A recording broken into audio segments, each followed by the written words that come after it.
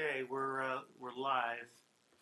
This is the Board of Selectmen meeting of March 4th, 2015. And I'm going to ask the town administrator to please read the warrant. Thank you, Mr. Chair. First, we will add topics not reasonably... Sorry, the agenda. That's right. The agenda. I said the warrant, but the agenda is what we want you to read. Okay. First, we're going to add topics not reasonably anticipated by the chair 48 hours in advance. To my knowledge, there are no of those items. Then a public comment period of 10 minutes, and then we'll look at the Personnel Board warrant articles, and then consideration of approval on the issuance of long-term notes with the town accountant, and then a public hearing to consider an increase in farm pond sticker fees, and a review of governance task force warrant articles for the 2015 annual town meeting, and then a look at Woodland Street, Golding Street West intersection with the Traffic Safety Committee, and then consideration of providing comments from the Selectmen to the ZBA regarding the fields at Sherborn, which is 247 Washington Street. And then we'll look at 2015 town meeting warrant articles and FY16 budget and capital items as needed. And then appointment of Traffic Safety Committee's representative to Public Safety Committee, and Selectmen business reports at the next meeting. Approve the warrant and approve several sets of minutes. Okay, very good. Anything to add to that agenda, gentlemen? Okay, do we have a motion to approve? So moved. Second. Okay, all in favor? Aye. All right, public comment. Anybody signed up for public comment today? No? There's nobody signed up. Okay, Pat, can we do something, Pat, about this buzzing noise? Okay. Maybe we should put a warrant article on for all new communications equipment.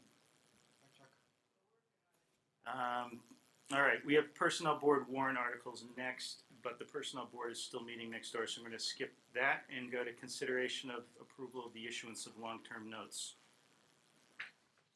And we have our town accountant to explain what's going on here. Yes, we actually went out to market on two different issuances. We have a short-term bond. There are already existing notes that were rolling for another year. The projects aren't complete. And the amount is $491,000. And our top bidder was Century Bank, and it's at a 0.5% interest rate for the next year. In regards to the long-term notes, they are in the amount of $1,018,360.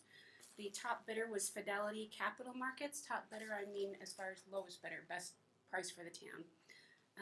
And the coupon rate is 2.19 for the term for each of the projects. It goes out for the useful life of the actual item. And we did reaffirm our AAA rating with Standard & Poor. We do have that report that I sent to you, and we have copies printed, and we plan to post it online shortly.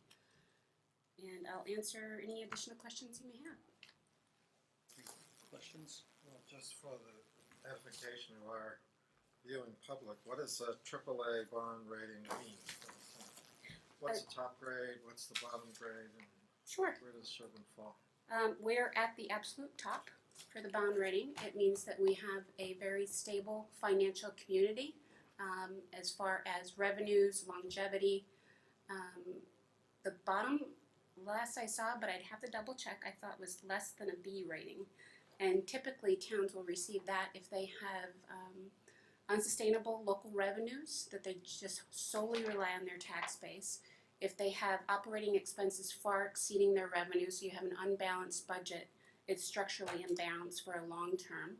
Or if you have a delay in your reporting to the Department of Revenue or to your public, as such as with audits, that could greatly decline your bond rating. And we have the top rating, which is great. So what action are we supposed to be taking here?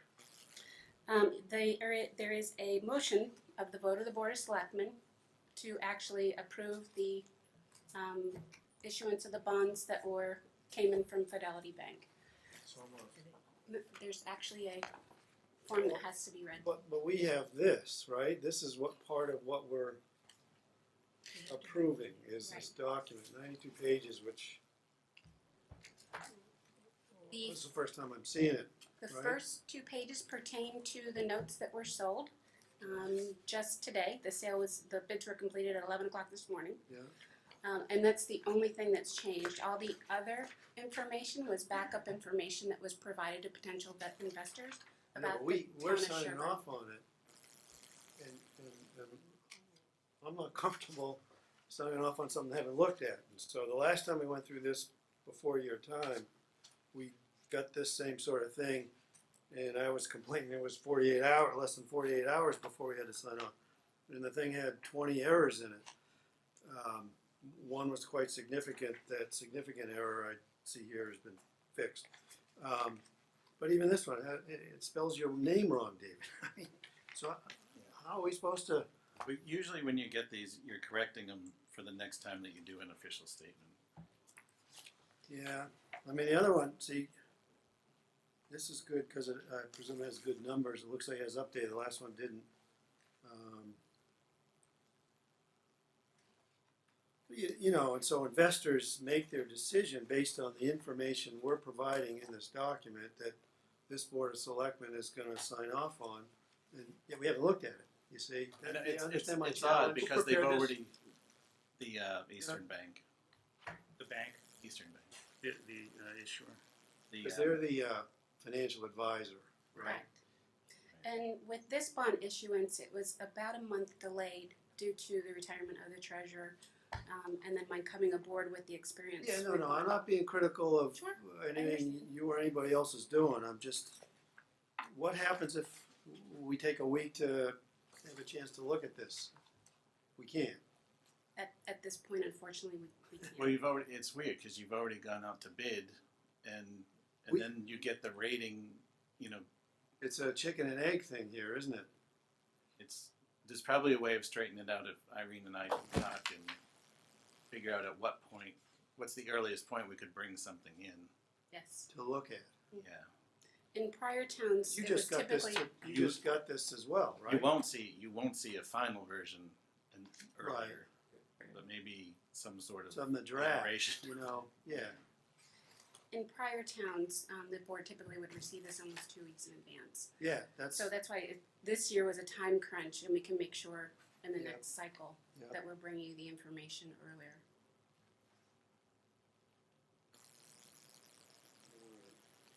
Well, I made the motion notwithstanding what I saw was your concern for a couple of reasons. One, we don't have time to do it the way it should be done. Right. So much of municipal government ends up playing catch up with what things should have been done. It's one of the banes of being a selectman. The second reason is that presumably this offering statement is based on the prior offering statement, which is based on the prior offering statement, which is then based on the prior offering statement.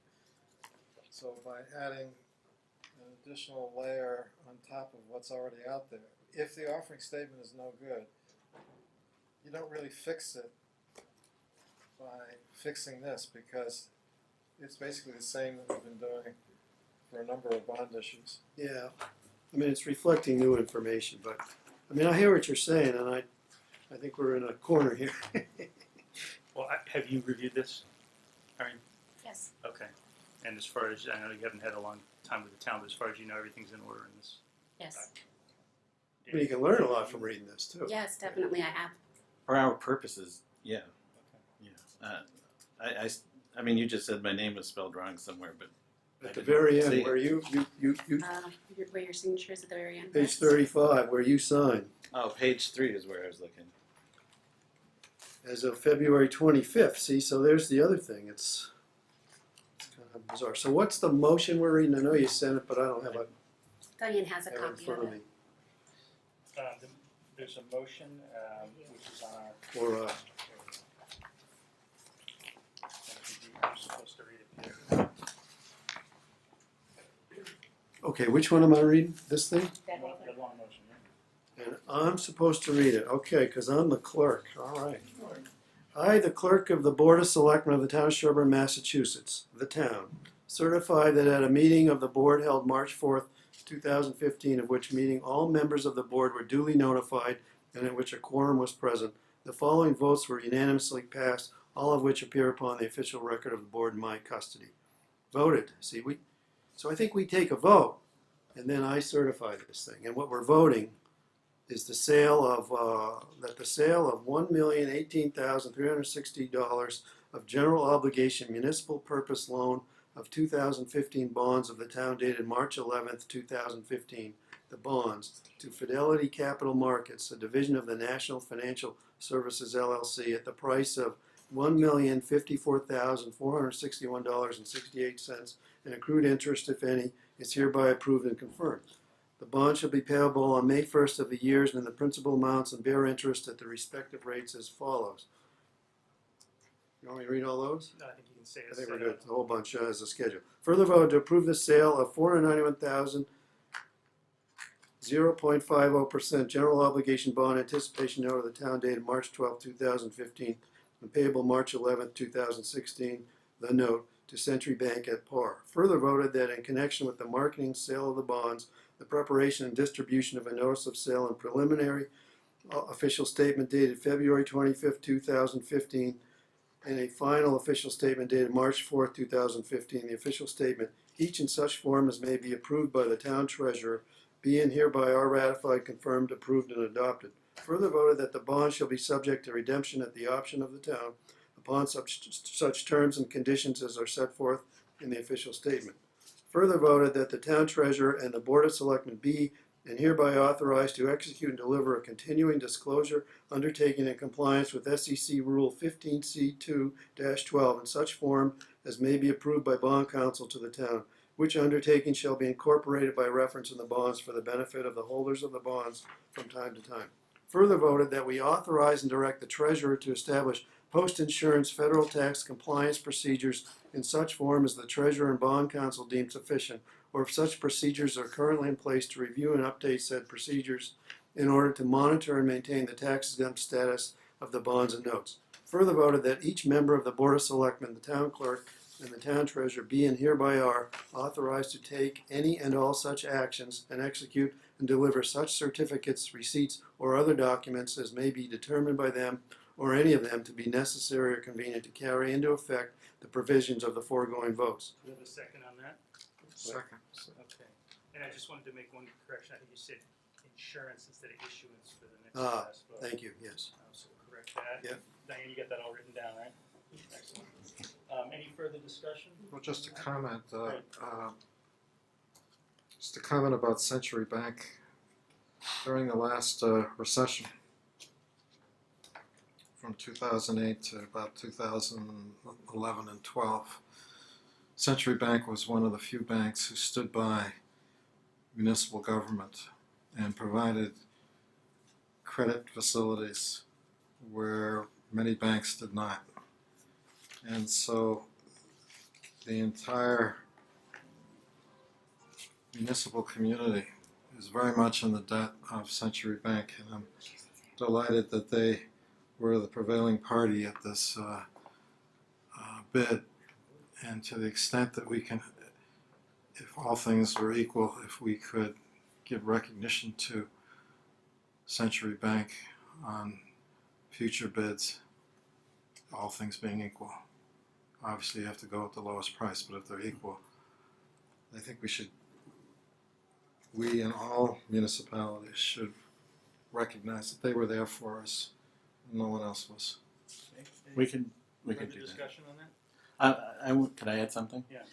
Originally, when Irene and I had early on been doing debt projections for capital stuff, we were using 4%, and we had a number of people saying, that's too high. We borrow at this. Well, if you see these first 3 years in this are 4%, so that's an indicator that interest rates are going to be going up on these sorts of borrowings. It's not as cheap as it was to borrow Yeah, a but the year rate ago. fluctuates over the life of the bond, right? But Right, right. did you watch the President's State of the Union address? No? He proposed repeal of the tax exemption Oh, for yeah, I municipal read that. bonds. Right. as part of that speech. And a lot of us on the state level here in Massachusetts and throughout the United States, there are municipal governments are fighting that as much as we can. We do have a commitment from the 2 U.S. senators here in Massachusetts and the congressional delegation to try and preserve that. But if that went, these interest rates would be a lot higher, and they'd be consistently higher throughout the 14 years. Why are we only borrowing for 14 years? It depends on the useful life of the project. In some cases, we're borrowing for a longer term. If Some of the other But items the we're interest, borrowing the shorter. coupons here say 14 years. Yeah, but if you've already burned up a year in notes, if you were borrowing 15 years and you burned up a year of something sitting in the notes, you would have already eaten 1 year of that 15.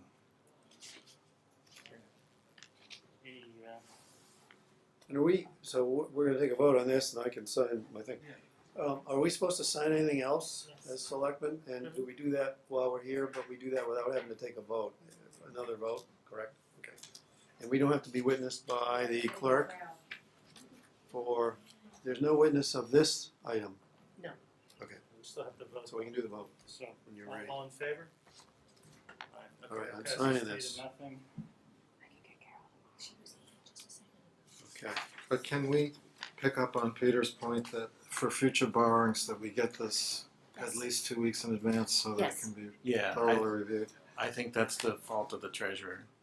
That's, Yeah, he's worth every penny. I'm sure it came through, and I turned it around really quickly and never even thought, oh, this is something that's going to be coming back to be Oh, yeah. require an authorization. Okay, so this is gonna, why is there a pink tab on this one? Do we have to do something with this? Oh, it's this version, okay. And we have to sign this, or we have to wait till the clerk gets here to sign this? Yes, we do need the clerk present. Alright, so we'll hold that. Till the clerk is present. So the next item is the personnel board warrant articles. I see, right outside. Right here, Hi, Fred. okay. Yeah, please.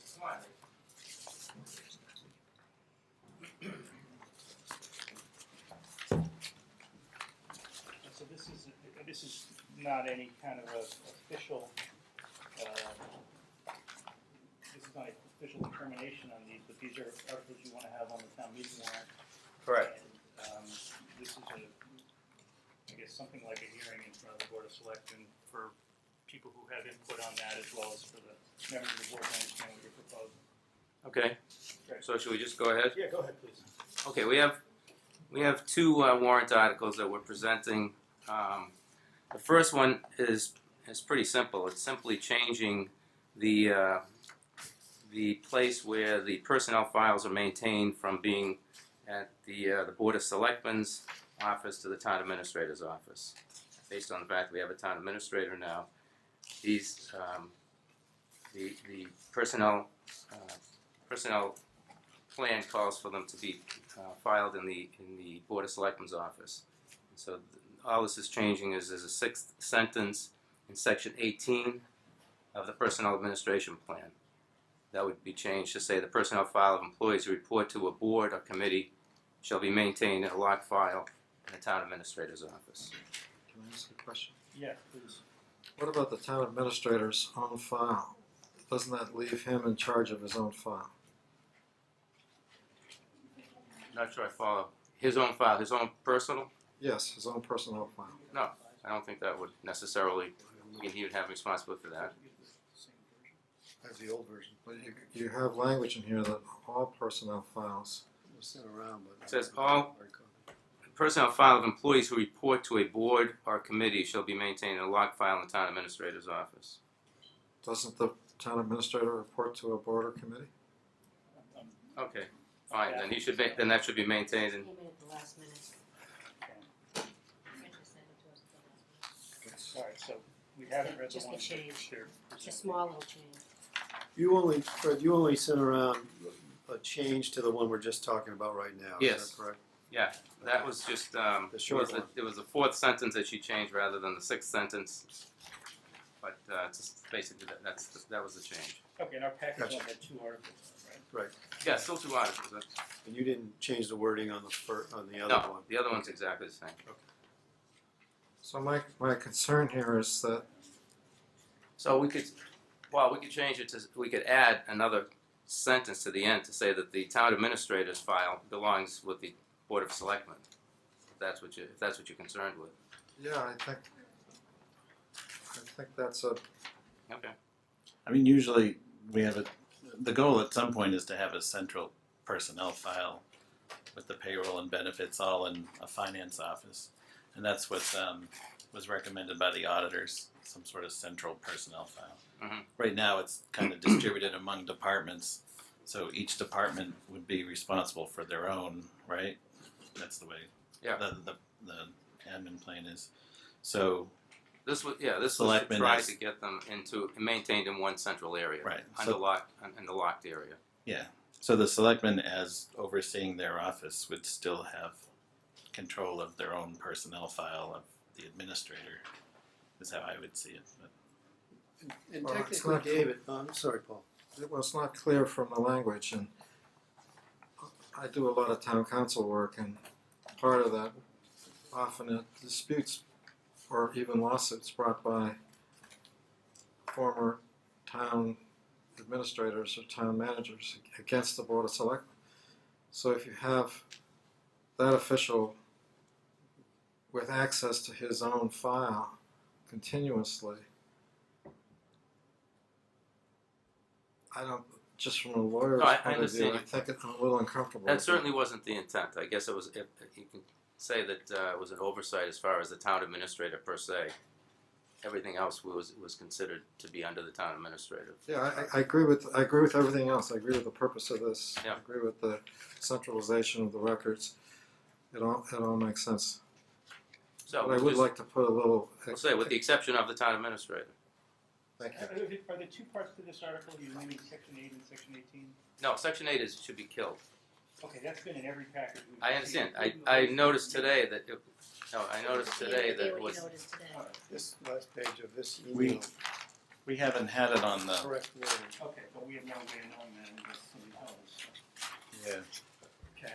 we didn't have it on the warrant checklist. That's what Dave I don't- Letterman does. Okay. Yeah, but you're not as funny. Sometimes you're funny, though.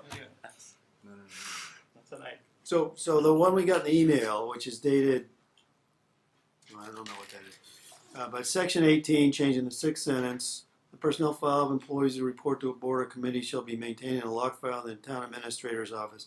And then you're suggesting adding, Paul's suggesting with the exception of the town The town administrator. administrator, which will be maintained in the Board of Selectmen's office. I guess, but how do we do that? With Yeah, assistant typically, town I don't administrator? understand how that works. Yeah, I mean, here's the other thing, that the one key thing, which I think the centralization is critical, and I'm glad you're doing this, is that last town meeting, the voters approved and the state authorized that the town administrator is the town's human resource director. So this is completely consistent with that in terms of centralization of the personnel files, and I think that's important for the employees as well as, it helps ensure we review them properly and so forth. So, but I don't really have a problem with Paul saying, I just don't know quite how we do that. That's a locked file. You can go to Staples and buy a locked box with a key. And the chairman will have the key. It's a good incentive not to be chairman. And this will be kept in the town administrator's office, the subject will come by and unlock it. That's what it sounds like, given our situation. Well, What do they do in your other towns, Paul? basically what I just proposed. The records are kept usually in the Human Relations Office, Okay. not in either the Selectman's office or the Town Administrator's office. But we don't I have see. a Human Relations officer, nor do we have an office. Oh, yeah, he's the human I resources am. director. Yeah. He is it. David wears 2 hats. He's officially the town's human resources director, except for, as that says, school employees and library employees. Everybody else, you own as a human relations or human resources director. which I think is a good thing. Well, this is what the personnel board's Yeah. recommending to us. That's it, except for the town administrator's personnel file. You can figure out where you want to put that one. Yeah, I just want, if you'd accept a friendly amendment to say, except the file of the town administrator shall be maintained in a locked file in the control of the Board of Selectmen, Where? at the end of the sentence, No, but where would it be maintained? wherever the Board of Selectmen determined, And when we say at town hall, but under at town hall, under the board of selectmen. yes, Maintained by the Board of Selectmen. yes. Okay. Under Yeah, that's control of.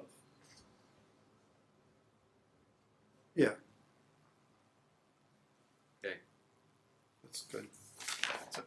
So are you changing the words? You want me to change them and resubmit it? Why don't we add, if I can restate what Paul just said, I think, except the town administrator's file shall be maintained under the control of the Board of Selectmen at town hall. That's fine. All right with everybody? Okay, so there's a motion on that. We have a second on that? Second. Okay, all in favor of that amendment? Aye, okay, now we have the article as a whole. Do we want to take a position on this Well, article? can I move that we put it on the warrant? Yes. I second. Okay, all in favor? Aye, okay, this one's on the warrant. I'm also ready to take a position on it. I think it's a good idea, so Okay. Good. I support it. So I would, To support it. I second. Okay, all in favor of supporting? There you go. Good. Next. You're good at this game. The next one's a little more complex here. We got the work hours and pay. What we're trying to do here is implement a work from home policy. There seem to be a number of issues that have been cropping up from. Well, I have a Questions? different article. Say what?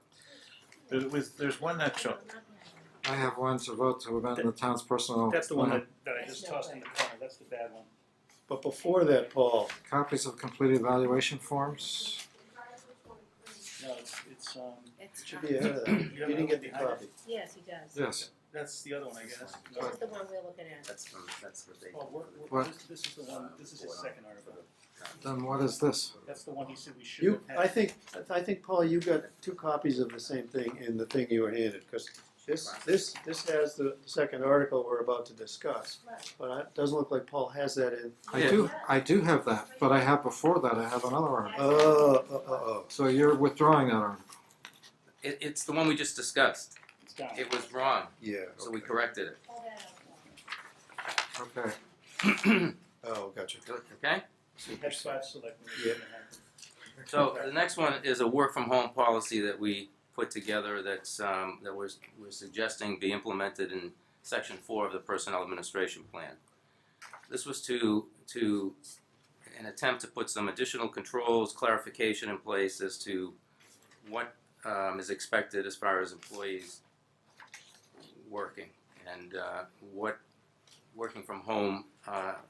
The whole point of this is that we're discouraging employees from working at home, and there were some instances and questions and issues about that as far as being present on the job, but at the same time making sure we've got security of any files that are associated with an individual who may be working from home. So this policy was designed to put specific controls in place as far as what's required if somebody has a request to work from home, what approvals are necessary, and then what requirements are necessary in order to support that. But the intent here is that there should not be any employees working from home. So I had a couple questions on the language here, Fred. Under procedure, it says the department head at his or her discretion may file a written work from home request. I would prefer that it said shall file a written work from home request if they have determined that the employee may work from home. Okay, So that's it's not fine. discretionary. Well, but if I may, Nick Anastasopoulos, if it says the department head at his or her discretion shall, well, See, I share the same comment as Mike, and I think the better wording would be, if the department head determines work from home is warranted, the department head Yeah. shall file. Instead of may. Yeah, and get rid of the But strike. with the preceding language, like Peter Yeah. just said. Yeah, so you strike the department head at his or her discretion. You know, I just do, if department head determines work from home is warranted, the department head shall file, and the rest of it goes. The second question I had was whether department heads themselves are eligible to do this. Well, yeah, they are with the approval of the town administrator. We're trying to put some control in place as to what the requirement is if you do want to do this. It's not just that any department head can decide they're going to let their people work from home. Okay, and so the same procedure applies to the department head. And then the third question I had was, you've got a provision here that says the town administrator's determination is final, there's no appeal. Let's see, does it still say no appeal? Maybe it doesn't say that anymore. But it just says it's final. So is there an appeal process, and are there any union or statutory issues with? No, I've already had this reviewed by Barbara. She is Okay, comfortable great. with this. All right, good. That was just a question. I mean, there's always an appeal somewhere.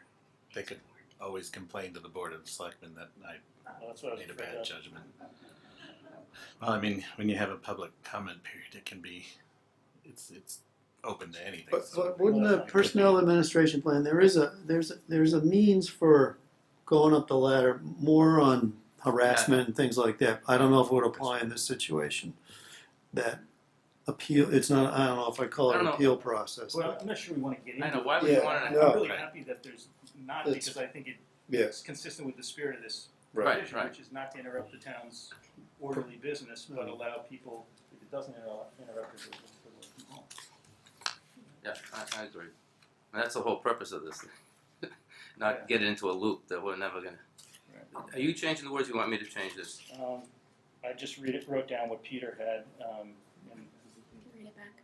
what's that? We can read it back if you'd like us Yeah, to. we can read it back later. I was gonna see if anybody else on the board had any comments. no, that's all I had. Paul? Well, Request for their employee. I had sort of a question and sort of a comment. Okay.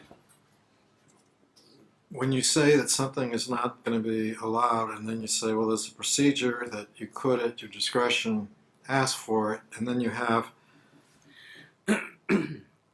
the critical statement then becomes what's the standard by which these would be allowed?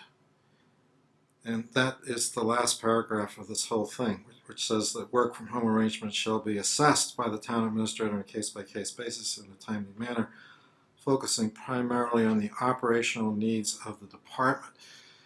And that potentially is wide open. So the exception may very well swallow the ban on this.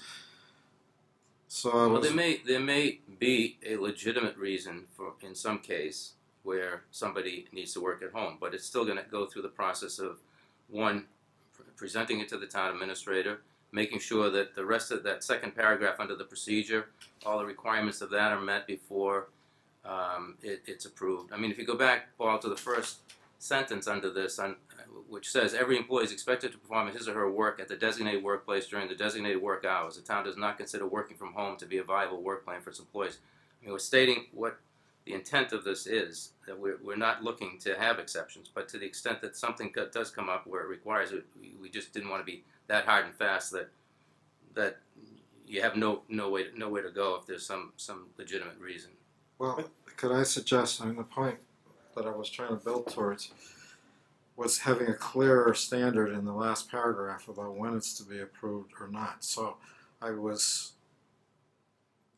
just playing lawyer here, going to suggest adding the word after the town administrator on a case-by-case basis. He's assessing these things in a timely manner, only to be allowed where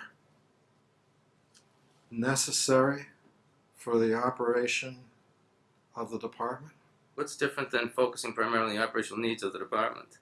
Necessary, I mean, you'd never have work from home if it was necessary for the department unless somebody's department works at your home. I would take it to read that the standard is that if the town administrator assesses the request and that the operational needs of the department are still met and can still grant the person to work from home, then that's what you're supposed to be focusing on, making sure the department can still continue. I mean, that seems to be what the intent was to focus on. But without the word only in here, you haven't set up and used the word primarily. Okay, You're no, setting okay. up- It's in there, right? Yeah. Okay, that so basically says you can do anything you want. The town Maybe take- administrator can grant any exemption he wants. Maybe take out the word primarily. okay, so your concern, Paul, is giving the town administrator too much authority. No, I have no problem with giving the authority. I'm suggesting that there ought to be a standard by which he measures this, Okay. and not one that's primarily the operational needs of the department, but only the needs of the department. Okay. Or if there's other things in there, if you want to say, compliance with the Americans with Disability Act is one of the standards, it'll be only to comply with the Americans with Disability Act or to meet the needs of the department or whatever it is that you have in mind. But when you say primarily, it suggests to me that there's an unknown list of other factors that might be taken into consideration, and that's not being fair to the town administrator, because someone's going to come to him and say, well, you could decide this. It's going to be helpful for the operation of the department. Let's all work at home. We'll all have great operational benefit to the town. They make the argument. How's he going to say no? I'm not sure I follow you, but if you want to say only, I think if you deleted the word primarily, it would be restricted to focusing on the operational needs of the department. That would be a standard. You'd have to only consider operational needs of the department. If you want to add ADA compliance or something else to it, you could add. Well, don't you need to add ADA compliance? I would just be careful with ADA compliance, because where would that stop then, right? If it's ADA compliance, would it be FMLA compliance, right? And I'm sure we have other policies. I mean, this isn't intended, the point of this isn't intended if there's any federal, state statutory leaves, that wouldn't apply. This town administrator or any other town administrator should be very careful if somebody presents them with an ADA request, an FMLA request, and say, well, this doesn't meet our primary needs of the department or any needs of the department, to say, well, here's this policy article, section 4B, right?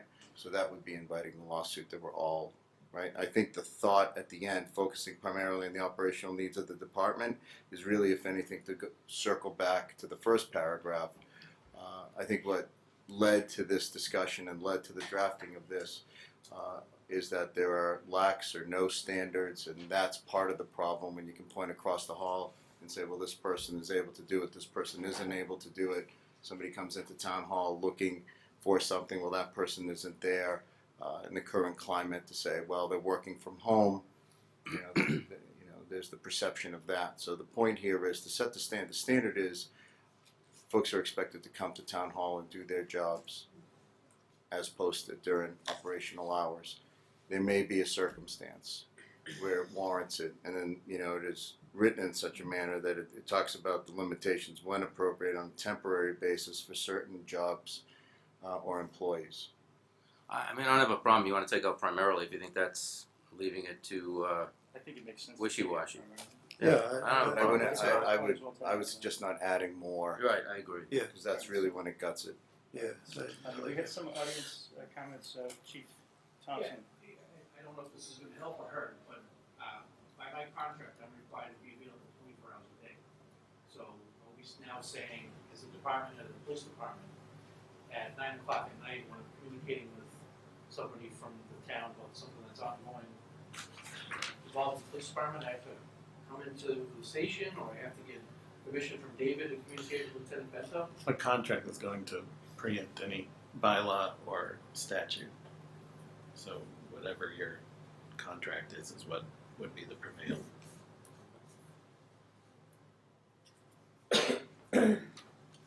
Only if it says in the contract that it's. Yeah, if his contract Bylaw. addresses work conditions, right? Yeah, I think and I it- can't preempt the statute with a contract.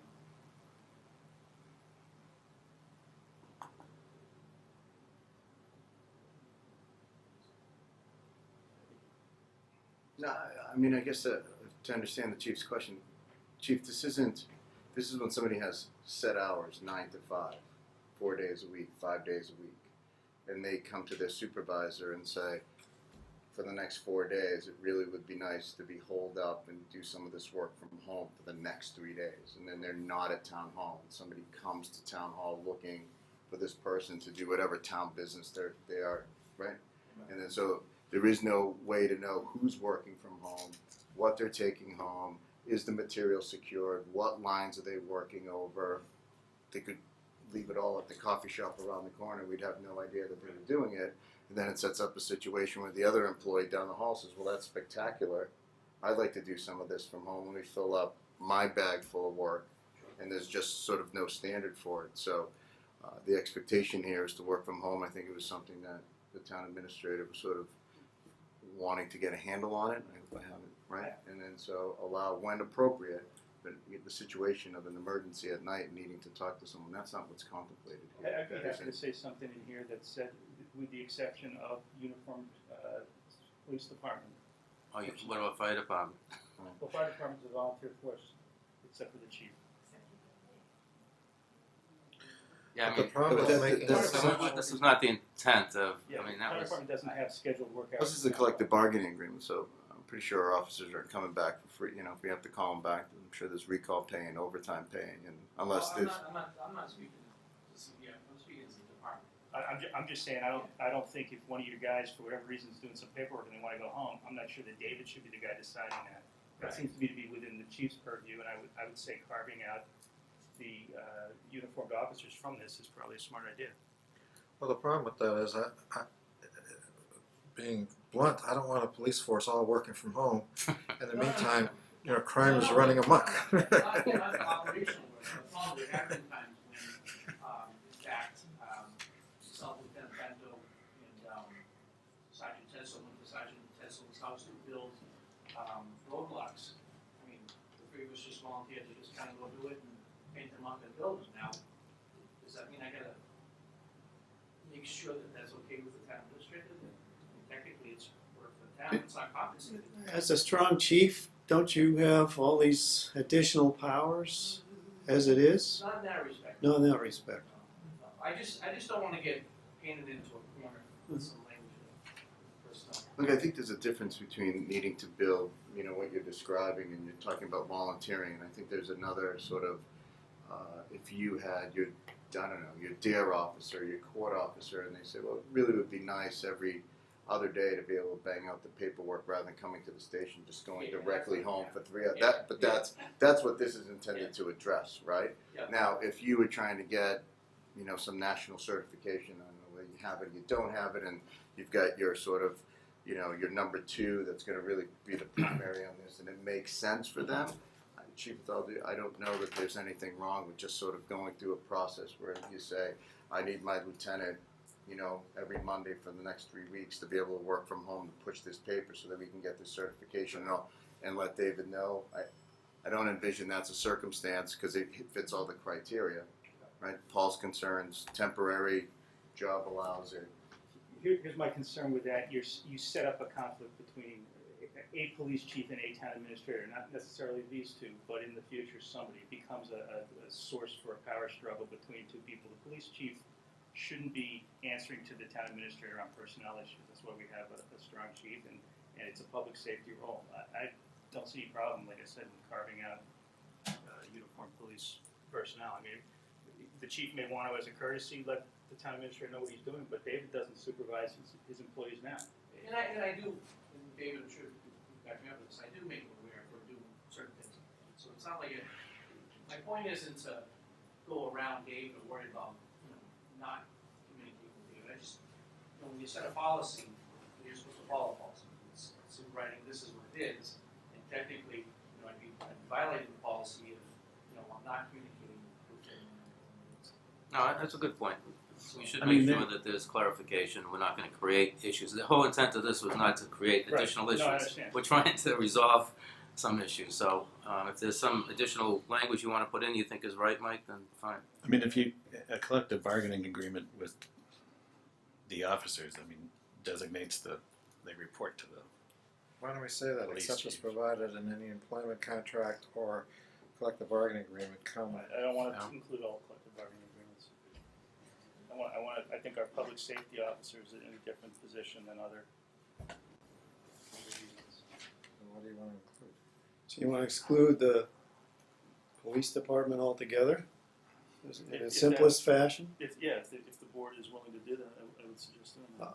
I don't have a problem with that. I think your point's well taken about, not these two, but perhaps sometime in the future there could be a conflict and you don't want to see that happen. I think that's good. I do think this is great that you've tackled this and that there is, good guidelines that everybody can know what they are and they can be followed. And we've got our designated human resources director as the point person, all that. So I don't have a problem throwing the police department in here. So Mike is drafting some language. We've got a couple audience comments. Susan first. Yeah, hi, Susan Tyler. As far as Rick Thompson, the police chief's comment, could it not be tied to the job classification in Appendix A, which is classification 1 is the police chief, the fire chief, and the director of C&D. The other police officers are not even in this Appendix A job classification, so if it was included except for those in the administration plan under classification 1.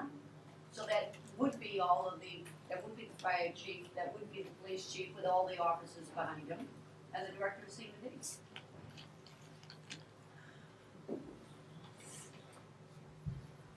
I'm good with excluding police department. Elliot, you had a comment? Just two comments. If they can take the cruisers home, why not take everything home? But I'm thinking of someone has an injury or a major health operation, and they're at home just waiting to heal up, and maybe they could carry on their work with a computer and telephone at home for a few days or whatever. And again, the town administrator can oversee it and say, good idea or bad idea. Exactly. No, That's provided for, right? right. That's exactly the point. And there's a standard formula was put together too to support this, where the number of questions are asked and approvals and that kind of thing that support this. And you've been working with David pretty closely in Sure. coming up with this process. I think we ought to. You have an amendment there, Mike, to do? Because Yeah. we have a public hearing, don't we? Well, if we need to do the amendment language now, otherwise I think the Yes. issue is maybe Yeah, You do cover it, Let's make do the it. motion. I don't have police chief language yet, but that's why it's really helpful to get these things early. But it is what it is. And And we gotta sign the warrant soon. So just it should be new language, not here. What's that? It should just be new language, not here. No, it'll be someplace in here. Because this is. Could you just say town That's- hall that's- employees? No, but I'm saying that it should just be a Town statement. hall Oh, employees? maybe. No. I guess they why don't we just add something that says the police chief rather than the town administrator shall make the determination on any request by a uniformed officer. So after the last paragraph. Yeah. So I move to put on the warrant the proposed article with the amendments of striking the word primarily. Yep. And adding a sentence as just read by the chair. And the other amendment of, procedure. if the department head determines work from home is warranted, the department head at his or her discretion shall file a written work from home request. And To the and that amendment. So Okay. three amendments. I second. Okay. Any further discussion? All in favor? Aye, okay. Do you wanna consider supporting it? I would support that. I would Yeah. support this. I move to support this article as amended. Second. Okay, all in favor? All right, great. Thanks, Fred. Thanks. Good job. That's Hey, great. guys. Thank you. Thank you. Good. Well, we're not in time anymore. Our town clerk is here to watch us sign. You wanna watch us sign, Carol? Well, that's your job, so you're here and we're signing. We already voted it. Is there an extra charge for you? I mean, Are you witnessing or? you didn't tell me ahead of time, it's just pure chance that I'm here. And we're the lucky ones. There you go. You don't walk away.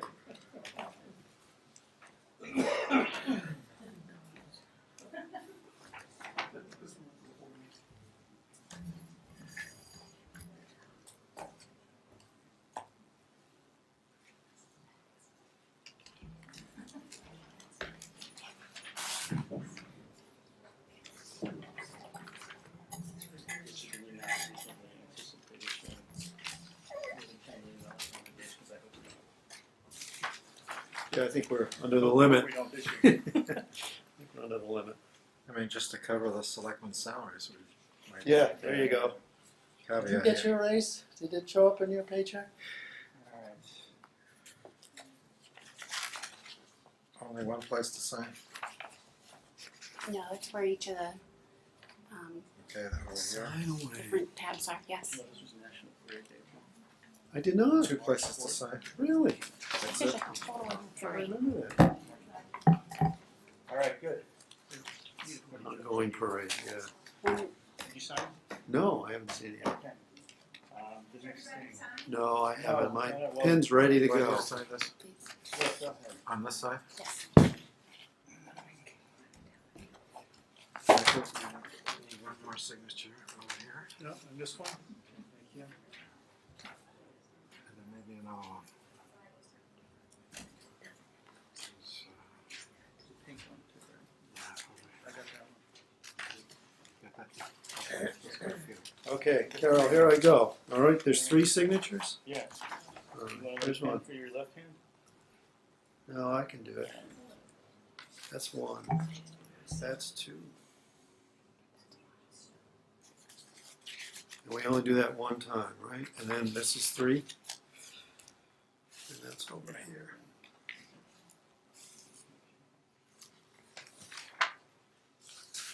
And the clerk signs there and puts her seal. Thank you, Madam Clerk. She's already on. She's gone. There you go. Did she witness the signature? Yes. She did. Okay. Okay, so the Sherborn Board of Selectmen will hold a public hearing on Wednesday, March 4th, 2015 at 6:45 PM in the Selectmen's Meeting Room, 19 Washington Street, to consider an increase in fees for farm pond stickers. Oral and written comments are invited. David Williams, Town Administrator. David, why don't you start this topic off? Yep, basically this has been kicked around for a year or more. I included the minutes from the Farm Pond Advisory Committee meeting from March 10th, 2014, when it was discussed at the FPAC meeting about whether the selectmen would present increases at a public hearing or raise the prices this season. So we discussed it last season. I think we discussed it again one time over the summer, and then I think when we met with Farm Pond Committee over their budget review. Basically, if you look at how the revolving fund works, whatever the revenue is they take in one year is what's available for the following year. So we were proposing, well, based on right now, the cushion is like $3,000 to $5,000. That if we were to increase the fee from $50 to $75, that it would generate about another $10,000. So we would have that cushion, and then the basically that would put some money in there, so it would be FY17. That money would be available, and when we look at for the next 2 years for increase in minimum wages and any other expenses we may have, it would be nice to have that cushion in there. So what we're seeking right now is an increase in $15. And when we talked about the budget, what we were looking at incorrectly showed No, a 60. large amount of money in that farm pond, whatever you call it, fund, right? Or was it incorrect? It was incorrect. Was it a timing issue or the number was just wrong? I don't know but all that was there was just over a year's worth of funds in that fund, not what looked like close to 2 years worth, Right. right? So I don't know if we as a board had a discussion on that. I know David mentioned it to me in passing or something. And No, it was unresolved as of the last time we Yeah. took this up. So Yeah. you want to explain what's going on there, David? Well, it's not. There's not a fund balance of a couple $100,000 in there that looked like. If I remember right, that was wrong once we went back and looked at it. And that was what had gone out. Was that on the budget that was on the budget, yeah, thing? packet Yeah, in the book, yeah. yeah. So I think that was. Page. I think we broke that down and corrected it, and it was around 5,000 was what was, but the number should have been not the 200 200,000? something. Yeah. That's Right. a little different. Yeah. I think it had something to do with the way they were looking at the season running compared to the fiscal years. I think. But the that's point something. the point is that where we thought we had plenty of money, which suggested our fees were more than adequate to cover not only the direct operations, but also, frankly, the administrative and other services the town provides that aren't captured in their direct operating budget, insurance and things like that. Right. Turns out we have just barely enough to cover the annual operating budget, which doesn't cover anything to do with insurance, with the Jeannie Guthrie's time that she spends on it, and That's time that right. Irene spends on it, and so forth, that Paul brought up. And But I wanted a cost analysis to figure out how much does Farm Pond really cost the town? Figure out what the subsidy from the taxpayers are for the pond. Then when we had that number, then we would know what it would cost to make the pond fully fund itself and relieve the taxpayers of the cost of running the pond, or make a deliberate decision that we were going to subsidize the pond, but everybody would know how much the taxpayers were doing that. And I never got that financial analysis. And without that financial analysis, I don't see how I can figure out a number other than sort of this intuitive back of the envelope feeling that we need some more money, so let's increase the fees. I'd actually like to see the analysis. Well, the budget is the analysis on how much it costs us to run the operation, because No, it that's all, it is all used every year. But it doesn't and- cover all the costs that we have. We had that discussion. Like, we have Jeannie Guthrie, who's an employee in the selectman's office, and she gets paid out of other budgets, but she is selling Farm Pond stickers and doing all this work. Right. And a portion of her salary for all that work needs to be allocated to the Farm Pond budget. Without having that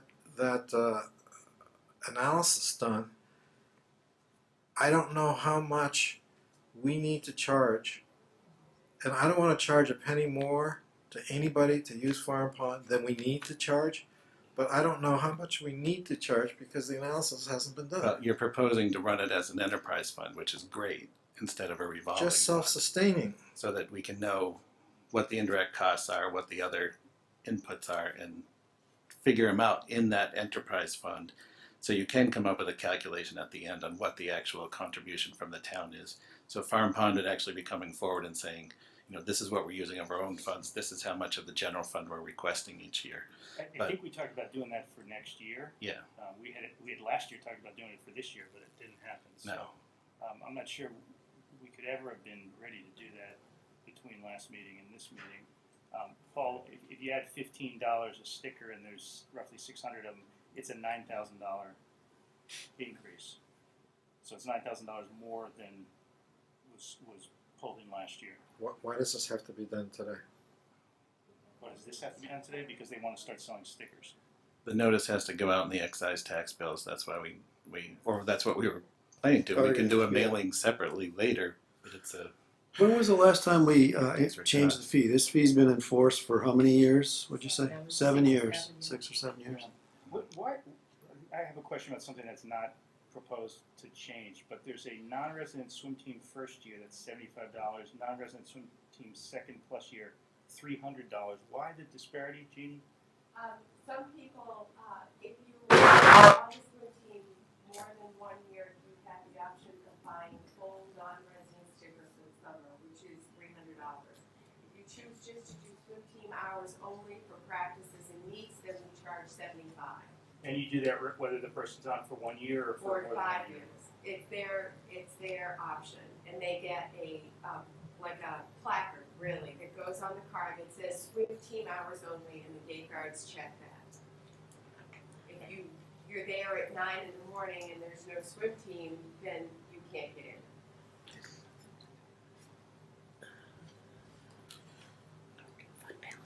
Why are we not raising the non-resident sticker prices, any of them? We just had always talked about doing that base that generated the most income, which was the resident first car, and we didn't run numbers on any of the other.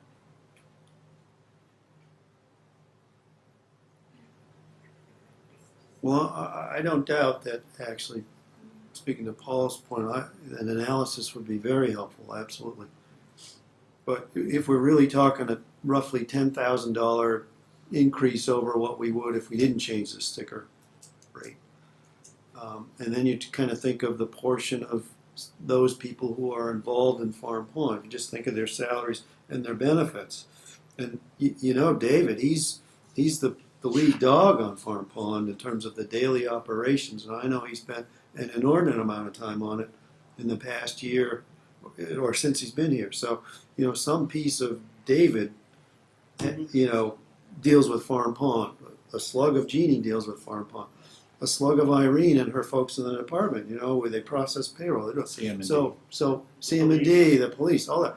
So, you know, and I know, Paul, you had talked about some of your towns, they have a 40% sort of admin charge or whatever it is to some of these things.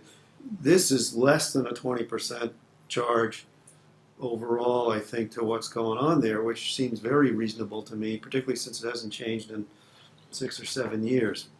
But if I can hold a mirror up for a minute, just 5 minutes ago you were saying we're borrowing $1.4 million without ever seeing the offering statement. And I was saying to you, hey, you gotta trust, you gotta go on. But the homework wasn't done in a timely way. Right. And right. here we are, we're being Yes. asked to charge our residents more money without the homework being done. And it's, Well, I think the homework was done. You have a whole committee that looked at this and made the but recommendation. we need the financial analysis. Fees by law have got to equal costs. That's the Are you fundamental- concerned that they're not going to equal cost? I'm with Peter on this one. I think it's intuitively the case that they're gonna equal Probably cost. that's the case. You have- But my issue isn't that is this going to cover costs? The question is, does it cover all the costs? Is this the right mix? Do we have the right numbers? So it could be higher, is what you're It saying. would definitely be higher. It would be a lot higher. Yeah. I mean, I'm not going to argue for a higher sticker price. I think this is probably enough. Well, what I'm saying is using logic that there's a couple of grand buffer there. You have one increase in the minimum wage going up this year. You have another increase next year that has to be accounted for. If the money's not sitting there, the only thing I can do is adjust hours or adjust people. Or sell more stickers. I can't come up with I more. know. So what are the folks from Farm? We have some folks from Farm Pond here. Did we get their input?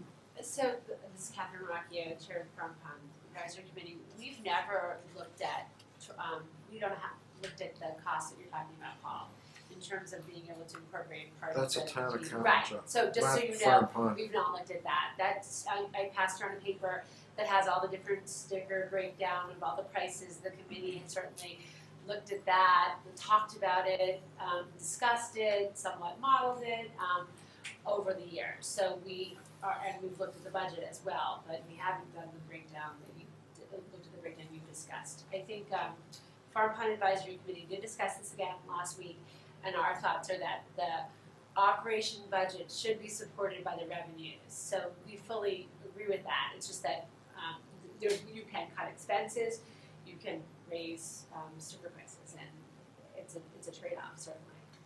So if I could, so are you comfortable? Your committee comfortable with the red numbers that you on the sheet that you handed out? The red numbers, and Pat consulted this sheet up nicely. I think the red numbers are just represent the change, the 75. Yeah. The question is, are you comfortable with 75, for example, on? I would say our committee did not specifically vote on that. Okay.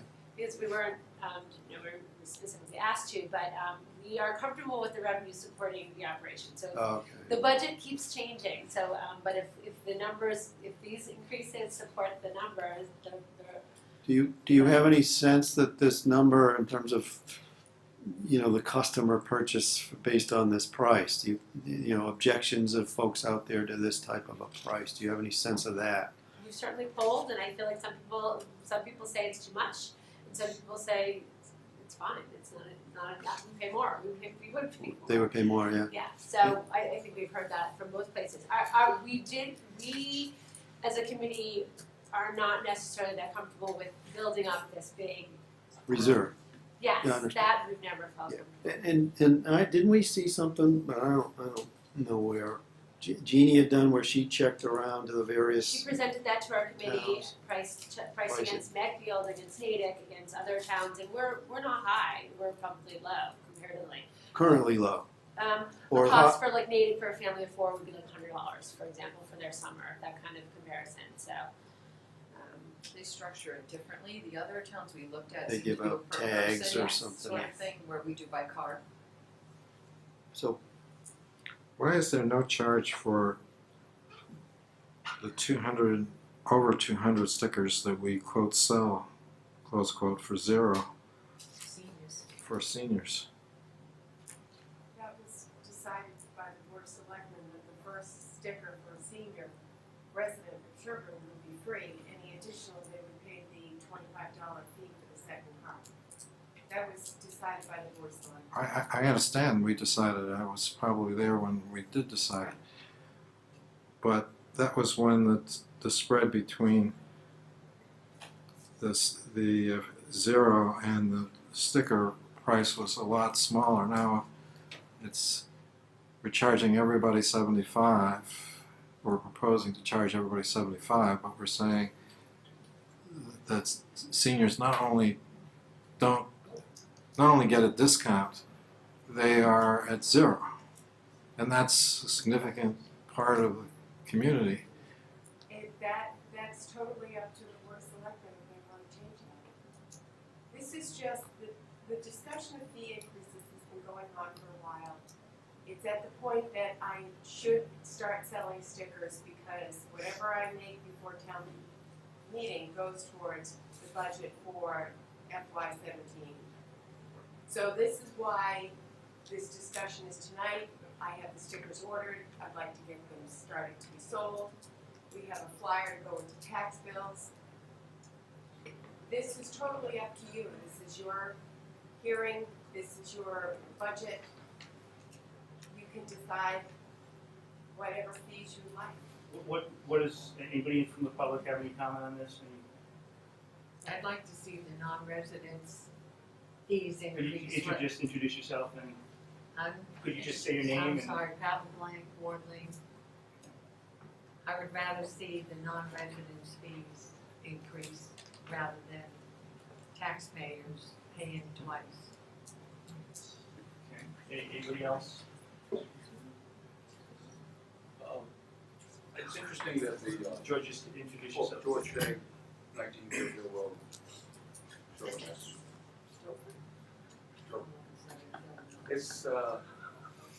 It's interesting that the issue of free stickers to the seniors has been raised. It appears to me that at the last meeting, the person who raised that issue was vocal, very vocal about how little we gave the seniors and how he thought we could do more. Next meeting, we want to raise the fee for the seniors to use Farm Pond. First of all, I'd like to know how many seniors go to Farm Pond. 207. Doesn't mean they go. Includes the sticker. Because it's a transfer station sticker too. Well, those are sold separately here, at least according to this sheet. No, No. one sticker. Well, we've got a breakdown of numbers, so I'm just telling you what's on our sheet of paper. Somehow they broke that out. I think what it is, as far as transfer station, when they come to get their sticker, because they're not getting charged for Farm Pond, we just give them a full sticker instead of cutting the words Farm Pond on the bottom. Okay, so they can use their sticker for both, is that Yes, your point? yes, the sticker is used for both. If But you do sell separate transfer station stickers. we don't sell transfer station stickers, we give them. Okay, They're you free. give them. Yes, and But what they're we also do is we just cut the words Farm Pond off. So if you're a senior, you don't get cut off. If you're not a senior, you do I get cut see, off. I see, that was Like Katie's point, okay, got it. Transfer station. Okay. You know, the seniors in this town pay a substantial amount of money for something that they don't do. Schools. It seems to me that the benefit of the jewel of the town, Farm Pond, should be given to them in recognition of their contribution to the school system, if for nothing else. Do we have anybody else who wants to comment? I would just add, Just introduce yourself. Melinda O'Neill, 8 Fun Road, I'm also on the Farm Pond Advisory Committee. Just to sort of piggyback on the idea that the seniors don't have to pay or maybe pay a nominal amount, I don't think they really drain the resources of Farm Pond the way a family would. So I have small kids and I know the sort of trouble they cause jumping off the docks and all the rest of it and lifeguards and stuff. I don't think that the seniors sort of present that drain on the services that we have to provide. Okay, George, do you agree with that? Yes, It's not a problem? I think that's another reason why they shouldn't raise the fee for the seniors. Or, it just seems to me that if you want to raise the fee, that's up to you. If you want to take the fee and raise it against the seniors, that I have great objections. Okay. Yeah, Catherine Rocchio, Harrington Ridge. I want to say that the Farm Pond Advisory Committee has been doing a lot of outreach through Council on Aging to the seniors in the town to say, come, you get a free sticker. We want you to come to Farm Pond. So I think we'd have some discussions among our committee if these prices were raised for seniors. I think we thought the last conversation that was a nice benefit. And we've really used that for the past 3 years. Any more comments? Just, if Jeannie, I don't mean to put you on the spot, Jeannie, but you did some nice work looking at the other towns. And if you could just give us the Cliff Notes version, because I think the takeaway ultimately is that for a much better swimming hole, we're a bargain compared to these other towns. Is that a fair statement? Yeah, the only town that charged less than we do is Holliston. They charge $40 for a sticker for residents and $80 for non-residents, and their pond loses money every year, but it's the offset is they have camps that are held at the pond, and that offsets the running of Stoddard Park. And when we're talking about bargain compared to others, I'm using the $75 number. Medfield is $75, and our, no offense to anybody in Medfield, our pond is Maybe we think it's better. Wait, Natick, Wellesley, the average for a family of 4 was about $120. So their non-residents were roughly $200, $250. So if we, and so our, to that point, our non-resident pricing is on the high side, yeah. And competitively. My concern with raising the non-resident stickers is at the end of, we're always kind of making phone calls. You know, round 3 is up, you want a sticker. And there have been years that we haven't sold all our non-resident stickers. You sell them for $300, it looks like, but if somebody wants to put a kid on the swim team and they're non-resident, it's only $75. Dover. No, that's only for swim team hours only. If they I want see. a full sticker, they pay the $300. It's Dover resident. Because it's a Dover Sherborn swim team. Yep. Any more comments? You still do something with seniors? No, I was asking the question, why are they 0? I got an answer. I'm satisfied with the answer, particularly the statement that seniors have less impact on the pond. That was very persuasive to me.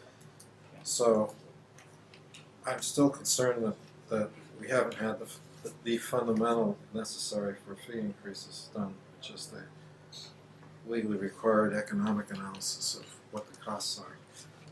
But I think there's enough intuitive, anecdotal stuff to indicate that what's proposed here is probably less than what a real economic analysis would show. So if it was ever challenged, and if somebody actually did the work that should have been done before this hearing, but if it was ever done after the hearing, it would justify at least this fee increase. So I'm content to support So you're this. good with that. So I would move to adopt this fee structure as shown on this sheet of paper handed to us. Second. And with discussion, I would say I'm with Paul, though I do think it's legally sufficient. Maybe you came up that way too. I don't want to suggest that somebody has any basis for challenging this increase. I think it's an increase that's well within what we spend on this pond. So, any further discussion? Okay, all in favor? Okay, that's the new fee schedule.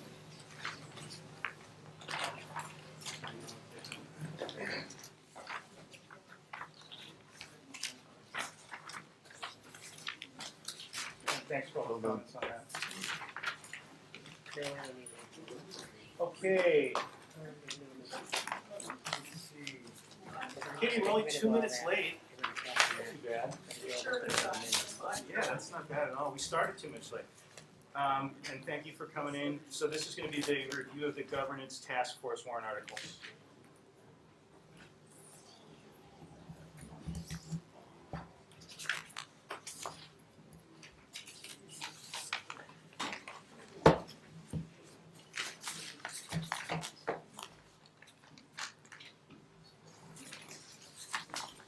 Do we have the final language on this? It was, yeah, what was in this package was not the final language. It's not. Was it? I don't know. Change that. What's the last iteration of? It should be 224 is Yeah. one. That's What okay. it says? Okay, fantastic. Yes. Oh, That's what we okay. have. I just made it. I've killed more trees this week. Are you ready? Yes, please. Okay, thank Wait, you. where's the 224 one? It's the one that's behind that email. I have 227. Keep going. You got it. Where's your top corner? That, okay. Okay. First of all, I wish to acknowledge the hard work of our committee, Ron Arrigo, George Shea, Rob Tierney, Chuck Young. We've had a very good 2 years, I feel. Since our last meeting with the selectmen on January 15th, the following has happened. We have finalized our proposed bylaw for the finance director accountant, which we are about to discuss. We submitted, with the approval of Dave Williams, a copy of our draft of 2/7/15 and asked some questions on the use of Chapter 43C, Section 11, or a bylaw. And we submitted this to Barbara St. Andre. And she replied that the bylaw would accomplish what we wanted, and she made some suggestions on how to strengthen it. I believe on February 26th, I sent an email to you all formally requesting the governance was to have withdrawal of the notice of intent for the adoption of Mass General Laws, Chapter 43C, Section 11, for the 2015 annual town meeting. Since the rescheduling of governance with you from February 25th to March 4th, Dave Williams and George Shea have been working on a new language for G, Section G, under the powers and duties of finance on page 4.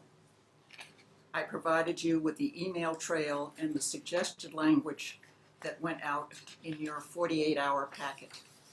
I also provided you with a color version that is in your papers tonight.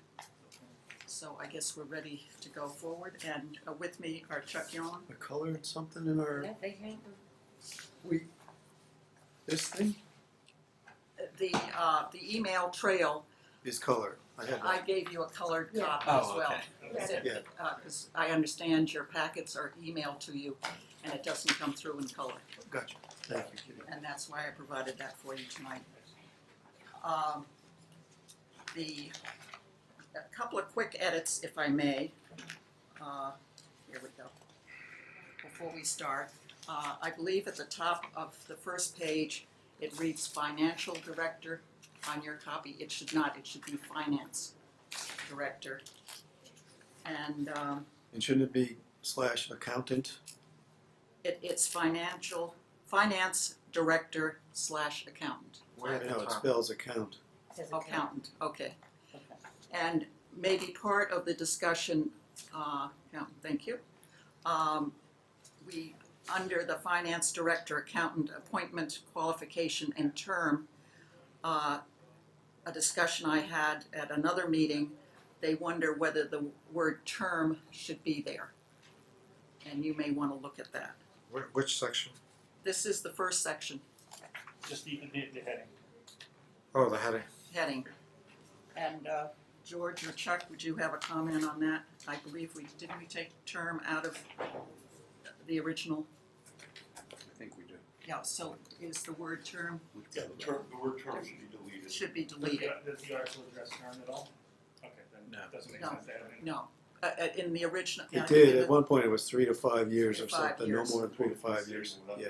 Yeah, we're not, The term is within your discretion, as the board. So it'd be finance director / accountant appointment and qualification, appointment qualification, however you word it, yeah. And then I think then the G section under, I believe it's on, depends on what copy you have, page 3, I guess it is. Yeah, page 3.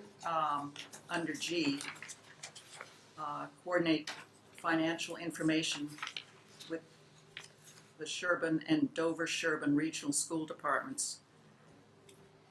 We have a lot of ands in here, which probably should be dropped.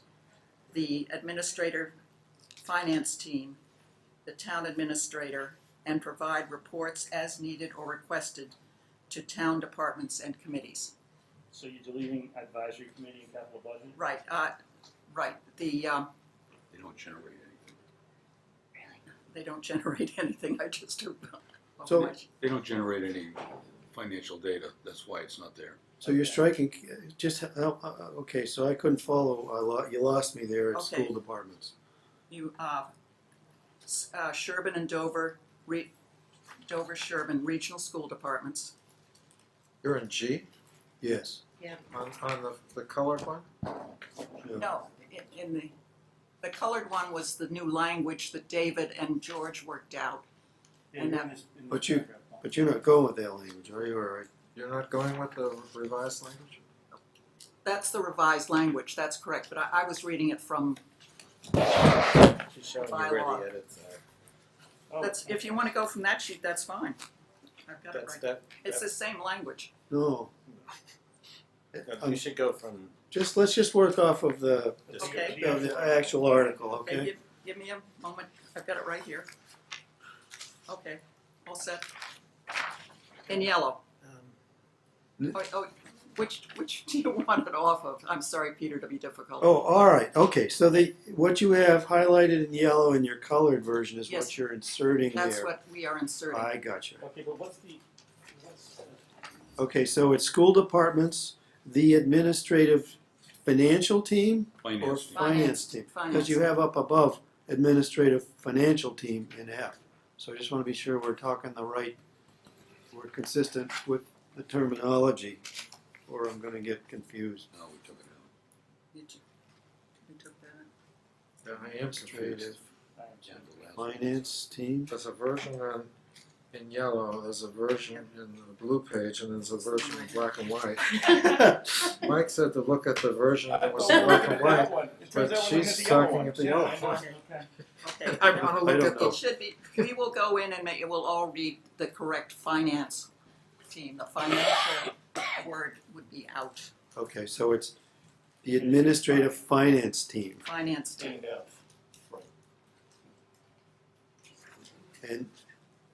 And the town administrator. But I think several of those ands can be dropped. So you'd have regional school departments, the administrative finance team, and the town administrator. And provide reports as needed or requested to town departments, committees. That's the language that That's the David language and you're going. George and If you- David worked on. And so in F, would you change administrative financial team to administrative finance team Right. Correct. above? Right. Gotcha. Why not say, I know you don't like the word and, Kitty, but in between departments and committees, I think it's better drafting to use the word and rather than a slash. Okay. Not a problem.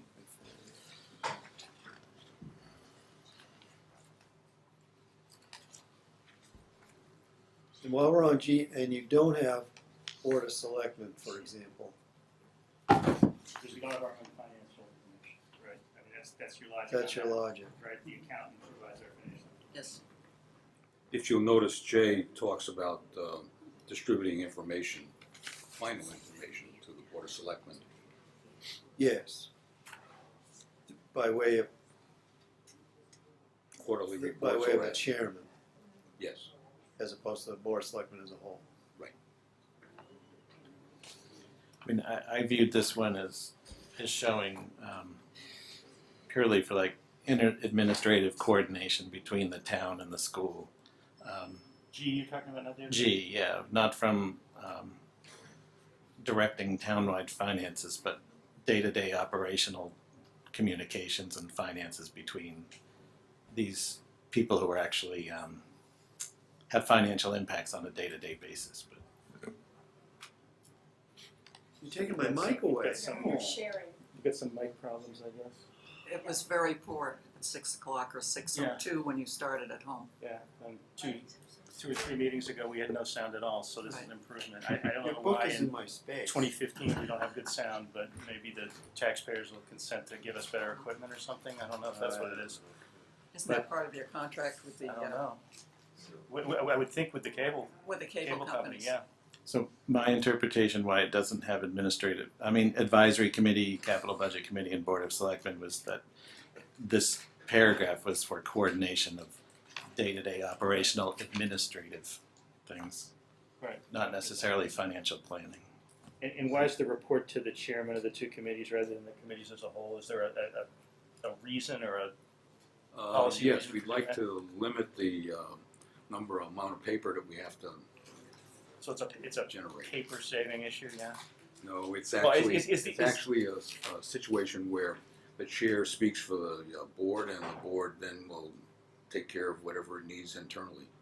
Well, that's what I'm wondering. So you're envisioning this happens outside of a public meeting? That's right. Okay. So that's the policy. Yes. Okay. But that's a concern I have about E. Because I think E creates a committee that has to comply with the open meeting law. G or E? E. I would prefer that you not have E in there, because if you create a, however you call it, a team, a group that's meeting regularly, aren't you, It's an administrative team. There's no however elected official on called, it. I think the statute says however called, Yeah, but it's by himself. but committees are required to post 40 hours in advance and keep minutes and all that kind of If stuff. that's the case, then we need to redraft that, because that's not the intent. The intent isn't to make every administrative meeting in the building a public meeting. Right. Okay. That's why it might be better not. Did Barbara comment on that? Barbara commented on that. Hold on, it's over there. Right. So Barbara did comment on that? She did. And I believe you were copied on that email from I know we were. Barbara. It's in this massive paper someplace. It's a lot of paper.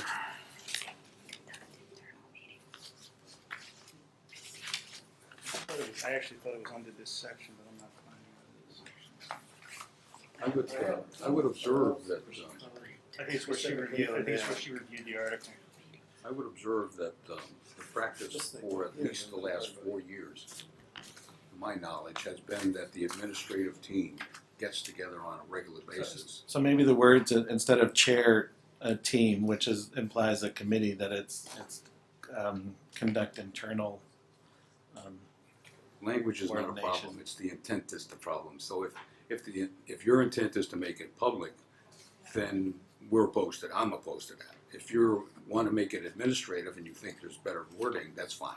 Yeah, I want to reflect what's going on now. Is the team meets once a month if needed, or more frequently, and they just call the other people up in the building and say, "Let's meet."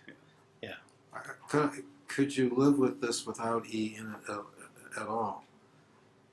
That is, it's going to be happening anyway.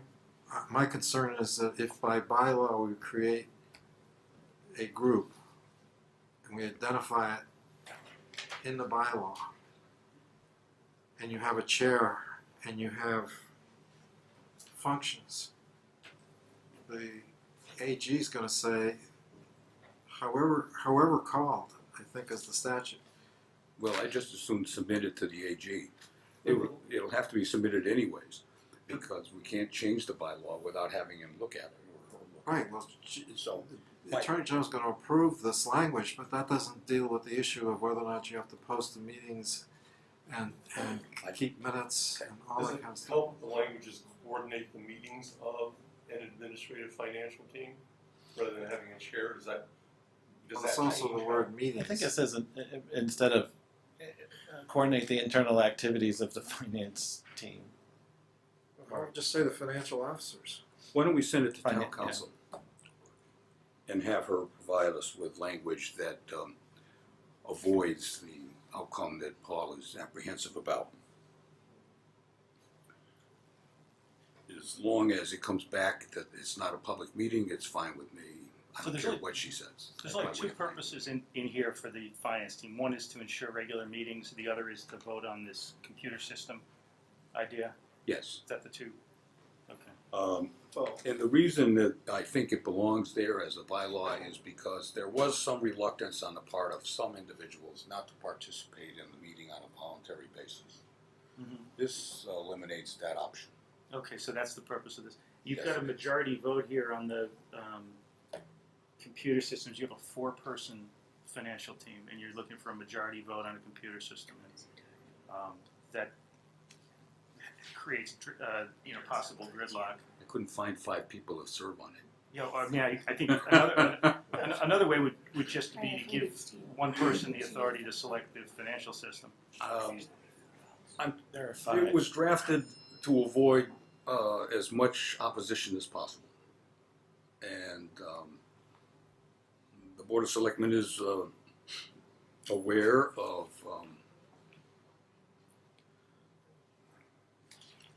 the ability of certain people in town to marshal support for their position, and we got eliminated any opposition with a joint decision on the electronic system. Mike, there are 5 on that admin. Are there? team.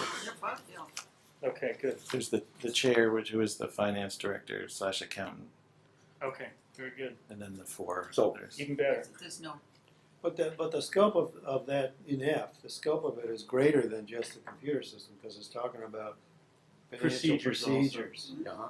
right? So you have, and yet, in the very beginning of the powers and duties of the finance director, I guess. It should be director / accountant right into it. Finance director / accountant up in the top.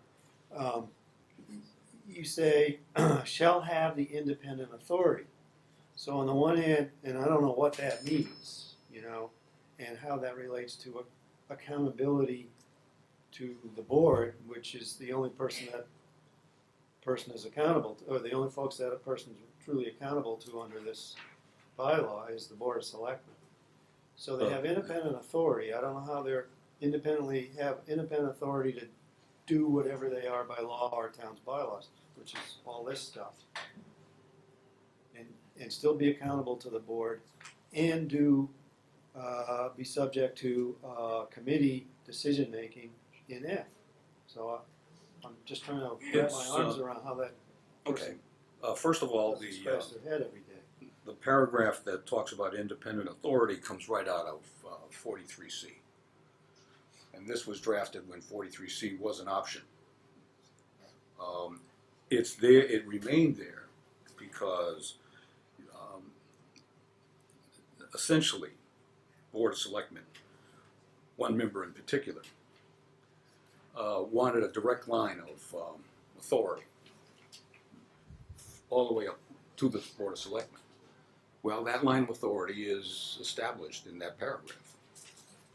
The director is responsible for the performance of his or her staff, the selection of his or her staff, termination of his or her staff. If you're dissatisfied with that decisions that are made by that person, then it's up to you to take care of that person. Right. But my point is, I'm still a little unclear. Okay, you're taking it from 43, whatever you're referencing, 43C. and how that is not inconsistent with what we're doing in F, which is ruling by committee on some of the critical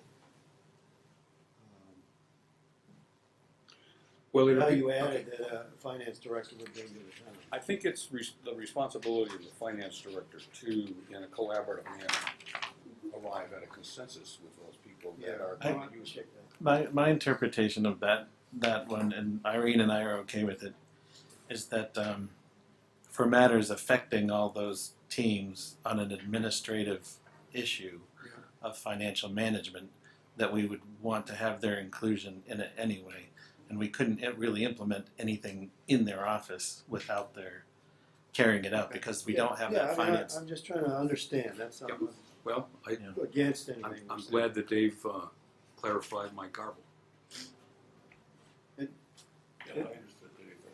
Yeah, I understand. You spent too many Monday nights for I do think the vote thing plays into Paul's concern about public meetings, though.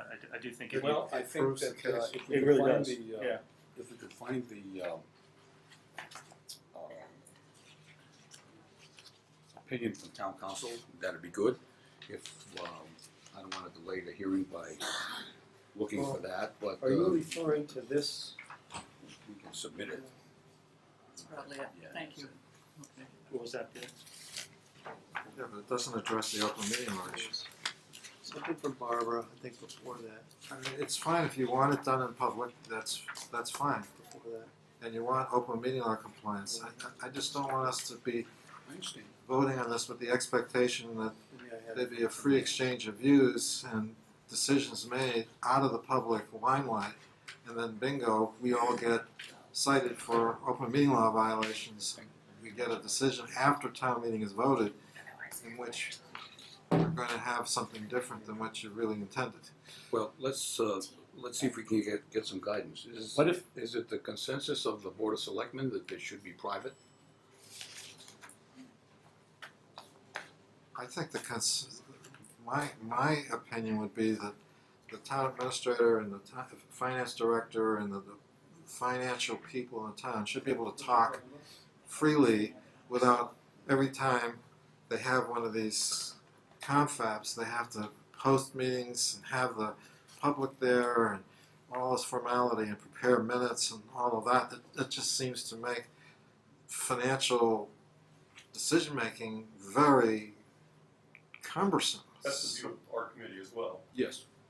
Yes. So if you, as a Board of Selectmen, accept the fact that it's not gonna be a public meeting, we can get language that. Right. If it's an advisory board, Paul, an advisory board to a manager, does that exempt them from public meeting? I think it does.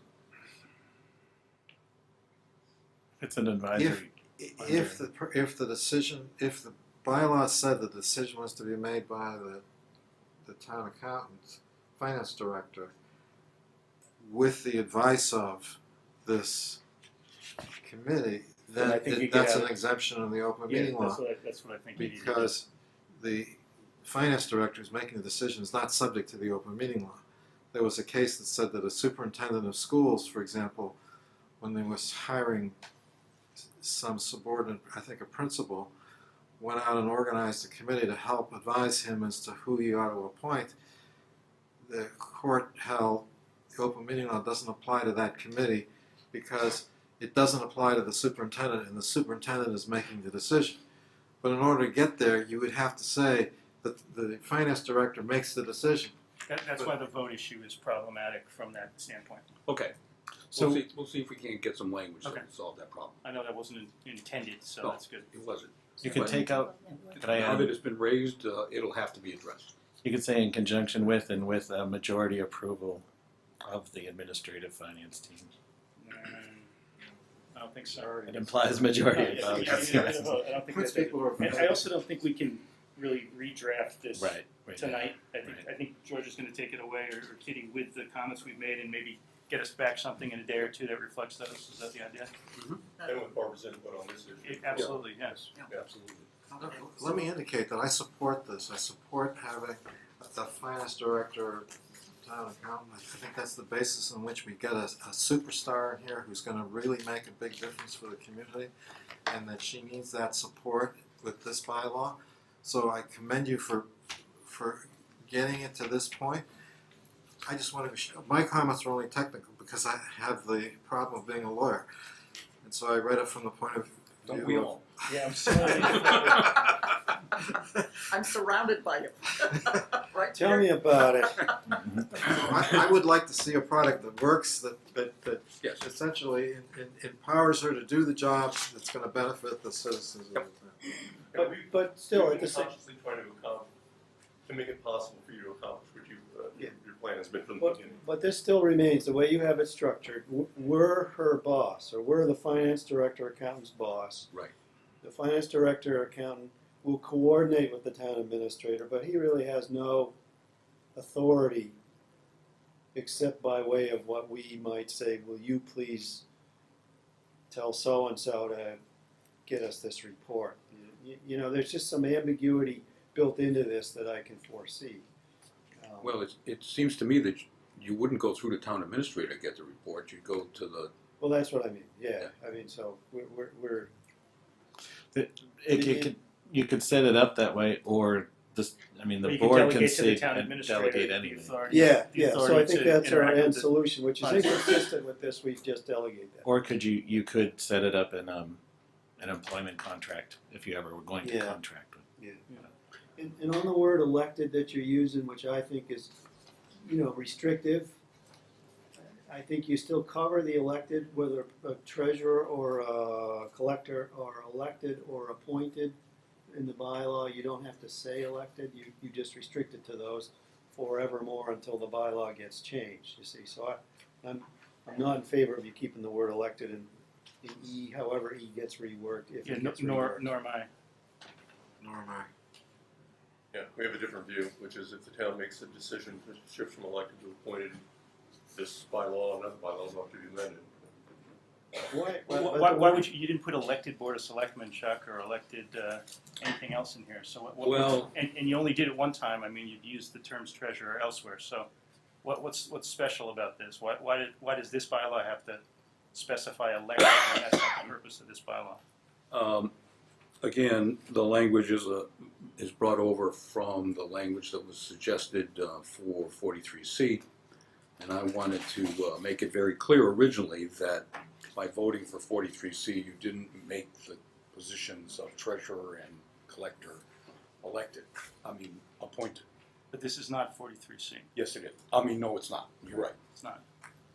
However, so you couldn't possibly there's another make issue. the treasurer collector appointed or elected by virtue of this vote if it just says treasurer collector.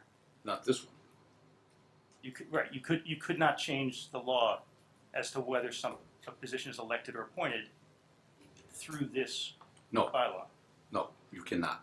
Okay, so But why do you care to if say you the had word accepted 43C, there was a question as to whether the acceptance of 43C was acceptance of conversion of those two positions to to appointed positions. And that's not what this is doing, though. No. So it's a relic of a previous era. Well, it's got a holdover. And the reason the holdover is there is for the same reason that we've got the team spelled out, and that is elected people sometimes think that they don't have to comply with anything outside of the scope of their elected position. This would be outside the scope of their elected position. It makes it very clear that whether you're appointed or elected, you have to participate. But what will happen is if the positions become appointed, they don't have to attend. They don't have to be part of that team. Because the only members of the team who have to be there is the elected treasurer. We're anticipating that you will take out all of the elected conversion options that you've got on the table. And since we're not doing it now and you can't do it until a year from now, that you can change the bylaw just prior to the. Why don't you have a separate provision that just the town directs its treasurer and collector, whether elected or appointed, to be part of this team? Yeah, but how about saying that, whether elected or appointed? Yeah, I think that makes good sense. Because then you don't have to go back to this if it ever changes. Yeah, Okay. it's a small little amendment, but I don't have a problem with that. That's the beauty of working with lawyers. Nobody's ever said that to me before. Beauty and lawyers, I didn't hearing this in conjunction with each other. Okay. All right. You want to take a vote on that? With that Yeah. change, I could. We need to take a vote. Yeah, that's Yeah, we have several things we should be voting on Gotcha. ourselves. On E, we will add the language whether elected or appointed. And with strike, the, yeah. And strike elected, okay. And then under G, we go with the new language that George and Dave. Dave proposed. proposed. Including the correction of changing departments/committees to departments and committees. Yes. And one more nit like that, Chuck. If in the first paragraph where it's under Board of Selectmen shall create, it says said in the second line, we use that. So we're not driving jargony. Right. Okay. Also to change the title from Finance. Finance director. Finance director. Are you gonna vote on typos, because I have two others? Sure. All right, so on J, last line, general public, just pull that period or whatever it is. Yes, thank you. And under severability, first line you have by a period court, just pull that A out. Yes, we had pulled that. Probably in there. Yeah, thank you. Where's the? It's right here. I pulled it from the copy. Last page. And the final correction is in absent you both represent the administrative finance team, so that's consistent. Anyhow. So we all in favor of, I'm assuming that Chuck has written this all down? Yes. Yes. Okay. Any more discussion? All those in favor? Aye. You posted this meeting? Pardon? You posted Yeah, this meeting? right. And the, And we're leaving open the question for a subsequent meeting of the task force for, of the avoidance of the application of the open meeting law. right. Okay. And the, for the record, I heard from Ron, and he was in favor of the changes that George and David worked on. Rob was going to get back to me, and both of them are traveling this week, and we're sorry not to be here. No, they're not. If it's warm, I don't think they mind. Okay. So, Well, I think this article, subject to the fixing of the open meeting law issue, should go on the warrant, so can I? Well, I think we had some public comments first, Paul. If Oh, we could. it's public comment? I think our town collector. Nancy, could you just, you gotta really speak up, it's kinda noisy. I know you don't want to rewrite this tonight, but I was just wondering if you could fix the staff by using the word consensus rather than by vote. I think we're gonna talk to town council about that whole issue. I think instead of having approval by, it should be in accordance with recommendations. Yes, that And was, approval is a legal word that triggers all kinds of things. And yes, a majority vote, you don't need that if you just say with the recommendations of the administrative financial team, leave the majority That's a good way to do it. part of it out. I mean, these are just lawyer tricks, but But you should take still whatever ask town Barbara council about says. this team issue to begin with. Yeah, I mean, that's certainly consistent with our goal of this consensus. These systems impact different offices. But let's get Barbara's input. Great, hey, thanks Can- for this, and Can I add? hopefully we got you out in time. Can I add one more thing that I just had forgotten about? When you rename the town accountant position, the personnel admin plan appendix A should be adjusted. So there's a line that you should talk to Barbara about adding in that amends the appendix A of the personnel admin that's why we plan. left this sort of blank at the top, because we thought Barbara would be filling that in. Okay, And Jeannie and I talked about that this afternoon. okay. In light of that observation, I should point out that because the selectmen received the authority to contract with employees, personnel contracts last year, you have the option of either putting it under a contract, which then would exclude it from the personnel committee and the personnel bylaw, or putting it under the personnel bylaw and the personnel rules and regulations. So that's really up to you as to which way you want to go. That's not something that we need to address in the bylaw itself. Okay. Yeah, it's not something we wanted to make that decision for you. Great. Leave to your discretion.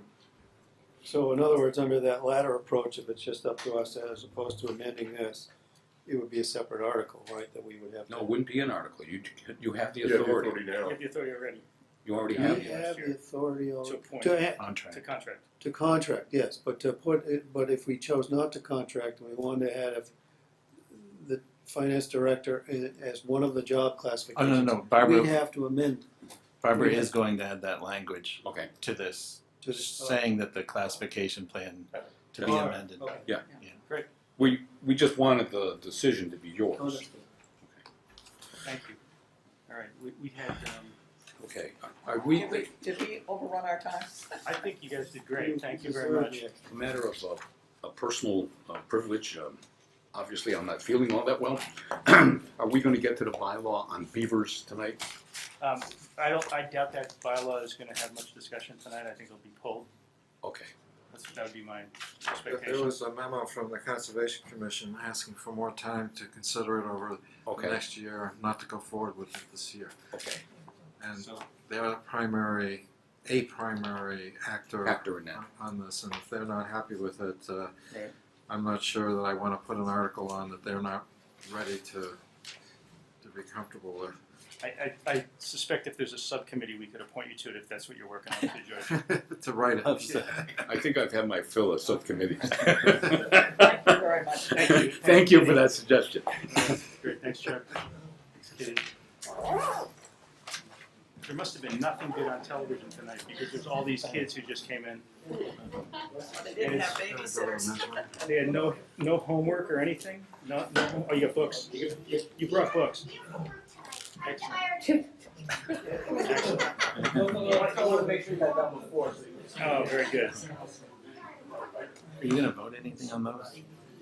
Maybe later. To like remove I the think when we articles? see what it is. Yeah, I mean, when we see the change language. Oh, yeah, no, but to remove the finance one from the warrant. Well, when we go through the warrant, we'll talk about that.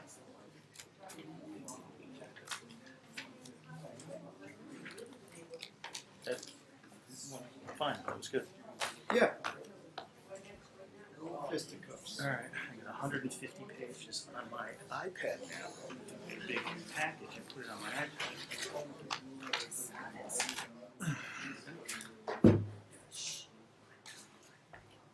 Okay. We're waiting for one member to come back, so we'll give a short recess until that happens.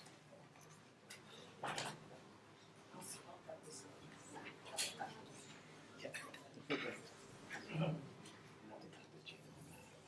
snow coming tonight. Don't say that. Mr. Shea. As a resident, close proximity to the David, David. Golden West intersection, I want to suggest to you that I am in favor. Okay. Thank you. Now I have to.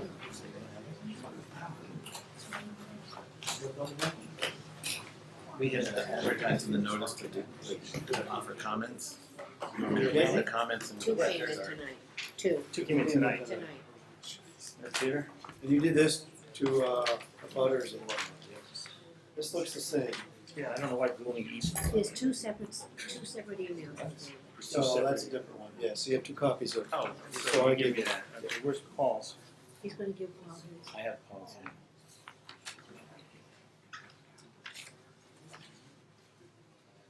Give me the other copies.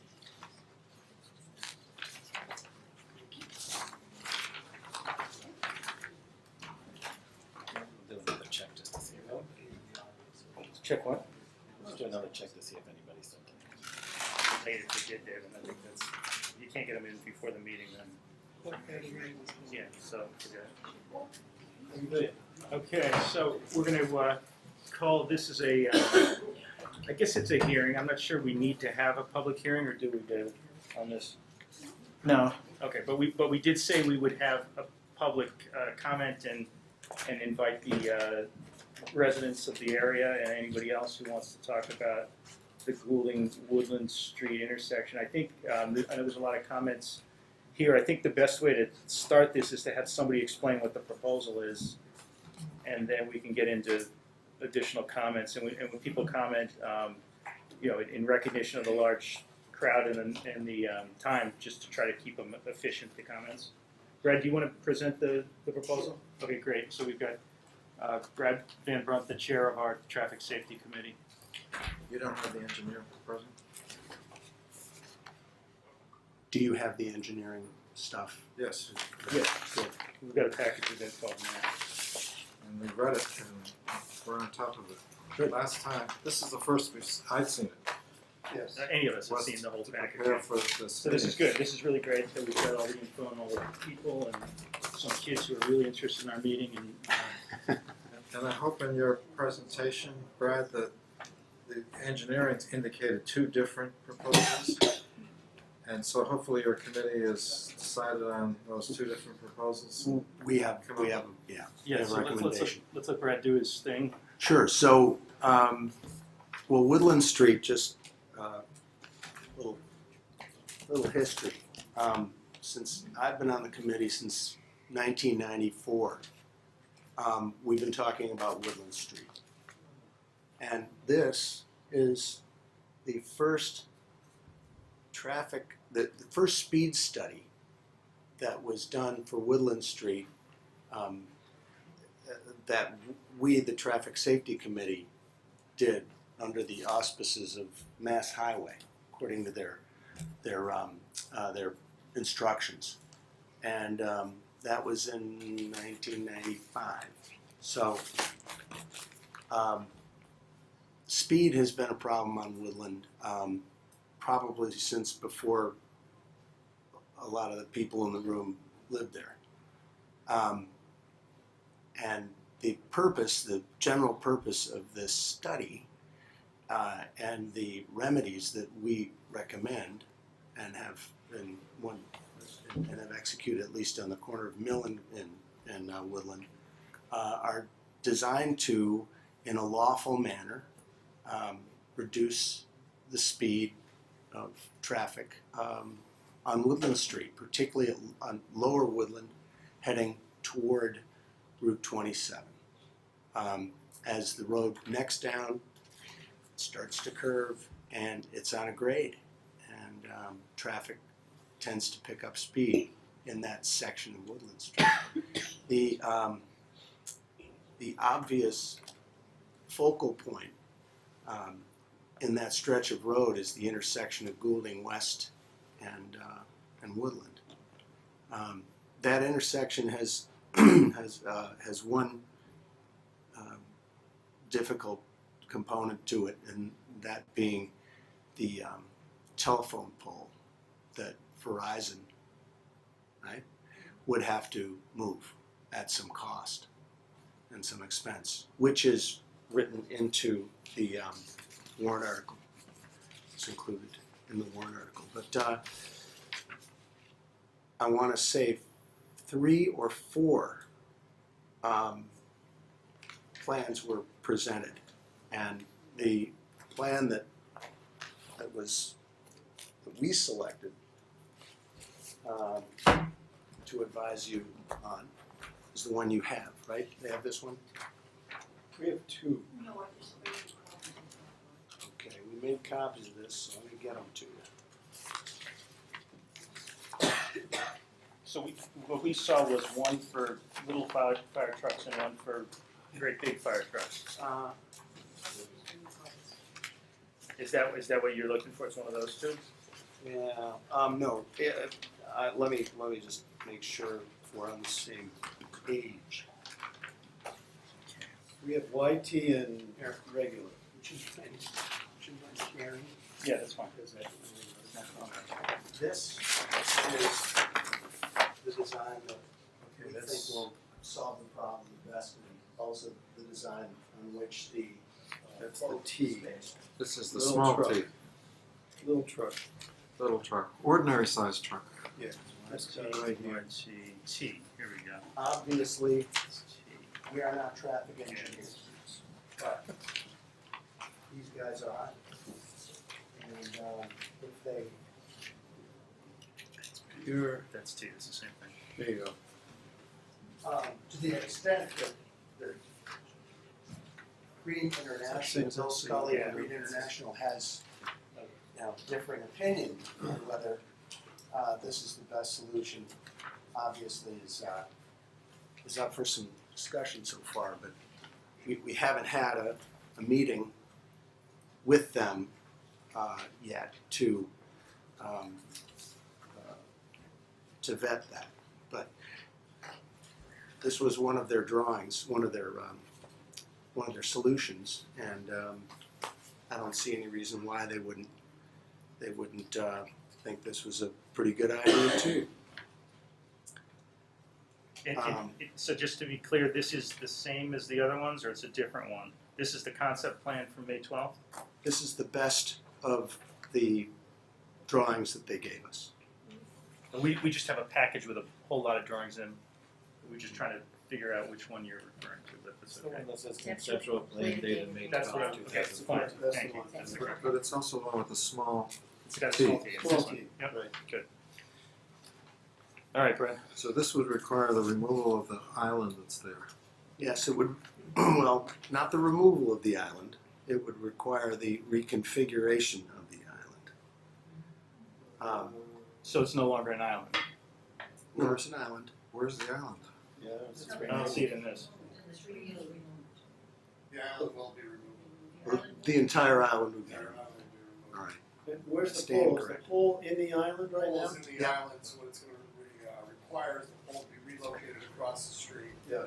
Lose a few trees along there to redirect the power line over and down West Gould. And there's a tree somewhere there too, right? There's a That's tree in the problem. middle of the island along with the telephone pole. Okay, they're both in the island. So we're gonna end up losing one tree in the island and then a couple trees opposite the island. Yeah. What that will do is force traffic to have to stop at that corner. Now, is it okay to pipe in here? Yeah, go ahead Yeah. if there's questions. So I guess. just because we're talking about the tree and we had some email transmittal that talked that had concerns about the wide T and why the T was the small T was the good thing, but he also mentioned some property line issue. Has that been, and that was way back in 2014. So has that been resolved that there's no longer a property line issue? Do we know? My understanding is, Yeah, oh so yes, please. I'm the property owner, Brendan Daly. You're the problem, huh? No, it's not the problem. Yeah, so the property line is not an issue with 52 Woodland. Okay. I mean, there is a property line encroachment, but you don't care? Actually, there is currently a property line encroachment. So this would actually remedy that. This eliminates that. Right. Oh, The- okay. Gotcha. Doesn't quite eliminate. Well, so here's the sort of the technical reason for the question. Do we need to have an article that provides for accepting a gift of this property or taking this property in order to make this happen? You are if we're gonna be on private property. We should not be on private property. Right, so we're gonna need either a gift that we accept or else We're on private property. Well, less than. it doesn't matter. If, Might get off. well, if we're not on it, then we're not on it, but if we're on it, we need to have that approved too. Yeah, it doesn't say that, because if that's what, sorry, this is how traffic safety, that's what's needed. Well, we can't design a new intersection knowing that it's on somebody's private property and not acquire that property. Town meeting has to So there has to be an to acquire Yes. the property. Or accept a gift if you're willing to gift it. I mean, that's the, Town meeting has to approve that too. that's right. That's right. Okay, sorry, Brad, that was a sidebar, Oh, but that's a very important sidebar. What amount of property are we talking about, roughly? Square footage, I don't know, maybe a couple hundred square feet. Is that the size of this room maybe? If that. Yeah. No, yeah, probably half of that. okay. Part of the island. It's on. It's dotted line. We have an Oh, argument yes. that we've acquired the property by adverse possession, I understand that, public prescription. but we want to have some acknowledgement or something. But rather than set up a confrontation with the property owner, I don't want to interfere with his property rights unless he consents to the property intrusion, regardless of whether or not we have a claim, a legal claim of being there of right. But if you consent to this design and are willing to sign the appropriate paperwork, that to me paves the way to allowing this to take place. Absolutely. Okay. Okay. So, Brad. Okay, we're back. there were other remedies that were suggested, and I think, Mike, you mentioned one of them. Why don't you just throw a stop sign up there. Yeah, we've had a couple of those, yeah. MUTCD does not support the use of stop signs to calm traffic. Period. Who does not support that? MUTCD, which is Massachusetts Uniform Traffic Manual. Thank you. Thank you very much. Does that prevent us from doing it? No. The issue is whether it's traffic calming or intersection safety. Is that the issue? Yes. Okay. And that's, the stop signs are supposed to be for intersection safety, traffic flow. In That's why we're intersections. here, right? Yeah. But it isn't exactly, to use a technical term, Jake, to use a stop sign in the middle of a road to slow traffic down. Well, it wouldn't be in the middle of the road. We'd have an intersection. It'd be a three-way stop. I think the issue is, or the issue Brett's pointing Traffic to is designers didn't. this is not a Traffic situation where engineers people are don't like it. hitting each other head on. This is a situation where cars go too fast around the corner. It's a one car issue, not a two car issue. It's a blind intersection. Yes. Everybody stop, then you can go. Okay, so, Two yeah, people coming in. this is breaking down, but Sean, you got something to add? Well, I want to make a point to the Sure. stop signs and on traffic safety. The physical changes in the design of the intersection are to prevent the car that would run the stop sign anyway to clear the Davies house at about 50. Right. Which they can do now. So by pulling the curb in, they're at least going to run into a curb and roll over before they hit the school buses. The stop sign won't solve that. That's right. Right, in theory, they can check them all day long, but you can still make the corner in 50 or 60. But traffic safety is considered all these designs, and have they voted in favor of this design? Right, and of course we considered the stop signs because we did it a mile off the road. Right. Not even a mile, two, the other end of Woodland. I'm sure I've already, but we would have done both at the same time if we felt strongly. The major issue, concern is speed. And sidelines. Sightlines. You know, it's like, So speed, sightlines, and population density and age of the population. Yeah, we see Well, I think- Exhibit A and Exhibit B here. I It's understand. pretty persuasive. Yeah. Exhibit C in the back there. So just, if I could just be a step back a little, right? In town meeting of 2013, the voters approved 21 grand to do, and I'll quote, a survey and engineering study of Woodland and Mill and Woodland and Goulding. And I don't know what a survey is versus an engineering study, but we obviously have some engineering drawings. And we have what is in essence a truck exclusion report or memorandum, which if I were, use the expression that some of my colleagues might, because they're attorneys, is, I'm sure that we fund that 21,000 funded that truck exclusion report, and whether that's within the four corners of the article that the voters approved. That's a question that's more for up here to make sure we're all happy on. But I did want to be sure we got some data, right?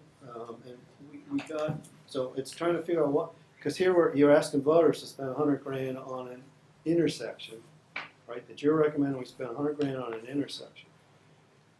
And so you look at the data and Woodland and Goulding, and it's a pile of stuff here, but what I get out of it, the takeaways, we had 7 accidents in 10 years on Woodland and Goulding, okay? And 4 of those were at the intersection, from what I can read. 3 of them were between 2 and 4 a.m. on Saturday morning or Sunday morning when nothing good happens. 2 were in the dark, 3 were, and it's hard to tell which of the 7 were which, of course. But 3 were in the rain or the snow or it was wet conditions. There was 1 injury, and I'm not sure what it's saying, but drug or alcohol, no or 1, I'm not sure. The point is there's not a lot of numbers of history that say that's a dangerous intersection. I understand there's a speeding concern. I understand there's a concern, we're all about safety up here. But then you remember back a couple of years ago, when we got together for one of the first times, the police provided me 6 years worth of data. And I moved it around, I found my email on that, and, so I was looking for the streets with the most accidents, and I was looking for the intersections with the most accidents, and Woodland came up 9th out of the, what was 9 out of the first 10 for most accidents in the 6-year period that they gave me the information. And it wasn't on the list of the top 7. No intersections on Woodland were on the list of top 7.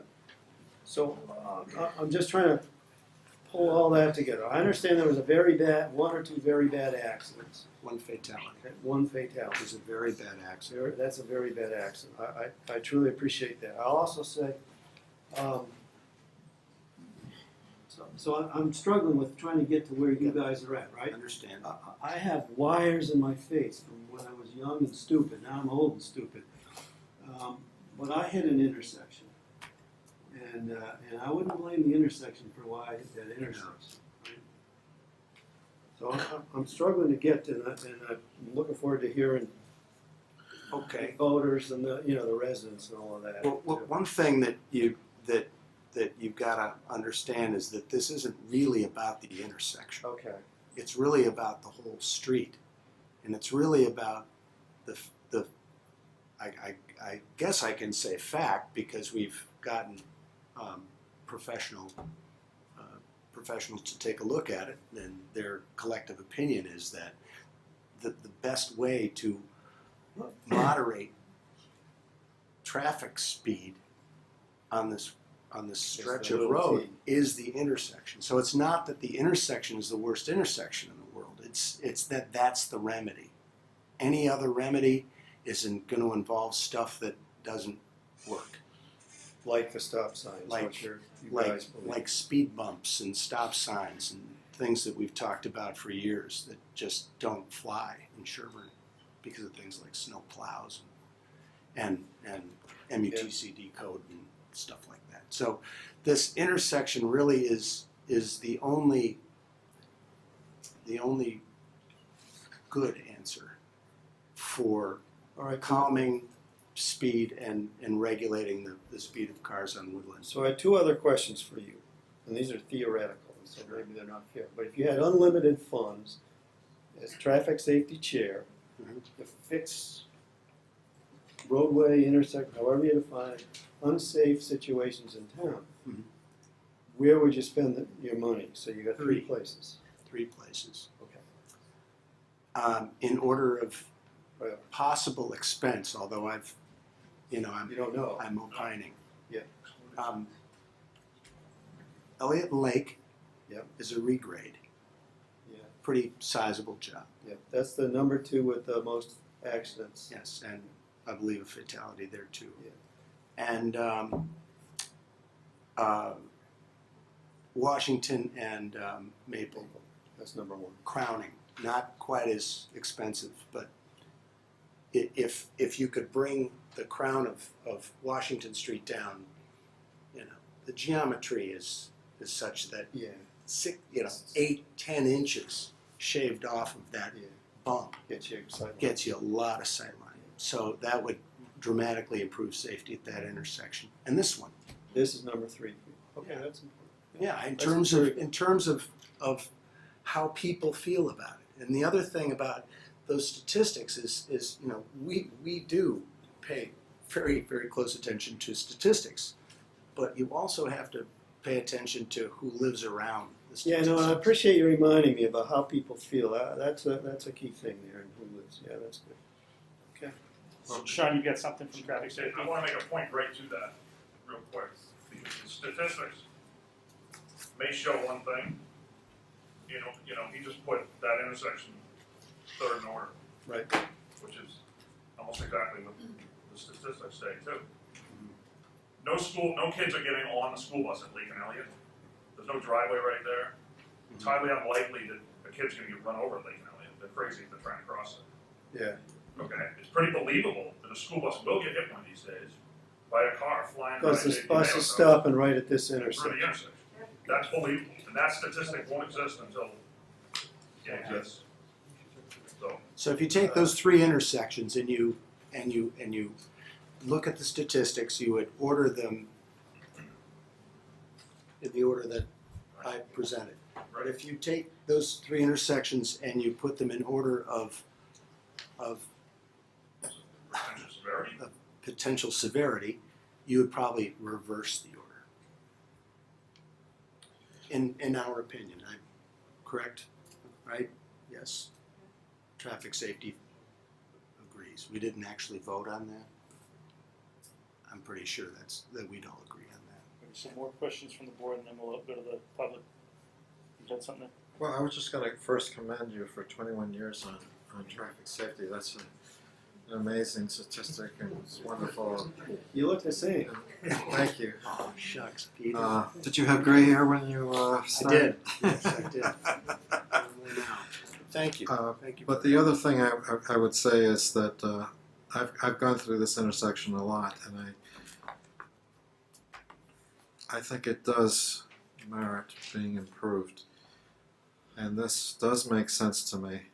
We're going to have to spend money on these intersections. And We have to figure out how to when this came up, it was right after we were able to get Governor Baker to release another $100 million of Chapter 90 funds, which meant $134,000 more money for the town of Sherborn. And when we were discussing this thing, we got into a discussion: how would we fund it? And Peter raised the question of using ADESA money to fund it, and I suggested using the new $134,000 that just came in. That was sort of unexpected funds to do it, but then the suggestion came up that perhaps stop signs would take care of it. So I think what happened was that it was sent back to you to see what your opinion was on stop signs. Was I clear on my opinion about stop signs? And you've closed the loop on that. Definitely. You and Sean have pretty clear that you did consider stop signs. Yeah. And that was not a viable long-term option for the site. It didn't, just not to put words in your mouth, but you said it didn't comply with the Massachusetts Uniform Traffic Safety Manual, number one. And number two, it wouldn't do the job as effectively as this. Is that kind of the fair statement? And so that's really persuasive. Then we're left with the issue, I think, of how do we pay for it? And the problem I think we all had was going to the voters and asking them to pay for this separately, which would then lead to an override question, and it gets on the ballot, and it may pass and may not pass, and all that kind of stuff. And in this packet, I don't see answers to Peter's question about the ADESA funds, and I don't see, and I know we do have that extra payment from the Chapter 90 funds, which we are now eligible to use, and I know we didn't use it because it just came in. Mm-hmm. But none of that's in this packet. None of that information is here, and that stuff I really need to know to figure out how to do this. So I've already progressed now. Whatever these good people are going to say, you've already convinced me before you even said anything that it makes sense to do this intersection. And so now I'm onto the issue of how do we do it without subjecting it to a override and a ballot and long delays and all of that, when perhaps there are these alternate funding sources. I wish I had an easy answer for you. We'd be off and on our way. Does our town accountant know anything about the ADESA funds? Yes, I've looked into them, and the last full reconciliation was done in 2009, so I need to look back at prior warrants and see what's happened since then. Okay. My plan is to do that over the next week. Okay. Thank you. So it may be that there's a solution here to use whatever available ADESA funds is first, and then maybe some short money from Chapter 90, and allow this project to go without having a big ballot question and all of that stuff. Yeah. So, Ed, the number on one of those pieces of paper we got today said you had an estimate between 60 and 80,000, I think, or 65 and 80. Well, Do you want to speak to, it's 95 is it. It's on the warrant article. 95 is on the warrant article, but The number was approximately 18,000 to move the pole. I can't get a firm number. so the 95 includes 18 to move the pole. Is that what you're saying? Okay, so that accounts Apparently, for. apparently, if you want Verizon to give you a quote on moving a pole, you've got to pay them. So it's a $65,000 to $80,000 cost. This does not include utility pole relocation. So you're saying it would be about $17,000, and that eats up the rest to the 95. That's how you get to 95. Yes. Okay. Yeah, the 95 includes pole, plans, materials, and labor. Okay. Mike, I just wanted to say another option would be free cash, if there was some Potentially.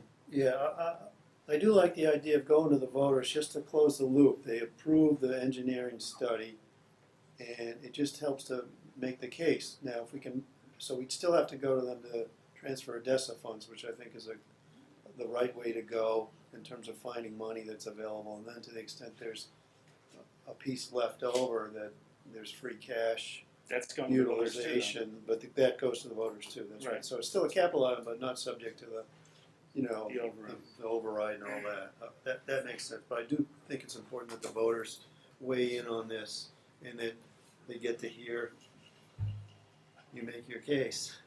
And I would only ask Ed if any comments about what we're doing here, our CM&D director, in terms of where you're at on this versus the stop signs and so forth. It's an improvement, and there's pros and cons to both. The stop signs are a much cheaper alternative.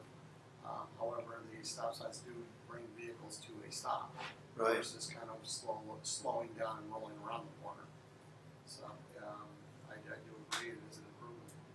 It's not going to help any. It's not going to help Goulding Street any. It's not going to slow any traffic down on that slingshot around to Goulding Street.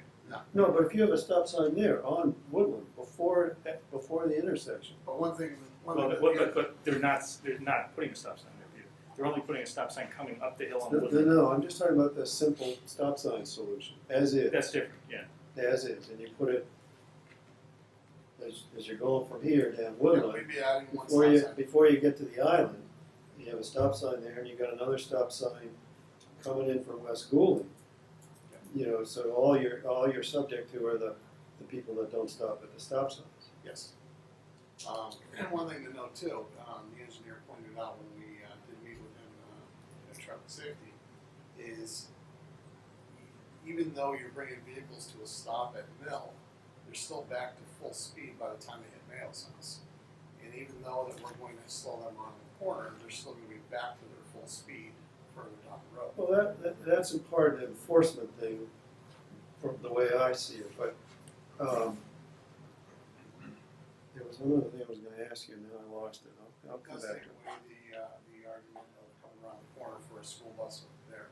Oh, and what about the YT versus the regular T? You were,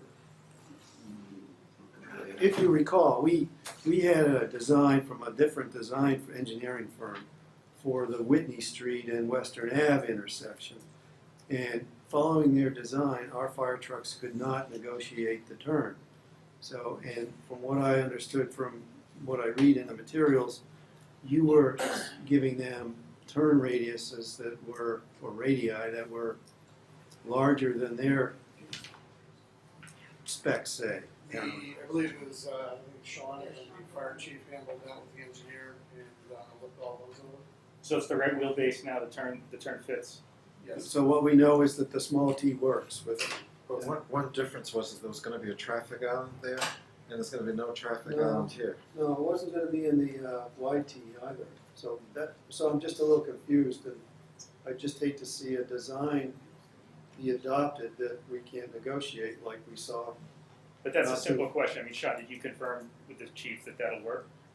Yeah. That's We confirmed that we gave them the right data. okay. That's a good engineer. We're not gonna stamp that plan. Yeah, I got you. No, So that's that was good. an error in engineering at Whitney, which Yes.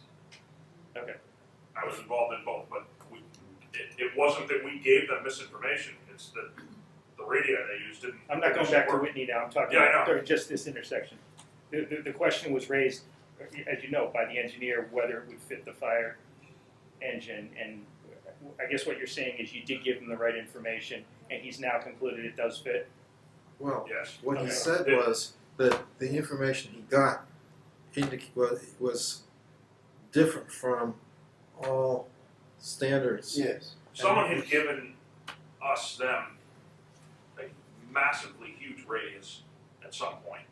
They tried to use that at Whitney. They used that same number there. And when they came back to us, they had both drawings and said, you don't need this. You don't have a truck that has this big of a radius.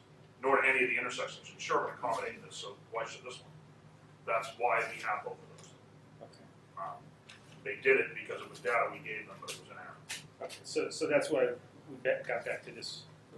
And then the other question in terms of stop sign is, and again, this sort of the slingshot effect down Goulding, and we did have a comment from somebody that came in by email about speeding on Goulding, and I drive that route all the time, and you're about to enter downhill.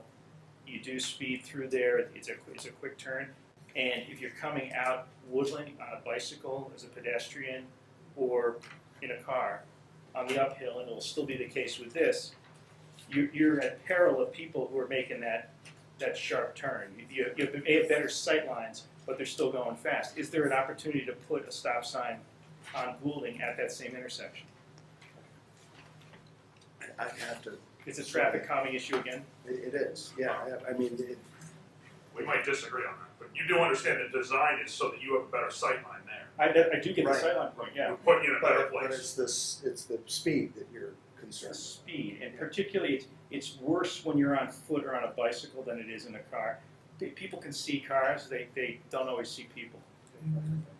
The speed limit is different from what's on Woodland and Goulding at that point too. It's 25. I think it's 30 or 35.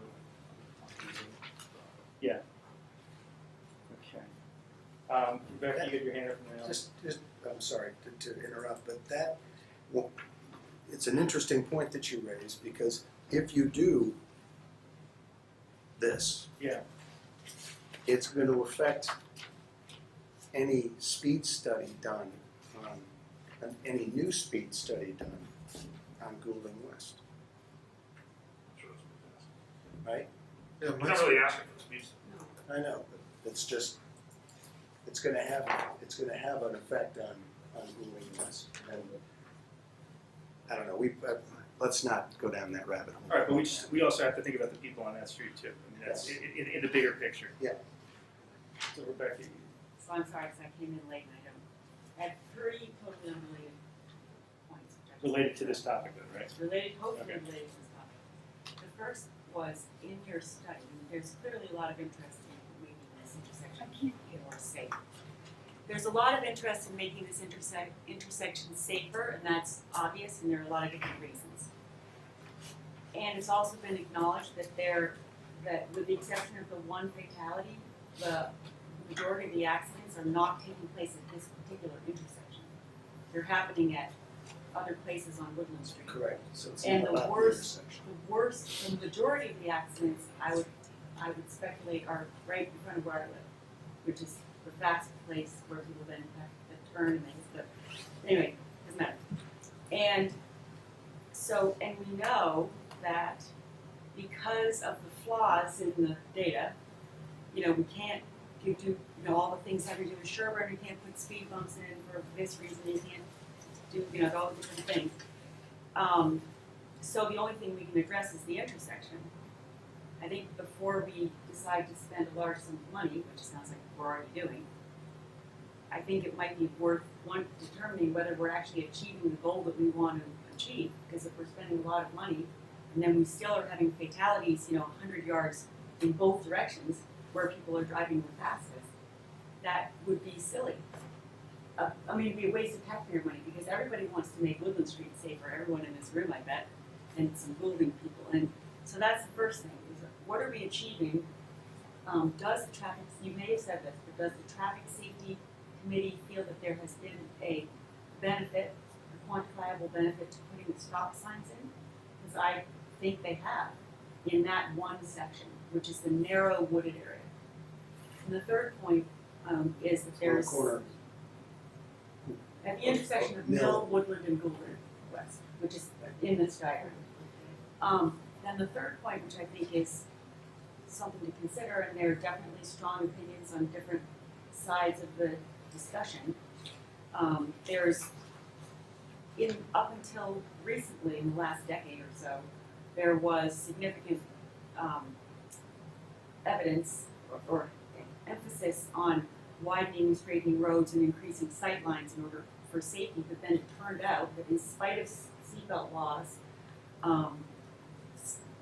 fatalities went up and morbidity and mortality went up, and there's a new movement now in highway safety to have roads be more narrow, more hard to see, and people even put terrible, horrible things in the middle of the road like they did for a while in South Natick by the waterfall in order to slow traffic down. And I hope that we're not going to make it easier to see, easier to speed, and easier to go around that corner late at night. That's all I'm saying. Are we accomplishing our goal, and are we thinking about some of the evidence which is showing that people actually drive faster when the sightlines are better and accidents are worse because speed is such a huge factor. And when speed is a factor, weather is always a factor, but speed plus weather plus alcohol, which are the main things that cause accidents in Sherborn.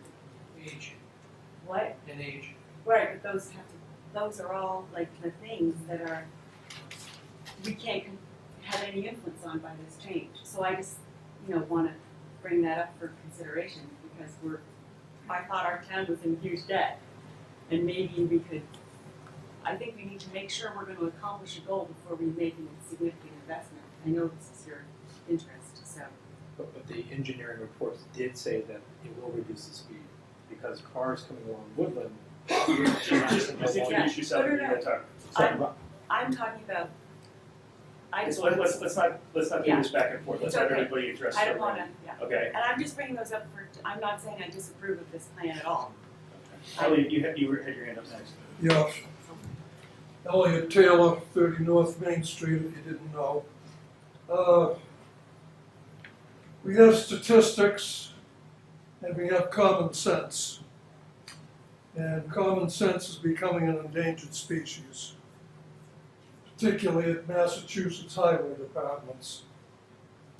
And I tried to get four-way stop bylaw at the State House about 20 years ago. And someone came up and says, we already have bylaw, blah, blah, blah, and just slows down traffic, and we don't want that. Well, when I come to this intersection in Woodland Street, I used to deliver mail up there 25 years ago. I just about stop anyway. So saying traffic calming and four-way stop and three-way stop is going to hinder the traffic. Anyone in their right mind, including me, just about stops there anyway. So it should be a three-way stop. Right now it's a Y intersection, and it should be a T intersection and a three-way stop. And the man who used to live there where John Mayo lives now, he told everyone the telephone pole should be moved. He said this 25 years ago to me, and he should know. He lived there about 20 years. So make it a three-way stop along with Brook Street and Speen Street. And so I've said it 100 times, I'll say it 101st time. You'll hear it again another 100 times if I live that long. All right, and this gentleman in the front had something to answer, I think, or. Yeah, thank you. My name is Ryan Devon, 43 Woodland. And I've attended about a dozen of the traffic and safety committee meetings. In fact, I emailed the three of you last week to express my family and some of my neighbors' families' concerns about the intersection. And I know Brad's been working on this along with other members of the Traffic and Safety Committee for a long time. To address the question that was asked about the other effect that it will have, the engineers, I did sit in a meeting where the engineers did state that this configuration will have a positive effect because cars will have to slow down to the point where they're no longer making that slope down, downgraded along Woodland Street towards 27 at a rate of speed of 30, 35, 40 miles an hour. They have to come to a T and they're as slow as 5 miles an hour. So it is logic to assume if you're starting at 5, the rest of the way you're driving down Woodland, you're not going to be, even if you started at 5 miles an hour, you couldn't get up to 40, 45 miles an hour further down. So I think it has to answer that question. I don't know where you live. Yeah, we should put a stop sign in front of my house, What is your address? Where do you live? right in the middle of the street. What's your What is your address? name? I'm sorry, Rebecca Honeywell. Sorry.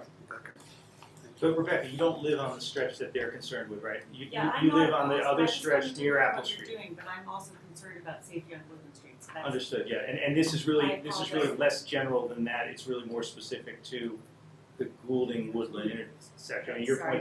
points are very To, well taken. slow progress.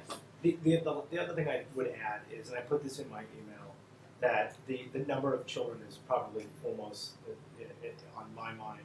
I have 4 children, the Dailies have 2, Hodges have 1. There are a total of 13 kids that are between the ages of 3 and 13 that live within 5 houses of this intersection.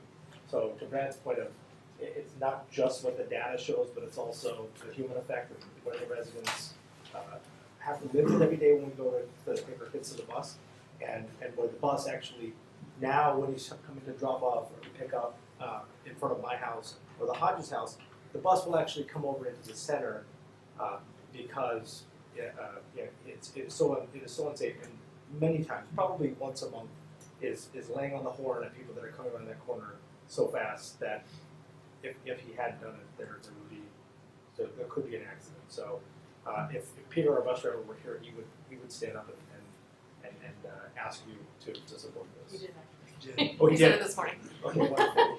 I spoke. But we're You know, turning radiuses for fire trucks, remember turning radiuses for school buses. We're here because of your email, you know. Because you they're had here information. because of his email. Well, We'd no, be but, here. no, but we are too, because we You- already said, no, we're not gonna deal with this thing, there wasn't enough information to go, and then you send the email, it's like, holy smokes, this guy's looked at engineering studies we haven't seen and all that, so it's just, you've So, Good job. Anybody else in the neighborhood have something new to add, or? Yeah, the only one other thing to add is, you know, you're talking about statistics and metrics. What you don't have is the coast calls. And I'm out there every day walking the dog, and every day there's a coast call. This morning, when my son was waiting for the bus, Peter was coming up coming up Woodland, and there was a car coming down Woodland, saw the bus, and stopped. There was a car behind it that couldn't see the bus, and went around the stopped car. And Peter had to lay on the horn to get that person to stop. So that doesn't show up in the studies, but that sort of thing happens on a regular basis. And I'm at 49, and our driveway is a complete blind spot, and because it's a hill, you can't hear or see cars. And I mean, I've been all the tip countless times. So it's an issue. If it was rerouted and the T was smaller, I'd see the cars coming around the corner. So where are you in relation to the intersection? I'm Right here on this diagram where it says blind driveway. Yeah. Right. There you go. So That's us. the curve now is a hill. Yes. And so we're at the end of the end of the hill. About 200 feet down. And I don't see Bone Barrel, but that's okay. I go to this square. It's on that one? Oh, in the square, okay, yeah, gotcha, okay.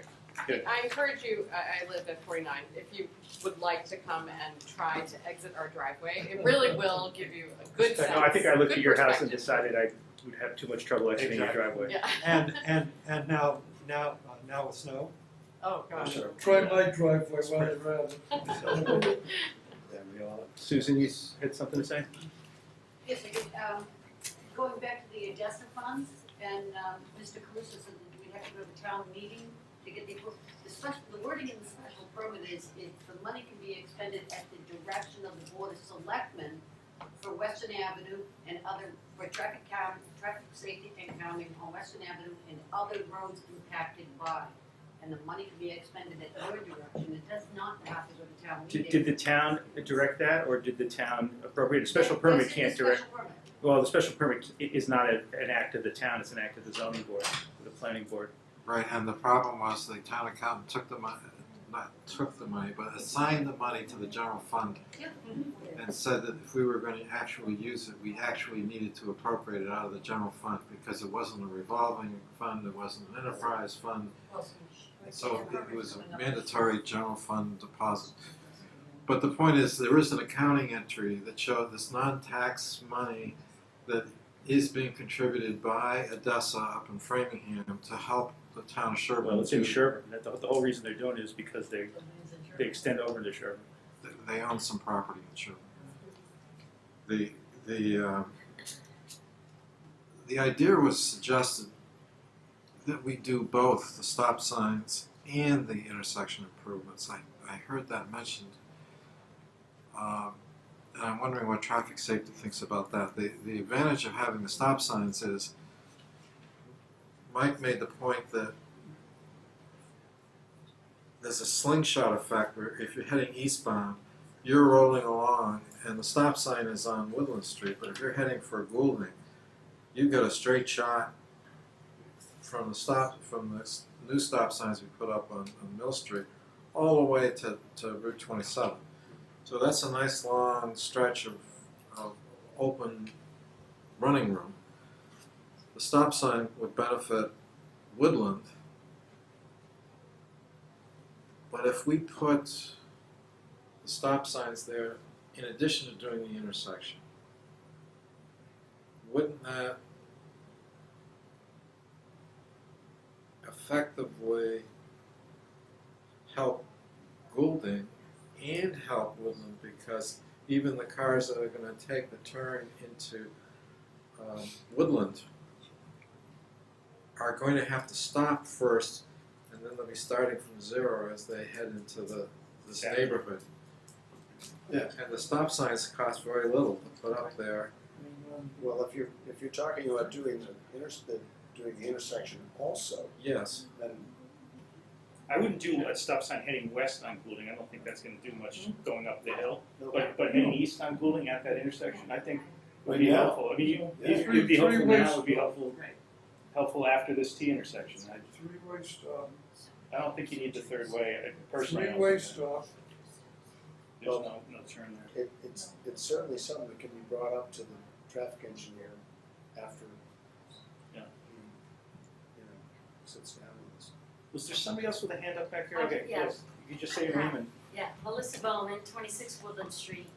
And I just want to say that the first traffic safety committee, I went with Brad so many years ago, and my kid was crawling. So I remember he was in diapers. That's right. And then I was worried about the speed and safety on Woodland Street.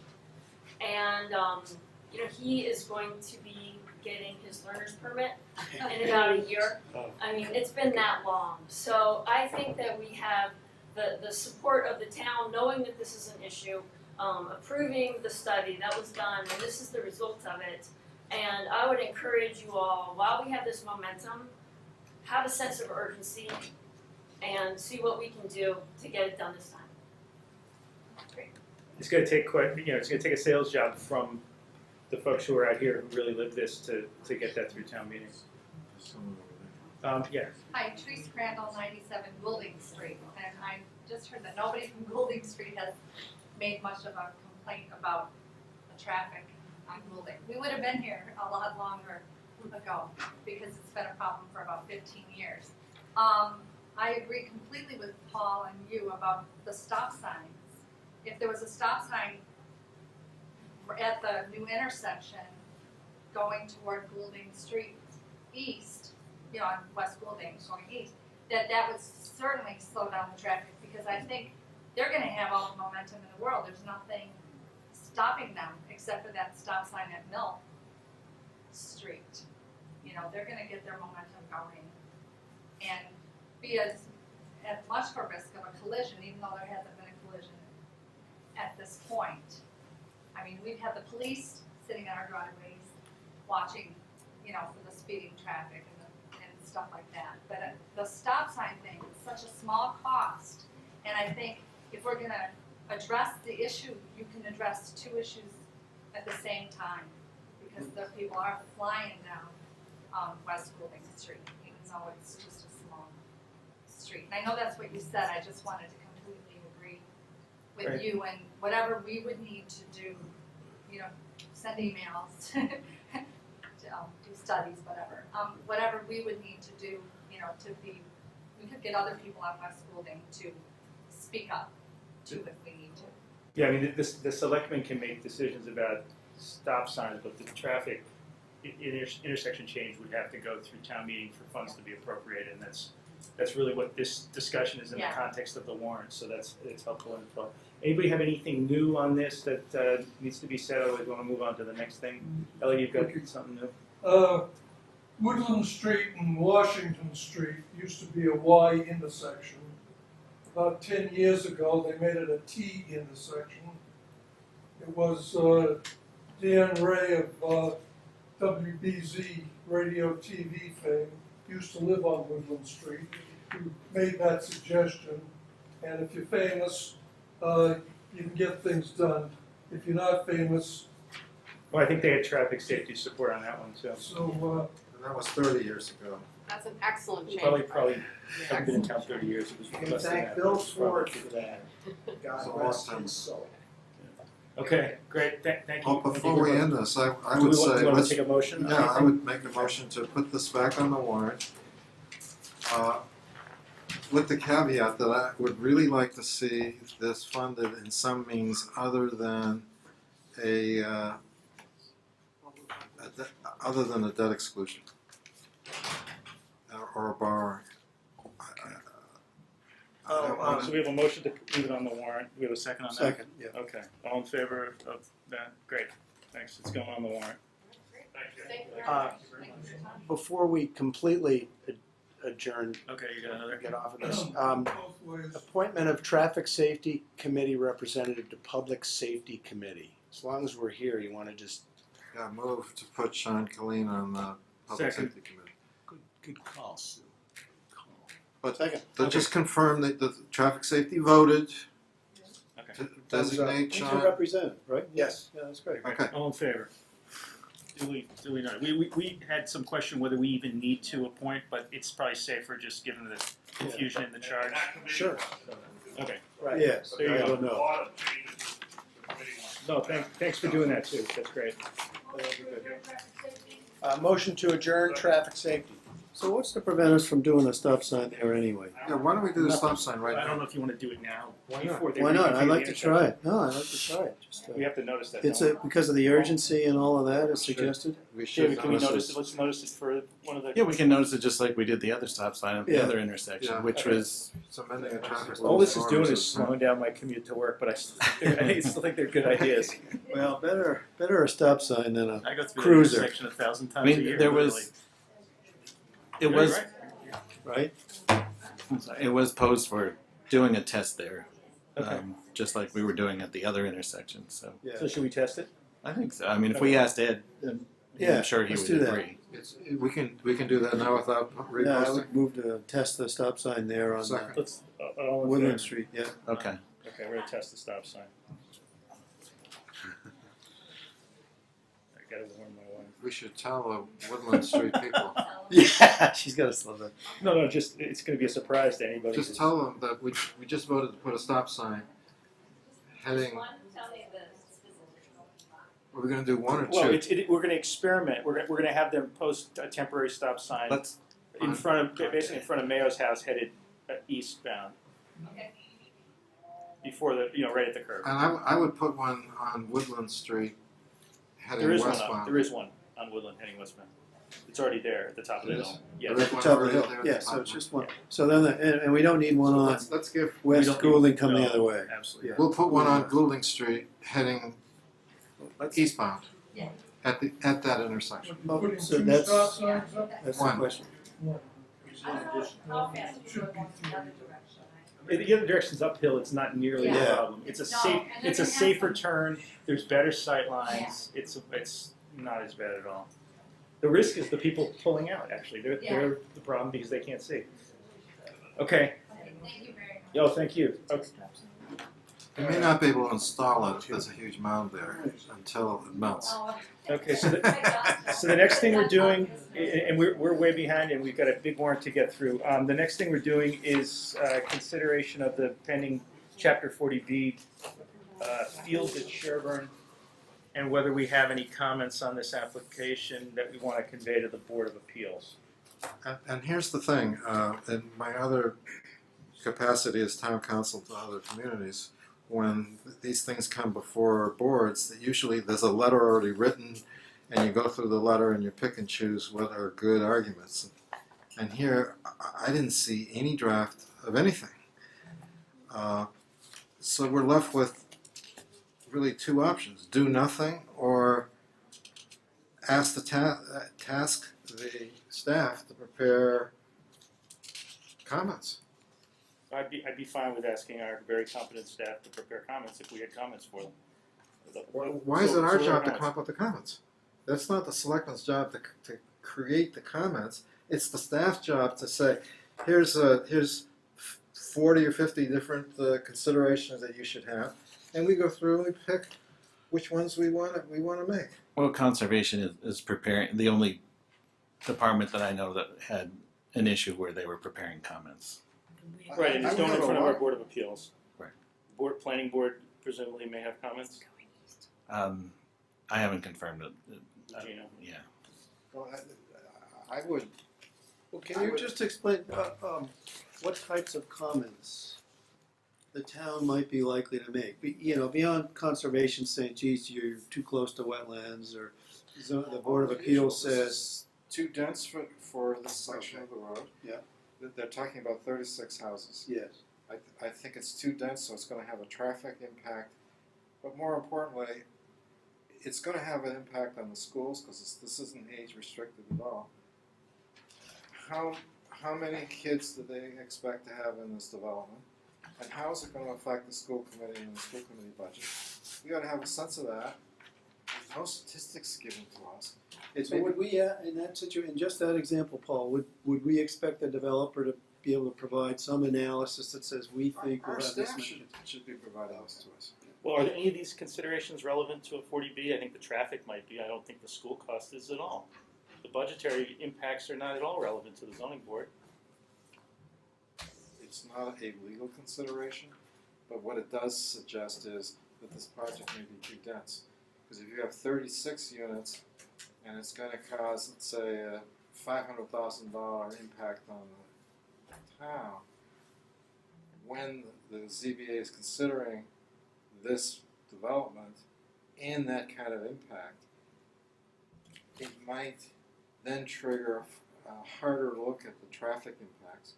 You may have to take a harder look at the environmental impact of so many toilets flushing. How is that going to impact environmentally? It might just cause a harder, closer look at the project. On the other hand, if we are short of kids in the school system, we want to have more kids, and we need more kids, then maybe this, and we need housing, then maybe that. But if we don't have the information, we should have the information. Yeah, well, just speaking as someone who's close to You've a experienced 40B, this. a couple of takeaways from what I've seen are, or a few takeaways. One, it's sort of after the fact, or as it continues on, it seemed even when they get the comprehensive permit approved, at least from what my experience is across the street, it seemed like death by 1,000 cuts, because there were constant small iterative changes to the permit that kept being brought forth, and they had good rationale for them and all that. So that bothered me. But what clearly didn't seem to have been done early on in the process, so I think your point's well taken, was an evaluation of the impact on the water supply of the abutters with so many new straws dipping into the water supply that sits there. And, you know, the Board of Health, not my job, you know, so and so. And the other thing that I found challenging, even while sitting on this board, I remember writing one email to the town. I said, to whom it may concern, because I don't even know who the hell to send this to ask my questions or to express my concerns. So we as a town, there's too many discrete entities involved in the process that no one can go to one place and say, well, what about this and what about that? I have no solutions to this other than it's a challenging process to begin with. To some extent, we should be, at least in other towns, it's the Board of Selectmen who serves as a clearinghouse for a lot of the information developed by other parties. And here in the packet, I didn't even see a road layout of how this was going to be. I saw a description that the houses were going to be faced sideways to the street, but there was no map. There wasn't the plan that shows where the septic system is going to go, Right. and how close it was to the neighbors. There wasn't where the well's going to be. Are they going to have one public water supply Right. there? Or are they going to have 36 separate wells? I mean, just that kind of level of detail. So to be asked to at a public meeting to come up with all the things that I might have, all the questions, all the objections, we're supposed to be the party that signs the letter and brings to the Board of Appeals all the concerns of all of these agencies, but there wasn't anything in the packet. There wasn't a letter from the water commissioners saying they have all these concerns, would we include them? I didn't see the town planner. What input does the town planner have on this? Presumably, the town planners board is going to comment or not comment. I don't know. We don't know if they're going to comment. We don't know. But the question is, are we going to comment? Then I think we should comment.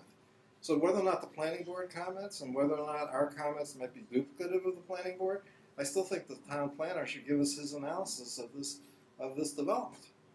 He works for us too. Yeah. I mean, there is a notebook that we received that has all the plan designs and. Right. Jeannie, didn't you did circulate that?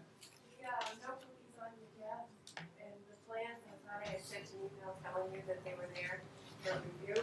I'm sure you sent that email. And the last time that we had talked about this specific project, I thought the complaint was that we didn't have comments or didn't have time to comment on something. So. Yeah, we got the letter after the fact. Yeah, but the point of this was to have comments for the meeting on the 12th, which is Right, next week. right. But I will say that conservation was looking at the water issue and the different types of wells, and I believe their recommendation was reducing the number of units by 4 units. We'll have to wait for that write-up, but when I met with her, she had concerns about setbacks and stuff, and It just seems she was to going to me ask it's a for. pretty dense development for that location. But again, there should be a lot more staff input to this. Well, there probably should be a lot more staff. We've got, one town administrator, one assistant town administrator, one town accountant. It's budget season. It's town meeting season. I mean, I think they're working as best they can on priorities. You could have spoken up if you wanted that information, Paul.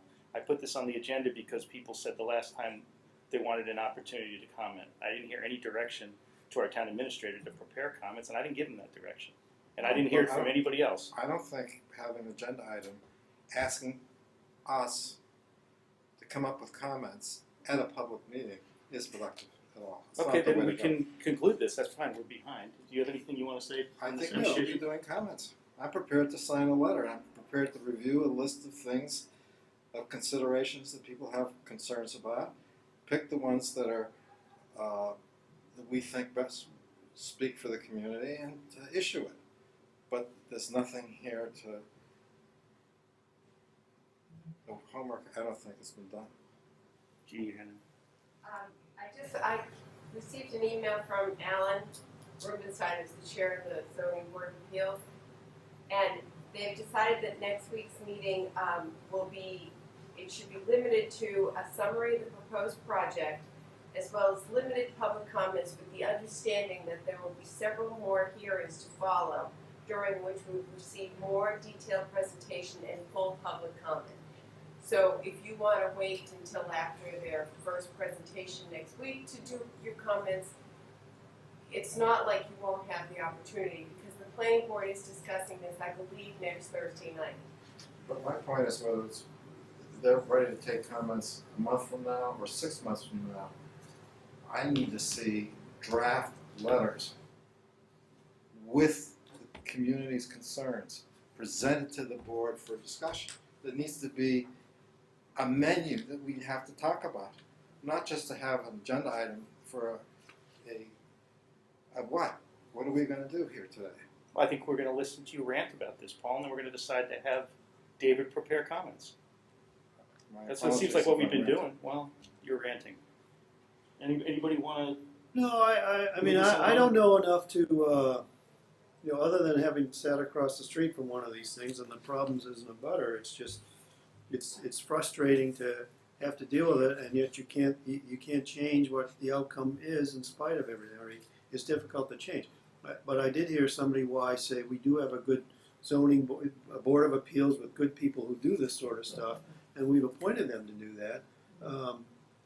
And they have much greater expertise on this sort of thing. So I take comfort in that. But I like the idea of what Paul's talking about, but it isn't.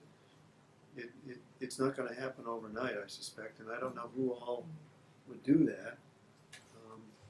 And there's, as far as I know, there's no deadlines that we're dealing with at this Oh, there stage. certainly are. I'm sure there are time deadlines for these. But we don't know what they are. Well, right now, the biggest important deadline was having a hearing within a certain amount of days, which is why we're having it next Yeah, I Thursday. mean, Natick blew a deadline years ago, and they ended Walpole up did also. with a development that they didn't have any control over. Yeah. Walpole did too, so. Right. Okay. Well, so to try to be constructive about this, if we can task David with asking town staff to prepare comments on this and turn it into a letter for our next meeting. We've all talked that planning and conservation were the ones that were for sure drafting comments. Okay, but so what other comments could come from the selectmen? If there are other comments, or we can endorse comments that they may have, that's probably a thing that at least some of us want to do. And I guess if anybody on this board has suggestions of the kind of comments they'd like to see, they could email David with them. If we are so short-handed, what about hiring a consultant? How are we doing on a consultant budget? No? We have no consultant budget, I guess. Pretty tapped out, but I mean, I don't think a consultant would come up with anything different than Gino would come Yeah, up with. I agree with that. But Gino, I don't want to rant, but Gino came up with nothing. Gino I think you hasn't just heard met with from his Jeannie board. that Gino's board is going to meet and have comments. They've had the plans, the Geno's had the plans, First Lawn Chief had the plans, they've reviewed them. The fire chief has the plans, he has reviewed them. So conservation has them, and I think that they are just putting something together to present to the ZBA for next week. Maybe the board of selectmen right now wouldn't have any comments because the first hearing is coming up, and maybe it's something of a more detailed plan from them to attend the hearing next Thursday and listen to the first part of this. This is the first time we've heard really what they're gonna actually do. Has the town planner written a memo on this? Pardon me? Has the town planner written any memo on Not this? yet, no, because the planning board has not met.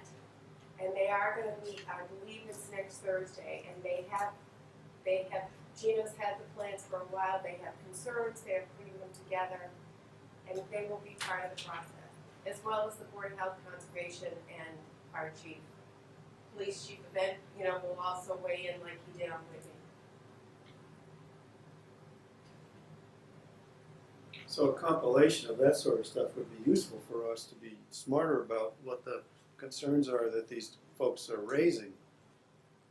I don't know that I have much expertise other than, as I say, in the butter and the experience. I don't know that I mean, yeah, it's dense, it's big, it is what it is, I think this was just to give you the opportunity, if you had comments, to make them. I think we should. It should be an opportunity that we take. We should, every time we have to give it an opportunity, want to rant and rave. But every time we have an opportunity to comment on something that's going to affect the future of this town, we should comment on it. I don't disagree with that point. I do think you have limited ability to affect the 40B, and we have boards that are specifically charged with planning and zoning and conservation functions. And while we may be, on a different level in terms of our executive function with the town, we also have a lot of other things we do. And whether duplicating their comments or coming up with comments ahead of them is a good idea or not, I don't know. We may want to sign on to their comments. That's a good point. We may want to have a letter we can sign if staff prepares comments, but I don't think it's right to criticize staff for not having comments for this meeting. I'd just like to see more in the packet. That's all. Elliot, you got? Yeah, I'm not sure what you're talking about. Well, that doesn't stop you. Sherborn? What is this, what are you talking about? Is this the Trum property? Yes, it is. And I saw one sheet somewhere, we've got about 36 units. houses they want to put. 36 2,500 square foot townhouse units. Okay, now this is Washington Street beyond Western Avenue, correct? This is Washington Street beyond Western Avenue, that's right. And, if this goes in, when the 7 o'clock train comes through, the traffic will be backed up to Milford rather than Holliston. Okay. Okay, now I know what you're talking about. Yep, thanks. Okay, next. Anything on this? Done? Okay. That's good. All right. Let's see. Now I think what we're going to do is we're going to go through our warrant.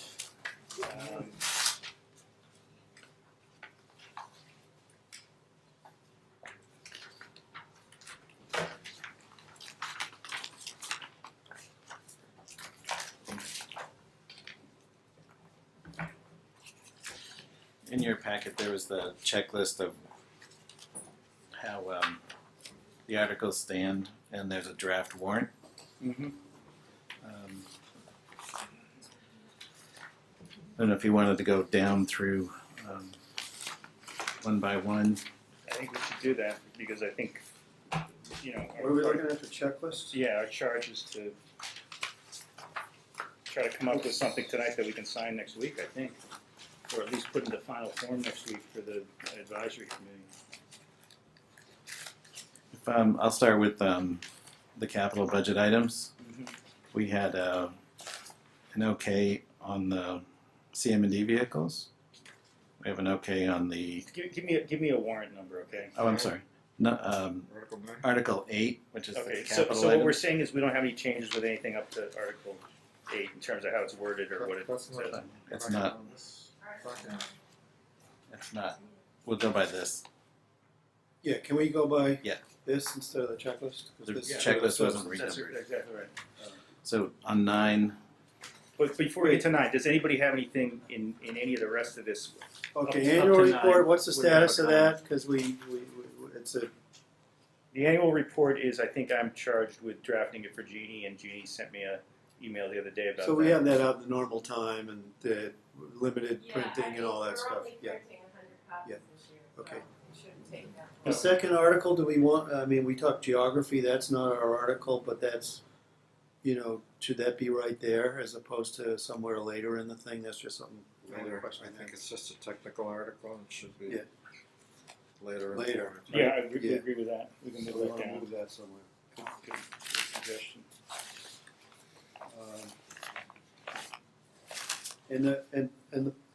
I always get confused, and I apologize every year, and I kind of look at Paul. Article 5 is collective bargaining article that we always have in as a boilerplate. It depends on whether we've got something going on or not, right? And we have something going on. we do with CM&D contract. CMD is the next year, right? CMD. Okay. Thank you. Article 6 is the standard Captain article. Article 7 is a standard article. Article 8 is a standard article. So can I move? to Yeah, put please. Articles 1 through 8 on the warrant, with Article 2 being relocated towards the end of the warrant. I second. Okay, further discussion, all in favor? Aye, all right, good. So now we're at Article 9, which is the capital projects. Mhm. The thing we just voted about the intersection, is that part of Article 9 or is that a separate article? That's in Article 9. It will be added to Article 9. It's in there, isn't it? No, Oh, you took it out in the this draft, okay. because we It voted was against in it the the last draft. time. Yeah, we I voted looked against at it. earlier. Yeah, we're adding that back, right? Yeah, I think so. Yeah, we already, And if Said it was going find on the if warrant. we find other funding, we'll that's find right, a way to that's do a it. separate deal. Yeah, okay. Yeah, so that's going in. Yep, 2-1 truck, okay. And on campus parking expansion / traffic flow, can we say something that's I guess a little clearer or less it's expansive? I mean, it's We've had a lot of different words in there. okay. But isn't it a study? It's a study. That's what As I was opposed to getting at. Yeah, the it's construction? right. It really is. I think it's just really study parking and access needs at town campus. I agree. Town campus parking and access study. Town campus parking and access needs study. Parking and access study. Okay, yeah, fine. That's good. Everybody okay with that? Parking and access to, yeah. The take-home vehicle is how many cruisers? 10? 9. Yeah, that's what I thought. Right? This is in for 10. Should we change it to 9? Yeah, it's 9. The number's the same. 383. Yeah. 9. That's what I thought. So you picking up all these edits? Mhm. So I move to put Article 9 on the warrant as amended. I second that. Okay. Further discussion. All in favor? Okay. And this is a good location for it, I think. Yeah. Now with the police cruiser article for the take-home vehicles, that's something I think we still have.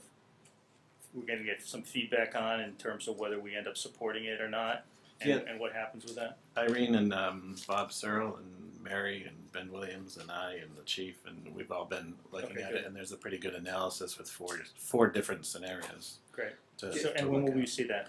You'll have to see it on the 12th. Yeah, so not all of these that we're putting on I necessarily have understand. taken a I position understand. in I just support want or to otherwise. be clear that Yeah, that's what's that's going on one here. open. Yeah. Gotcha. Yeah. I mean, if you didn't support that when in the budget, and it amends the budget, then this would have to come out. Okay. The next one, Article It's 10. the intermunicipal This is capital thing, right? right. This is more a Regional. technical article too, right? It's for the regional school capital program, so I So, move that we and you put like that- the wording of the last bit of that, and to determine if any, I think that's the right word. I just want to What's that? make sure. What are you pointing You know, to? in other words, of that article, we have the last 3 lines or 4 lines really makes it subject to town meeting approval as well as if it's a proposition to have override vote. Ballot question. Yeah, what is that asking? That's asking if the town wants to put this on the ballot as a ballot question, doesn't Yeah. it? Yeah. But Well, it's asking on the the ballot. voters to determine if any amount borrowed in this article shall be contingent upon the passage. That's what town meeting does. Yeah, I think that's the right wording. Yeah, I just wanted to confirm because I had to read that 3 I'd like times to to be move to sure. put this on the warrant. There's an extra space before the comma, but other than that. Second. Okay. Not seconding the comma, Did you're he seconding move- Paul's did- motion. yes. Okay. Moved and seconded. As amended with the comma. Moved and seconded with the amendment. All in favor? And we close parens on that, right? Yeah. Oh, good. Yeah. Close parens and take the space out before the comma. This is the $1 million baby here. Library, yeah. Yeah, the library. That's pretty, There's no sponsor on this at all, so we probably should say Board of Selectmen for the Board of Library Trustees. Why? when we just say library trustees, we have that same debate all the time. I said there's nobody sponsoring this article, there's so nobody it should not be sponsoring. on the warrant unless somebody wants to put it on the warrant. It I could- says I could- nobody we could- wants it on the warrant, so I'm saying the Board of Selectmen want it on the warrant For library, yeah, that's for the Board of Library Trustees. What do you want? Library trustees, you want Board of Selectmen for for the Well, we could set it up the way we did for the cemetery commission, right, on here? Yeah, The next one down. I think we voted approval of Yes, this. we did. We already did, so that's staying on. And we did the same on Article 12 already, didn't we? Which is that? Yes. Oh, that's, yes, we Uh, did. Embellishment or whatever, Yep. cemeteries. 13, do we support, I know we talked about it, I think we also voted it? Yeah. Yeah. Yes, yes. Everybody's, Yeah. Arian's nodding, everybody's nodding their heads. Okay. Let me get into the 14, did we talk about 14 already? The treasurer is an exempt position? No. So 14, 15, 16, and 17 kind of are the same slug, right? Because these Yeah, are all 18. related to Treasurer, collector, appointed, or elected. elected in combination and so Well, forth. the third behind 14 is that when we do the election warrant, we put a ballot question on it. And this one simply is using 41(1)(b), which basically says do we need a ballot question? If this passes, you don't, right? Right. But you don't need this with a ballot question, is that what I understand? You can go right to ballot question without this That, at town meeting? I didn't have that from, I didn't see that with Barbara. Anything that I had. No, I think this article does it by itself. Without a ballot question? Yeah. Yeah. Right, but if we wanted a ballot question, instead of having town meeting rule on it, Exactly. we wanted to take it to the people at a ballot question, we would have to do that and put it on the election Yeah, warrant. and would that get us, if the vote is favorable, would that get us the appointment outcome versus Yeah, otherwise? That's the yeah, then it would, $64,000 question. what We aren't Barbara doing said all was it this. would make a nullity out of the treasurer election. Yeah, so They'd rather let's do put it that way. ballot question on. Yeah, Yes, But let's just confirm with town council that if we do the ballot question, we don't need We don't Article need- 14. number right, 14, okay, that's so right. is that, If that's the case, then Yeah. that's the way I'd go. I'd take 14 out and go with the ballot question. right, okay, so do we wanna vote to do it that way? So I would leave it in until you get an answer, but Yeah. I don't, Can you vote it now, saying Yeah, I would if we move find removal out of that it's 14 subject to confirmation of the. That's what I was looking for, yeah. The resolution by ballot question, and if there is confirmation, then take it up. yes. Second. Okay, all in favor? Aye. We're on a roll. And 15, I wouldn't bother with the tax collector at I'd this take that point. out. Yeah. So I'd move Okay, to so 15 's delete out. 15. That dog isn't hunting there. And I wouldn't. I would not make do any 16, I wouldn't do 16. and I wouldn't do Right. 17. I wouldn't do 17. I agree. And is 18 the new governance thing, or No. what is it? No, No, this is a- that's this a was an older- follow-on to the ones ahead of it, This right? is the one they didn't want. So let's take that out. Because as long as we have 14, I don't really care about 18. About combining them at this point. Yeah. Yeah. All right. What do you think about that, David? Section 38A. Yeah, I agree that should come out as they did request it. I think we're good with the 19. Well, I mean, the argument is on any of those that we're just taking out for the time being because we can't win that battle. I bet basically, That's even though right. it is That's right. the right way to Direction you go want for it to. governments in the best interest of the town and all that, at least from where I sit, from where DOR suggests and Collins and all that. But it's a losing proposition for us, So unfortunately. we make and the it's late case in the before game. the election and do it that way. Yeah. It says in the Collins report or the DOR report that incremental is the best, and I think it referred to doing these when there's a vacancy, which we have a current vacancy. that's right. So that makes that position prime. But there's incremental and there's No. and there's No go. going so slow that the glaciers Glacial. go faster. It's this question of the stop sign at the T intersection. I think we're in a stop sign mode. Okay, so 19 is, this is the one that the tax collector worked on. Yeah. I talked with her about this. I would be in favor of leaving this on the warrant. I don't think we should fool with those positions No, at this right. point. Well, no, 19 is the one the tax collector asked for. I understand, In but which- I in which had she's a the town conversation collector. with her myself, and my opinion is, let's not fool with offices that we can't fix. This is an office that has serious problems, that's the wrong word, it is one that I'd like to see reformed to be appointed and combined and all those kinds of things. So I see that there are a lot of big issues. So why put a wallpaper on a wall that I think the wall has to be renovated and moved around and all that kind of stuff. So I would hold this to be part of a more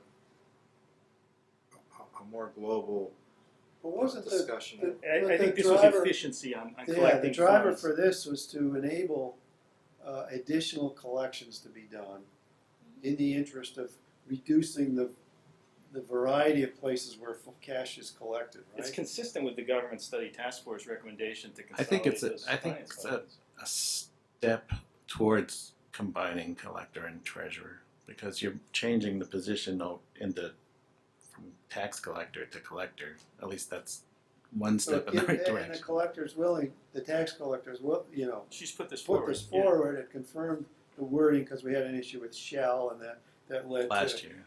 Having to collect everything, and that's not the objective. It's to be able to collect where it makes sense and works within the overall scheme of what else you guys got going, right? I would move to leave this on. Yeah, so I don't. So I get what Paul's saying, but I don't think that's. I think this is kind of unrelated to the other ones we just pulled off. So I see. I think we should deal with the tax collector comprehensively, not this kind of little bits and pieces. I mean, I'm okay with what Paul's saying too. Either way, I'd hate to not have anything change in the next year or two. Somebody can go into the window under this. Somebody can go in there and pay something beyond their the taxes, which they can't do today because the tax collector, until this goes, can't collect farm pond fees, for example. But I'm afraid we're overloading the system. We're going in with this governance article that we're still writing. We're going in with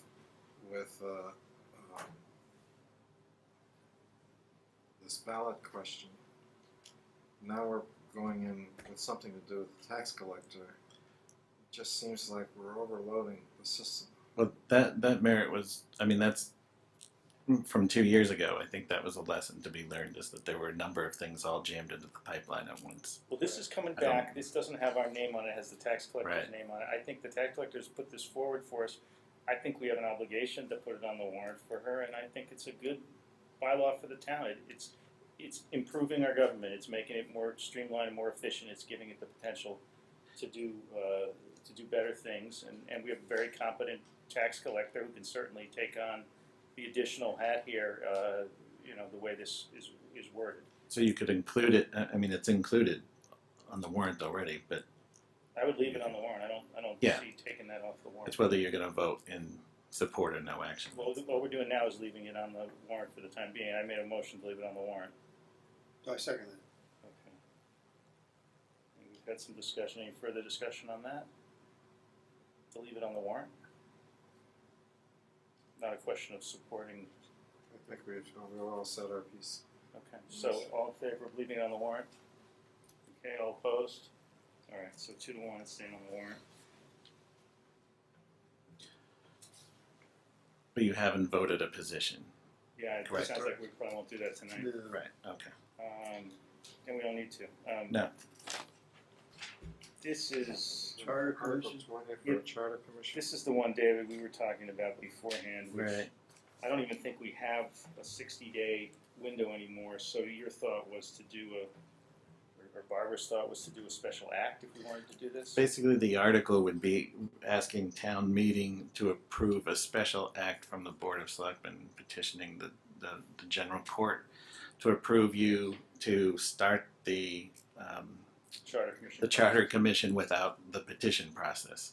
So on the Cliff Notes version for Nikki the Dunce here of a charter commission, what are we talking about? Charter Commission is a study, a group of elected people, not appointed elected people, who get together to form the government, to reorganize and make efficient or set up new departments or consolidate departments, do whatever they want to do. Convert from 3 to 5 selectmen, make appointed positions elected positions appointed. It's one big charter. Like right now, we rely on amending the bylaws. This would be a Special whole. acts.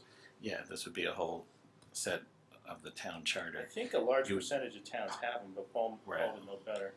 But you run like an election to be on that commission, and you get elected to the commission, and then there's a set process that they have to go through with set timing for public hearings and set reporting back to town meeting with the charter, the proposed charter. And I think it's probably a 2-year process.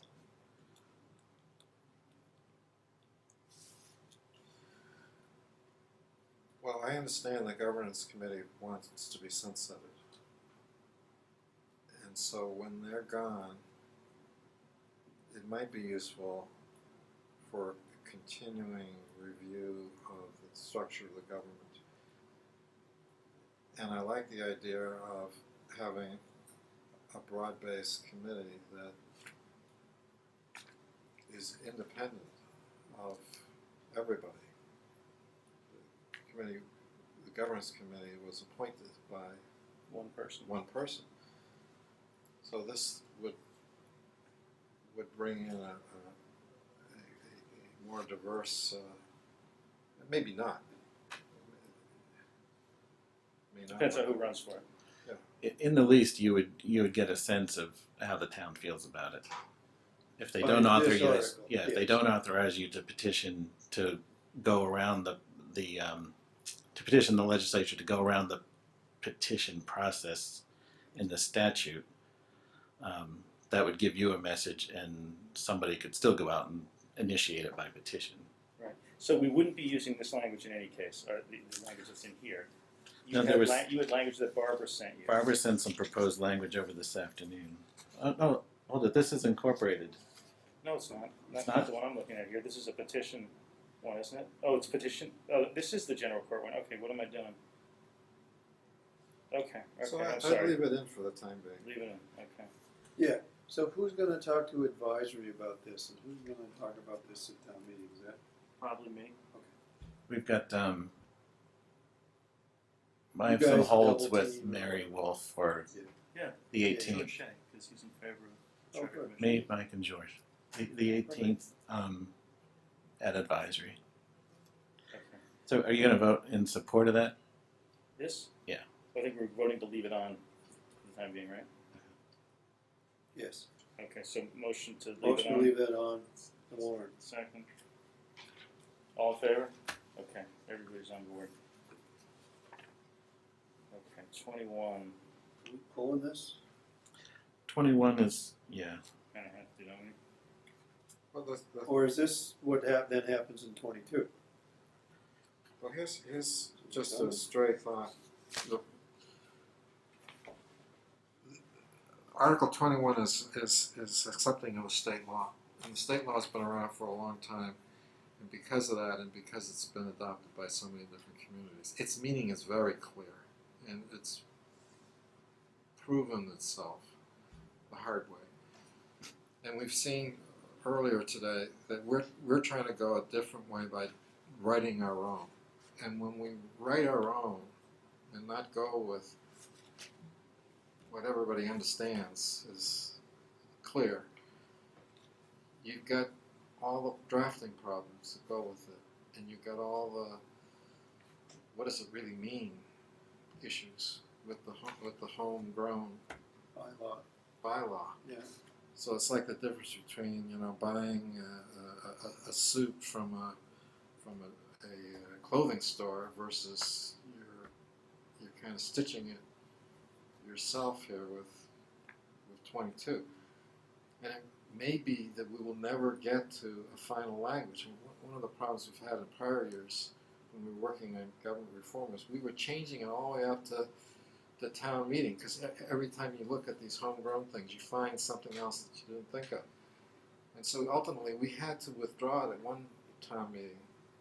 It was a couple of years ago, yeah. Whether you're on the Yes. board then or not, but we gotta withdraw it because we're still making changes. Right, right. So we run the risk, if we don't have that on there, we run the risk that we continue work on the government study committee version of it, but we're still changing it like we were doing tonight, all the way up to the night of town meeting, and then someone says, well, wait a second, you don't have it finalized, pull that.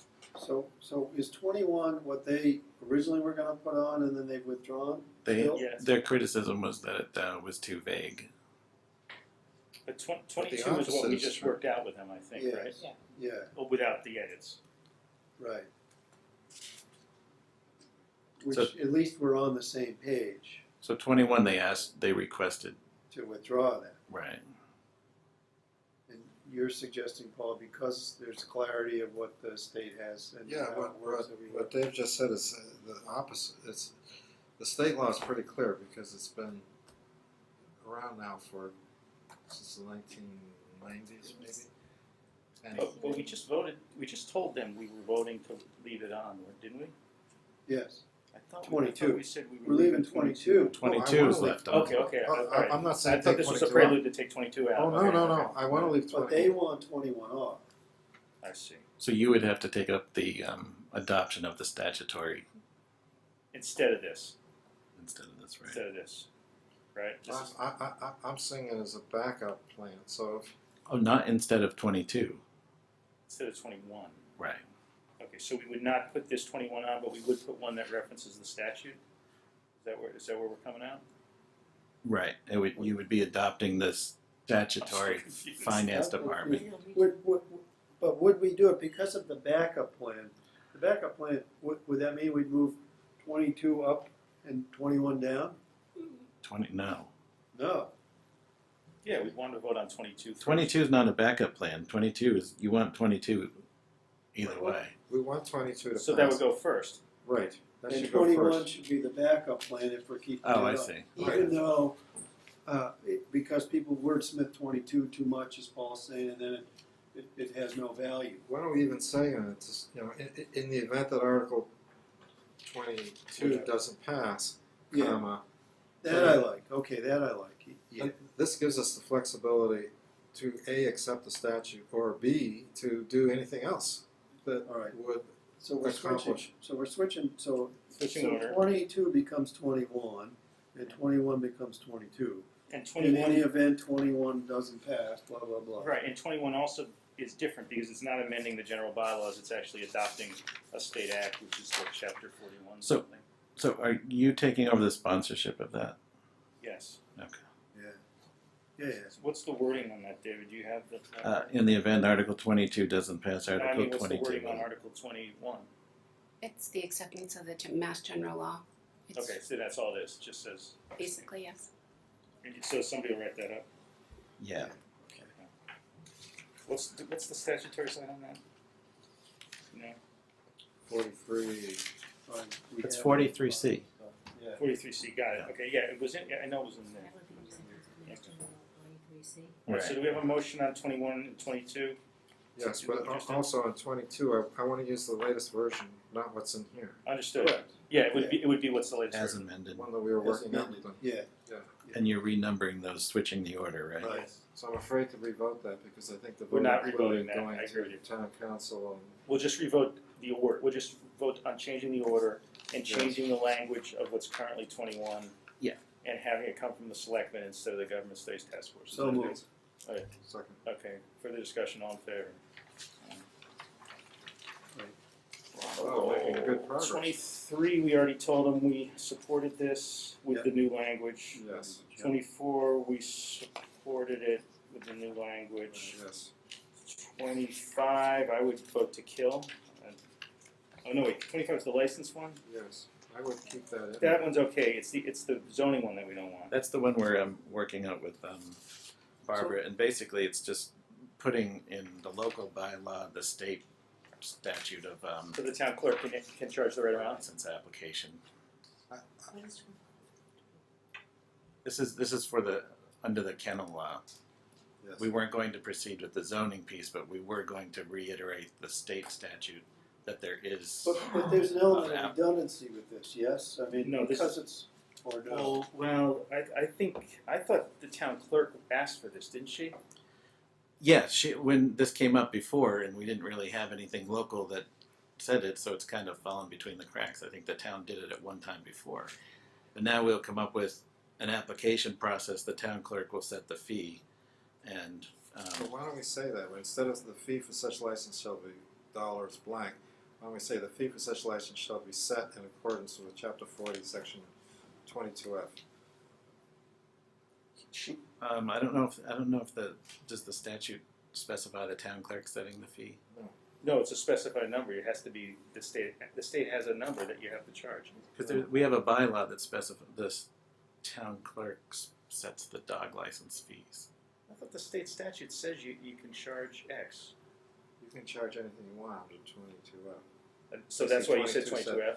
There's one of the reforms from the Well Administration that says notwithstanding anything that's in, any amount that's in any law, you can reset your fees Okay.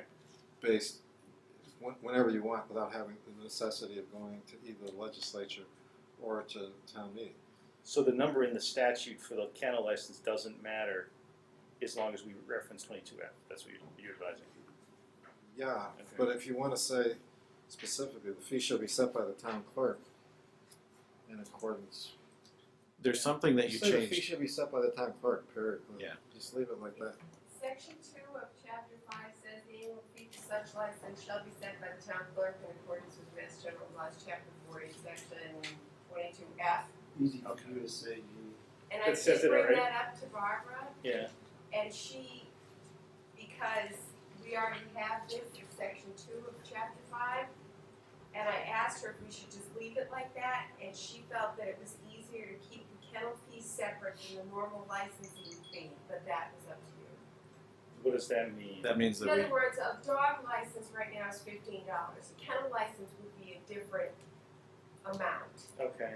So I think she's saying that it should be like, we used to have, until 2004, there was a section in 5 that stated that the dog license was, $10.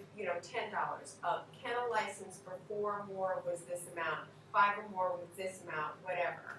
And it was stated actually in the bylaw. So she's kind of, I got the idea that Barbara was thinking it should be stated and separate from the regular dog license. Yeah, it's not a dog license, it's a kennel license. But why not say just the fee for such license shall be set by the town clerk in accordance with chapter 40, section 22F? Yeah, I like that. yeah, we want that. Just here in this article, so that is separate from what's already there, because what's already in the bylaw talks about licensing fees, and this talks about the kennel fee. That's the only request that the town clerk had was if we add that language,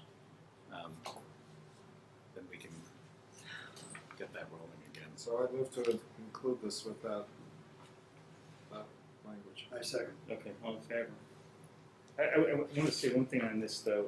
This is going to be one that it's going to be tricky to sell if people think that this implicitly Allows. acts like a zoning bylaw and allows commercial kennels. And I think advisory does the write-up in the Warren book, right? Mm-hmm. Advisory hopefully will put something in there that this, does not bear on the zoning approval, and commercial kennels are still not allowed under our zoning bylaw, something like that.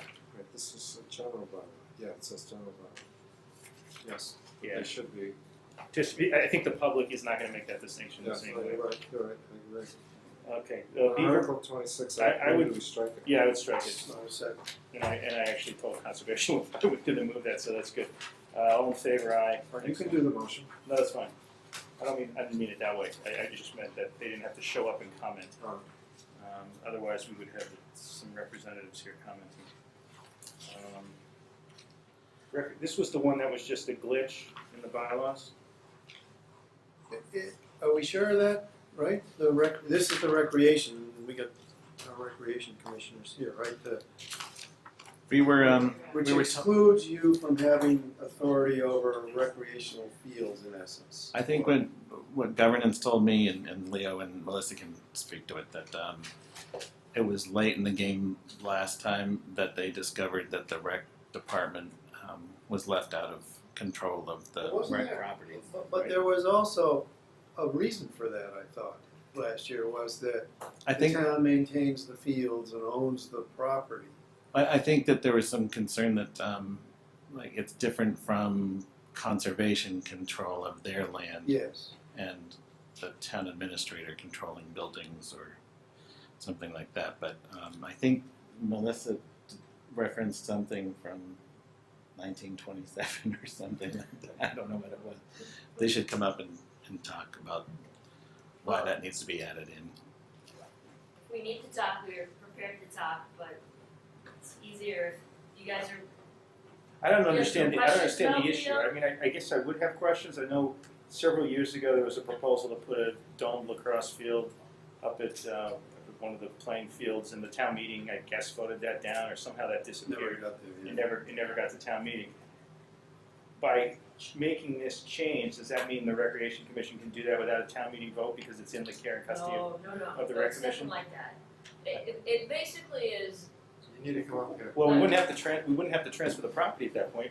We would, the town would have voted to put that in the care and custody of the Rec Commission, so.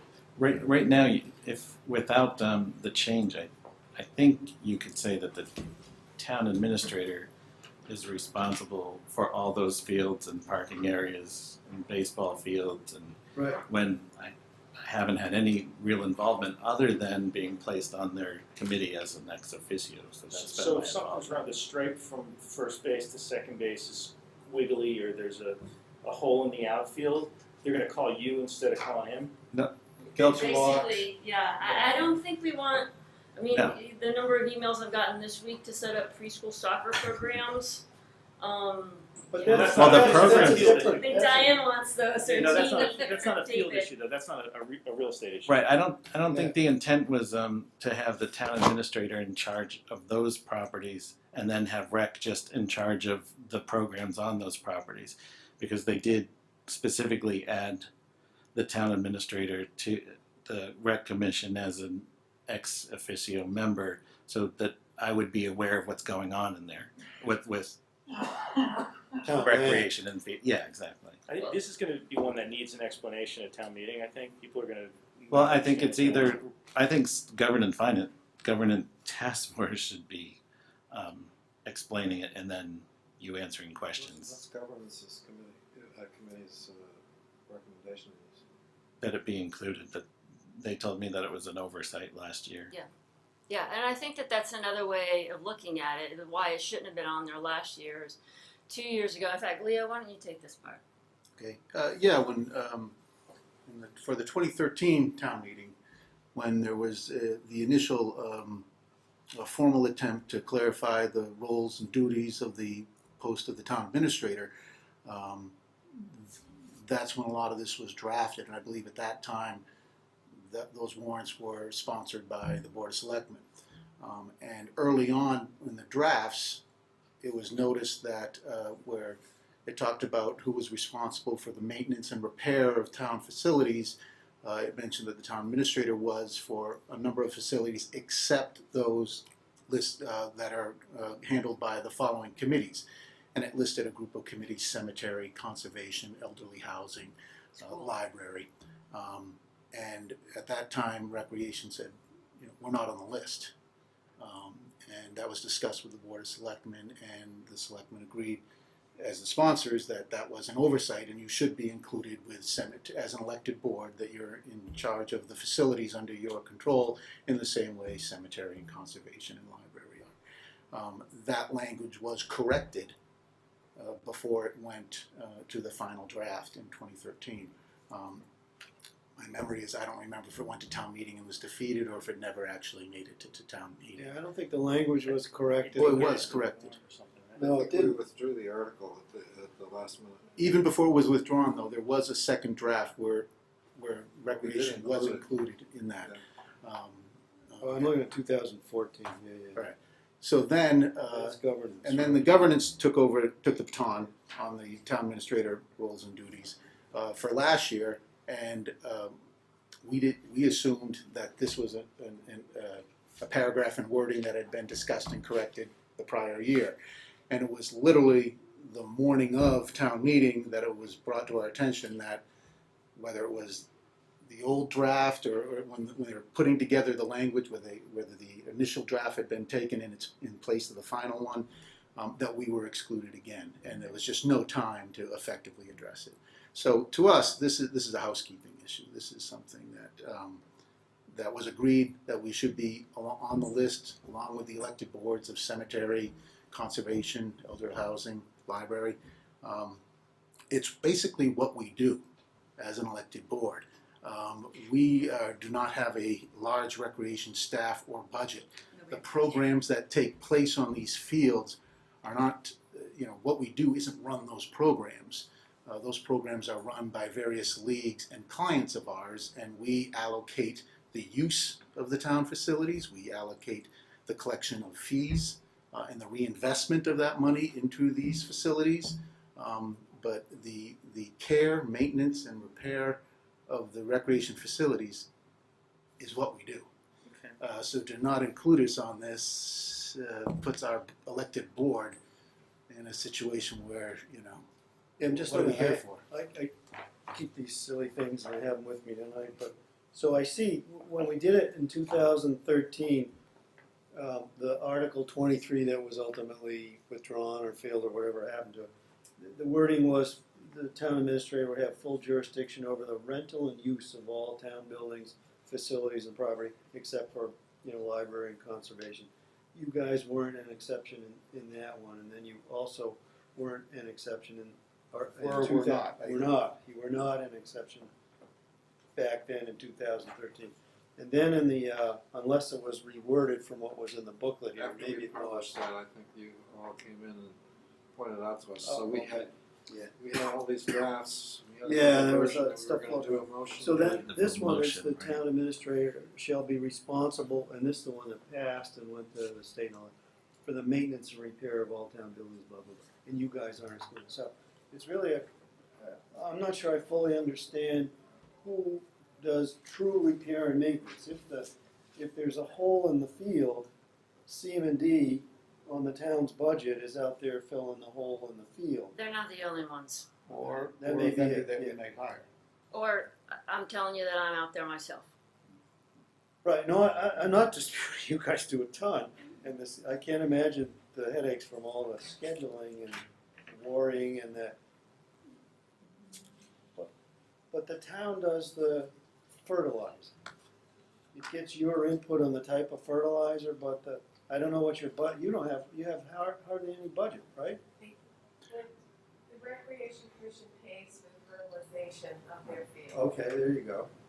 The mowing is under the CM&D contract, right? Yeah. Yeah. The But the line maintenance. Line and that maintenance. kind of Line stuff, maintenance, that's a field use. Is that under CM&D or do you?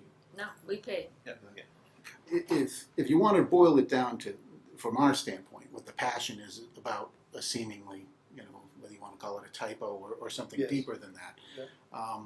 is our funding and the funding for the repair and maintenance of these town assets is not even by and large, is almost 100% paid for by the user fees that we negotiate and collect from the various private groups. I mean, people like to think of soccer and lacrosse as town, but these are essentially non-profit private leagues that we are leasing field space to. So we are negotiating long-term arrangements with these users of the facilities and for these funds. And implicit in that is what they expect to get on the return for what they pay. It's not only the use of the fields, but they're expecting a large portion of what they pay us to be reinvested back into the asset So to if you keep the can't level. control it, then you can't control So the quality. how can of I life. make that commitment to someone who I'm trying to negotiate a contract with if I can't stand behind the commitments that I'm making to them? That's more of a we have a tremendous, wonderfully working relationship with David, but I mean from a policy standpoint, that's where we look at a vulnerability, saying we can't stand behind agreements that we're making with the people that we depend on, that stream of it. Because you don't have the authority as it is today. And I think that's what why they came up with this ex officio things of putting me on there, so I could be involved in, I could ask them about a financial thing, or I could ask for a copy of an agreement and have town council review But the other it. thing Or, is more, because it's a CM&D grass mowing, if they're not happy with the grass mowing, that's the other thing you would get out of it is awareness that the fields need to be cut more often or less often or whatever. I think they let us know. They let you know anyway. when it's knee deep. But that's out of your control.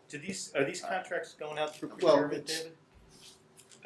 Are we out there mowing? No, I would not say it's out of our control, and we've made that Yes, clear sir. in the, with Seaman-D outsourcing a number of the things that they do, we've made sure that we have a seat at the table Yes. when the work plan is put together with these vendors. Is it But are they one step removed? Yes. subject to it? I know they're subject to it. What's that? Well, we were asking about the contracts. I mean, are you going through David as the procurement officer when you do these contracts? We're going to, we'll look at them. Yeah. But Well, I we mean, don't, that needs to happen. That's the law. Well, we have a That's what we've been standard doing. field lease Yeah. form, a We do town that. form that Yeah. we use that has all of that language. Well, that might be something we want to look at too, to make sure that liability is taken care of, unless it's been something that did council review that form? Yeah, there's a huge liability statement at the. On the- at Has the- council looked at this form? Yes, it's a standard contract form that we send out, the town council approved. Okay, that was the question. Great. Well, can I shorten this by saying I move to put Article 27 on the warrant, Second, Thank you. given it's almost 10 o'clock. any further discussion? All in favor? All right, thank you, Paul. Thank you. Next one is the so-called, what do you call it? A beer festival, Outdoor entertainment. outdoor entertainment. I'm opposed. Duly noted. Do you usually, do the selectmen usually take positions on the zoning articles? I think, but we don't have to do that now. Okay. I think we would, but we want to leave it on the warrant. yeah, don't we? Right. yeah, yeah, move to keep it on the warrant. Second. Further discussion, all in favor? Okay, it's staying on the warrant. Opposed. Okay. Annual town meeting, 29, I mean, 29 would kill us. do we have to keep this on the warrant because it was proposed by town clerk? Well, hold on. Was the, didn't Barbara weigh in on the 56 Yeah, days? she has all kinds of problems with that. And she rewrote something, but I don't even like what she rewrote. Right. I think she was saying that she didn't like that it ties your hand, that it should key off something else. I just as soon not have this. I don't think it's healthy for the town to direct this kind of thing. It doesn't really get us anywhere. If it was in effect now, we'd probably be in trouble. because town meeting Yeah, would you're right. already be in You're right. violation of it. That's right. You're right. Yeah, I think wasn't Barbara saying that it could go X number of days after the advisory hearing would make more sense. That's, I think, the next one. Yeah, I don't know. So I'm gonna move. We just delete 29. Anybody? Second. Further discussion on that one? 29. And now, there was another one about the advisory committee hearing, and I don't know where that is. That was the one that Barbara rewrote, isn't it? But what number is that? Oh, no, that was originally, yeah, this is the one that was. So is this 29 been rewritten to something else? I think Barbara made some suggestions, but the sponsor has not rewritten anything. Yeah, 29 was originally 14 days before the advisory public hearing, and now it's 56 days before annual town meeting. How many? We signed the warrant. That's That's what what you're it talking was. So this is an improvement over the last one that Barbara, and this one Barbara says she's comfortable with. Which one? This one, the one in the book 56 is the days? one Barbara's legally comfortable with. It makes sense Right. legally. She's not saying it's necessarily a good idea. Right. I don't think she was a fan of it. I think she was helping craft something better. Yeah, because the, before advisory, kind of left advisory's meeting subject to when we approved the thing.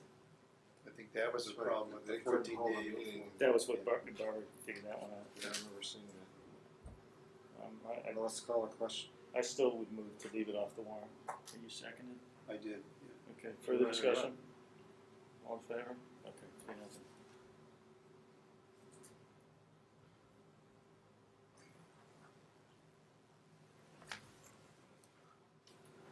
Okay, Mike, so I take just a 2-minute break to just change some, just What do you- don't talk.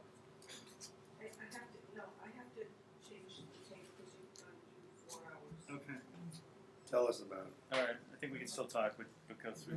No, I just need you to not say anything for 2 minutes. So we take a 2-minute recess, yes? Well, I'm wondering why the television's controlling what we can say. We're having a They're- public meeting. They're covering your meeting. Yeah, so that's okay. People are watching, That's okay, we can get a lot of stuff done in these 2 minutes. This is when we should run an ad.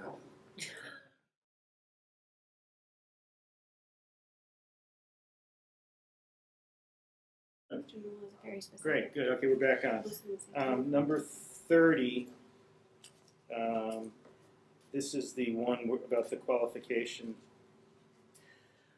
within 30 days of their appointment. The appointment shall terminate. I hate this one because I feel like if somebody forgets to get sworn in, their appointment terminates, we gotta go back to the beginning and do it all over again. I think what we started doing once that was brought to our attention, we started adding into the letters that telling them within a certain time period to go in. Yeah, it used to say you can't serve on your committee until you've been sworn in, and now it says what you have to do it. You should do it within the next however many days, or Well, we'll put some Yeah. other language in there to make sure that they. No, we they don't- did. And it says, I just can't remember how many days it is. all right, well, we could try doing that, and I would still not want this in the Yeah, my concern is that if somebody, like in February, goes to Florida for a couple of weeks, then they're out. Right, It's too short a period of time. right. 30 days is too short because it's in a lot of these meetings. It's one meeting. You know, you appointed them and they've only missed one meeting, and Right. and they would be automatically terminated. You know, that's Right, and I think also given, people work, the town clerk's office hours are pretty irregular. So there's no assistant town clerk, so there's only one person who can officially swear you, right? But unlike 29, Tony can swear too? Okay, that's good. unlike 29, which impacts us directly and what controls over us, this is more for anybody, it does discourage volunteerism, or it's another means, particularly where they're terminated, to the volunteerism that this town so much depends upon. But at the same time, other people in other committees, chairmen of other committees and so forth, may have an opinion on this that might be good to hear. So we put it on So we put it on and don't let the support it. world, that's right. I Yeah. haven't heard Yeah. any committees saying that someone's appointed and they're just not showing up or getting sworn in. Right, you don't hear many complaints about that, right? Right. So I Sure, don't it mind it happened. being on there, I don't know that it's necessary, nor do I wanna support it, but The way I you don't kill like it is to keep it off the warrant. I don't like the time period. There's too many of people I know in Sherborn take time off. But so if you added it to 90 days or 60, is there a time that you would be comfortable? And that comes out of the discussion and a little bit of. I just don't think there's been enough discussion. I agree. I don't see this as a real problem either. You know, Irene just pointed out that it's not, this isn't just appointment. We're thinking committees, but that's our appointments as town administrator, town accountant, building. You're sworn in also. Right. So it would be Ah. any, Any appointed official. What's that? it says all appointed officials. It's all That's- appointed officials. That's not just your boards and committees I appointed. don't know what's prompting this, and I guess that makes me concerned that there's some issue out there that we don't know about, but I haven't ever heard of this as being an issue other Do than you want to invite her in? cleanup. I would take it off. My view is take it off, but maybe invite her in. And are we going to have another meeting before this is We issued? didn't hear from her. She put this on because she, No, said but that they we didn't hear from her in here. no. Yes, well, yeah, we did, long ago. Okay. Yeah, I We thought did, we on the notice of intent stage, we did. Right. But not after that. Yeah. I don't mind leaving it on. I'd like to see it die, but I don't mind leaving it on. It might be a healthy discussion for the world at large. I'm inclined not to. It just means your appointments have an expiration date.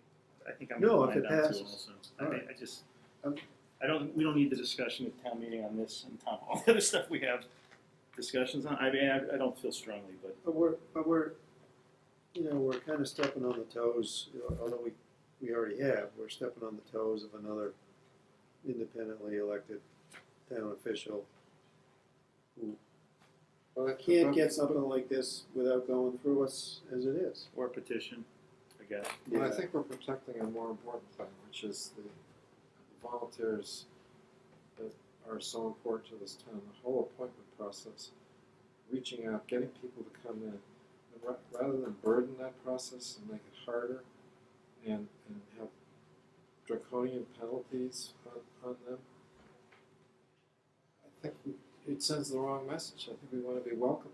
We want to embrace them. So here, let me ask you a question. How many vacancies do we have right now for the folks, the committees that we have? We're we wanna less appoint? than We're- 20 now. Less Oh than, yeah, but we were at like You want to honestly hundreds answer or that something. question? yeah. Where we go again? She's next. Town clerk? She wants to come in? Yeah, we'll hear from her if she wants to come in. I think Well, but there's 20 vacancies that we can't seem to fill, which goes along with what Paul was just saying. Yeah, I think we should make things easier, more attractive, particularly for the people who are busy with kids and life and Well, moving to Boston. and all I'd like that. to not put this on, but have some vote that says we would like to have all the letters that go out But we can- say basically this, you should get sworn in within 30 days. well, we can put Let's it. see if that does it. If it doesn't do it, then Yeah. and if there is a problem next year. put this Maybe thing- come back. We can put it in that operating thing that says the letter that goes out, and then we warn them to or request that they do it in 30 days, and then we check with the clerk to make sure it's done. We don't do that QA thing. That probably is a step that could be done. So Carol, we're looking at this 30-day of their appointment issue, and what we were wondering was, why, but also we thought it might be better to try a year where they actually put in the letter, you have to be sworn in within 30 days. This seems pretty draconian on the termination. That used to be in all the letters Yeah, for years. Doesn't seem to make any difference. We always have we have a book full, a binder, full of appointments that people have never come in to be But sworn.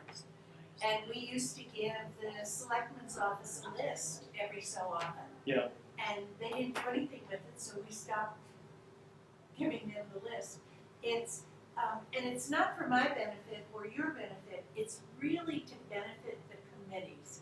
Because if a committee has, for instance, 5 members, but 2 of them haven't been sworn in, the 3 members that are left to do all the business, because the unsworn people can't participate, and they also have to have 3 people for a quorum. And it's very hard on committees. But isn't it the chairman's job then to go after them and say you need to get sworn in? Well, you know, you have to remember, these are all volunteers, and they are coming forward, and they're doing the best jobs they can, and if I were a chair, I'd be chasing people like that all over the place. But not all chairmen have time or inclination to do that. And this came from a lot of other towns. Mhm. You and I had a conversation. I put in 15 days as a starting point. And then I talked with you and I talked with advisory, and they thought it was a great idea, but 15 was too short. So I put in 15 knowing I'd go to 30. If I could. Yeah. The idea that Mike had, we could go a step further. When we actually do an appointment, we say in our motion to appoint Abraham Lincoln to serve on X committee, provided, however, this appointment shall not take effect if the person is not sworn in, and put a date in it. And if we made our appointments with that in it, wouldn't that A, take care of the problem, B, provide us with the flexibility, so you know if it's in the summertime, for example, and if people are away, we may want to do more than 30 days. But if it's a pressing appointment where there's like an emergency that needs to be done for that committee, we can make it less and not be locked into one particular date. Wouldn't that solve the problem? I think it would. Yeah. Well, I'm happy to have the problem solved, however What it if- takes place. All right, if we go down that route. Okay, I'll go down that route. Well, I try it. Okay, Try it all right, for a we'll try. year. Thank you, thanks, Carol. That's helpful. All right, I'm good. good So, with that. Can I ask the other question about the officials? It just says all appointed officials, but we were thinking that it was aimed towards committee and board appointments, but if you say all appointed officials, it's actually all appointed officials. You, me, everyone. And there you could have, Why would there be a problem with that? I mean, well, you could have a case where somebody can't come in, who say has been elected to a position and can't come well, it's in. not elected, it's just well, appointed. this doesn't include elected. Oh, appointed, okay. It's Or just- they've appointed somebody and they haven't come in. They're using all Could four be rules and moving or- regulations at the beginning of there. Yeah, right. But there's no exception here. So if we appoint a town administrator who's going to start on May 1st, for example, and we all vote, we appoint him, then bingo, he's out. I think we just came up with a solution everybody was okay with, right? Yeah. So let's stick with that solution. Thank you, Carol. My pleasure. Okay, so we've got that solution up. Yeah, I'll let. Maybe you can swear them in over a smartphone. Yeah, they don't let you do that, unfortunately. Yeah. Well, We learned that. what's the difference whether he's on the phone or you can And see for whatever him, reason, they care. or whether he's down in the office, you can see him. They It's think only the fair. oath is more binding if it's done in person. Okay, so You we. get a big lawsuit if you don't have a quorum. So this is These off people are 4-3 voting. to nothing? They're Okay, not great. part of a Thanks. quorum. Next one, 31. This is the geodatabase. I think it's in the wrong place. I We think move all this the- up front. All the money things should be together, so This was originally roped in with a capital item. yeah, so if And we then move I that think- below the school one, for example, Right, so I had, it was near the capital items and then I had to move it near the zoning items because it's like a land use. No, I would do it. Put it as back towards capital. and then you're putting the Article 2 It's asking for- Board of Assessors somewhere with So where 11 is now, is that what you're saying, or where 12 is? somewhere in there. So, yeah, put it behind, After the library. well, after the library, they just spent $1 million, they might take it out on the GIS system. put it before the library. I would say put it before the library, yeah. I would is that all right? Yeah. All right, so before the library. GIS. Okay, next. This Free is, cash I put on. that usually is near the end, isn't it? Yeah, that's, yeah. And stabilization fund, That's down where. OPEB. OPEB, the only question, and I think we did the same thing last year, is this is just taking OPEB's and it's funding, it doesn't say where we're funding it. So this would apply whether they're putting money into stabilization or putting it into the OPEB trust fund. Correct. Okay.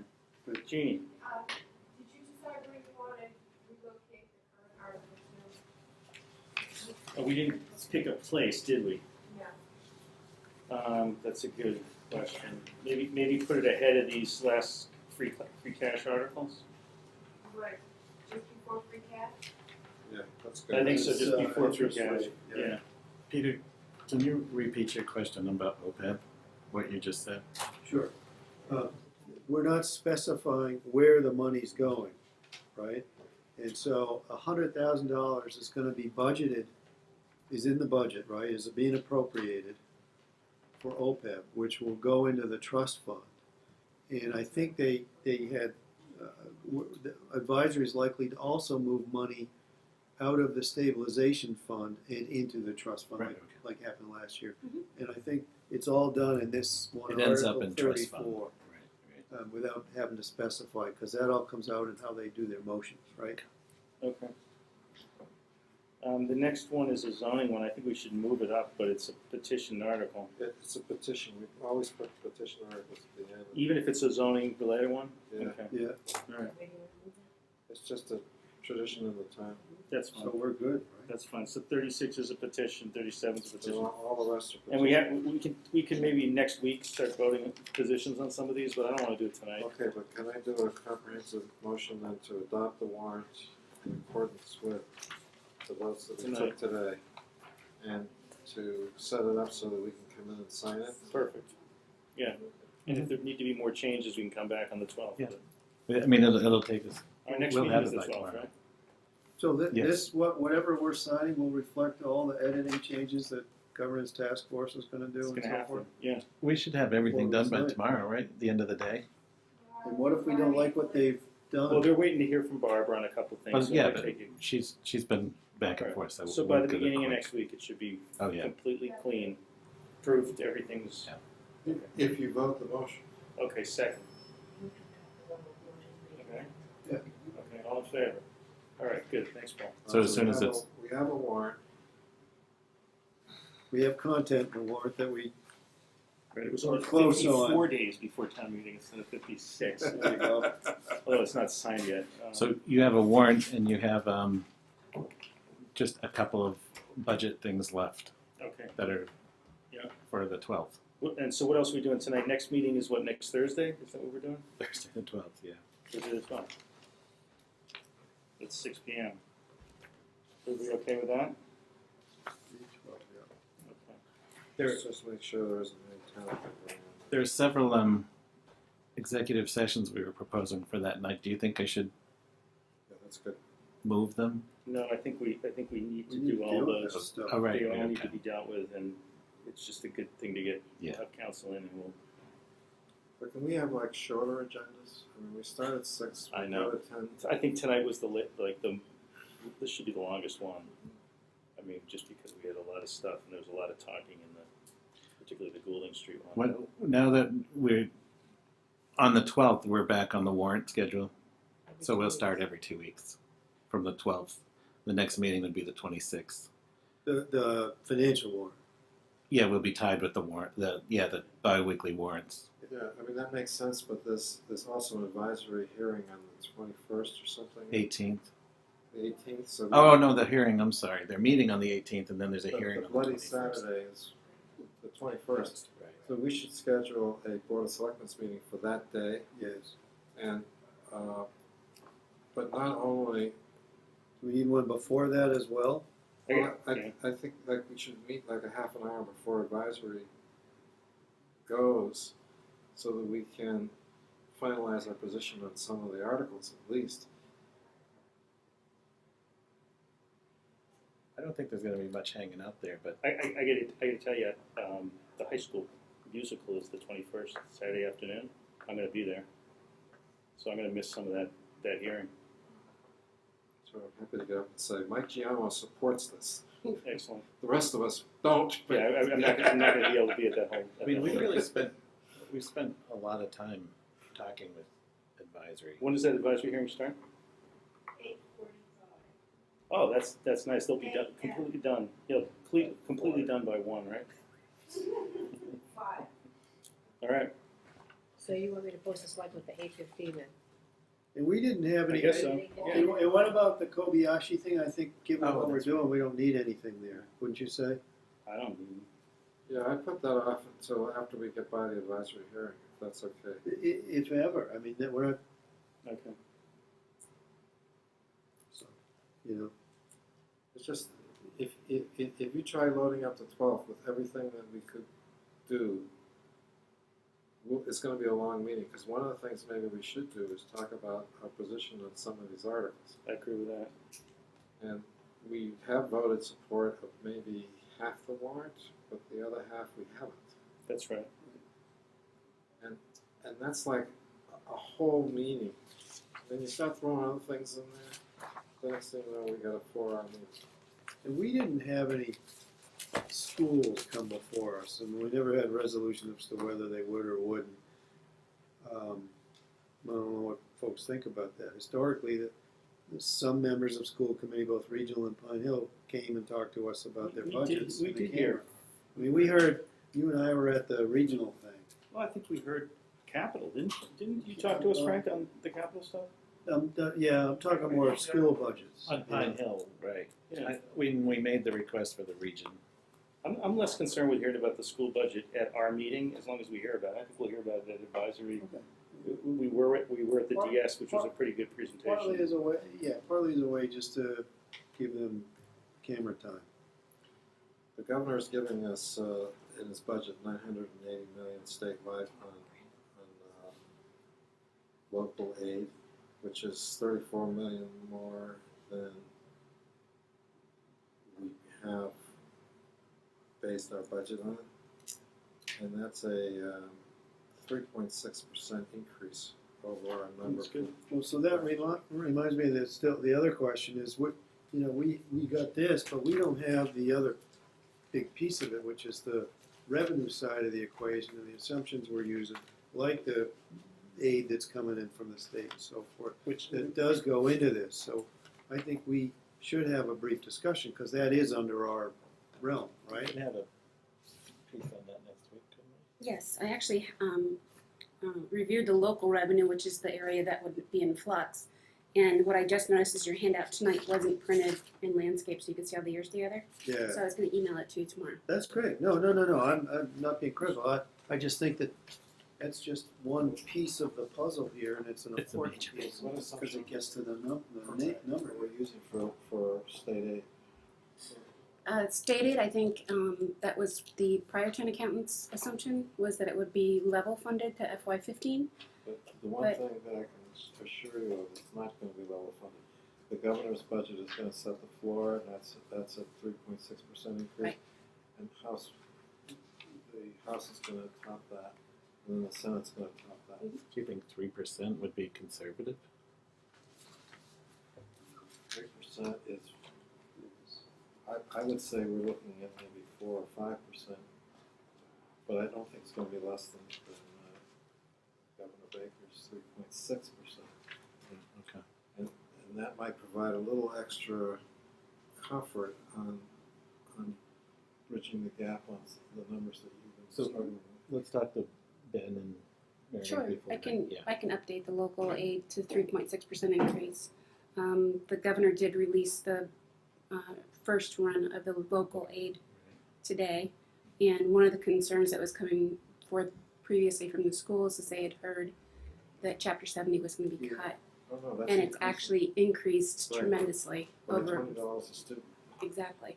So- So I forwarded that to advisory already, so I'll adjust that And all figure that as rolls well. into ultimately the deficit or the surplus that this model predicts, and ultimately use of free cash here and there and everywhere. Did we ever find out from the schools on that OOD where where were they at 60% reimbursement or?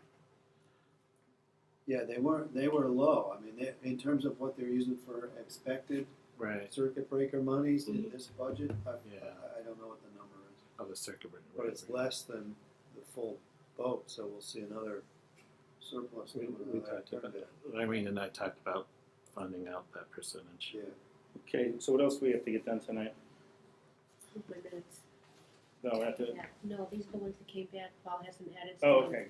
And I made his edits. These are the ones that were edited. Move approval of the minutes that are listed on the agenda. So what ones are we talking about? 3, 8, 7, 10, 30, and 11, 12? Yeah. And we have minutes here that are handed to us that are different? Yeah, I have February read them. 12th, we're not doing tonight. Okay. No, We- that's we my can't do that. fault. But the rule is we're not doing it if we didn't get it ahead of time. Yeah. Yeah, I've never read it. They were just No, done. that was, I didn't even know what Okay, it was. so It's not but these Paul that has were- moved approval of the ones that are on the agenda. Yeah, I had 2 modest changes, but I guess I'm all right. Well, we can approve with your I changes. move approval with your changes. As long as we Okay, I'll like your give those changes. to Diane. What are the Not changes? substantive. No, they're not substantive. One change was on, I'll just tell you what they are. One change was on August 7th, where we talk about consider financial control policies. And it talks about the BOSS that won't be available for review in the selectman's office. And what we also asked for was a brief summary of items paid in the warrant, identifying large ticket items as opposed to what it says here. So Can that you was email one. that to me Yeah, tomorrow? I'll get you that. So that's, and the other piece was, and this, I'm sorry I didn't have it earlier. in the 30th one, last page 3, talking about Mr. Williams, which is misspelled, does not recommend the release of any checks in relation to this matter at this time. I think it's important in there that they were mentioning that we had a brief discussion, because I was remote, and I only had the materials in the packet that were sent to me. I didn't have what was in hand, and what was sent to me was, we had different recommendation on that then changed, and so there was a discussion about that. I just think it's worthy of mentioning briefly. Okay, just email I'll it to send me you now. some. Okay, great. and other than that, So that's moved and all. seconded, all in favor of approving this? Aye, Thank great, good. Are we ready to adjourn? We have to approve a warrant, David, for No, your warrant? No? no, it's next week. Okay. Move to adjourn. All right, move a second and move to adjourn? Or do you have more? I'm just thinking this is, so early. One day early. 10:30? Keep it going? I mean, if we've gone this long, it's like running a marathon. If If you're you running wanna keep 25 going, miles, you wanna keep we're gonna going. go. Oh, good, because Irene's got something. Can you go ahead and vote the warrant so you sign it? Because you won't, as we've talked about before, it'll end up in my bank account before you vote it. Okay, If so we move don't. to approve town administrator's salary. Pending your review. Any review? Yeah, as long as it's the same salary amount as was Right. in the fire. Right. Otherwise, we're doing a blank check. Right. Okay. You start adding zeros. Not that you would, but No.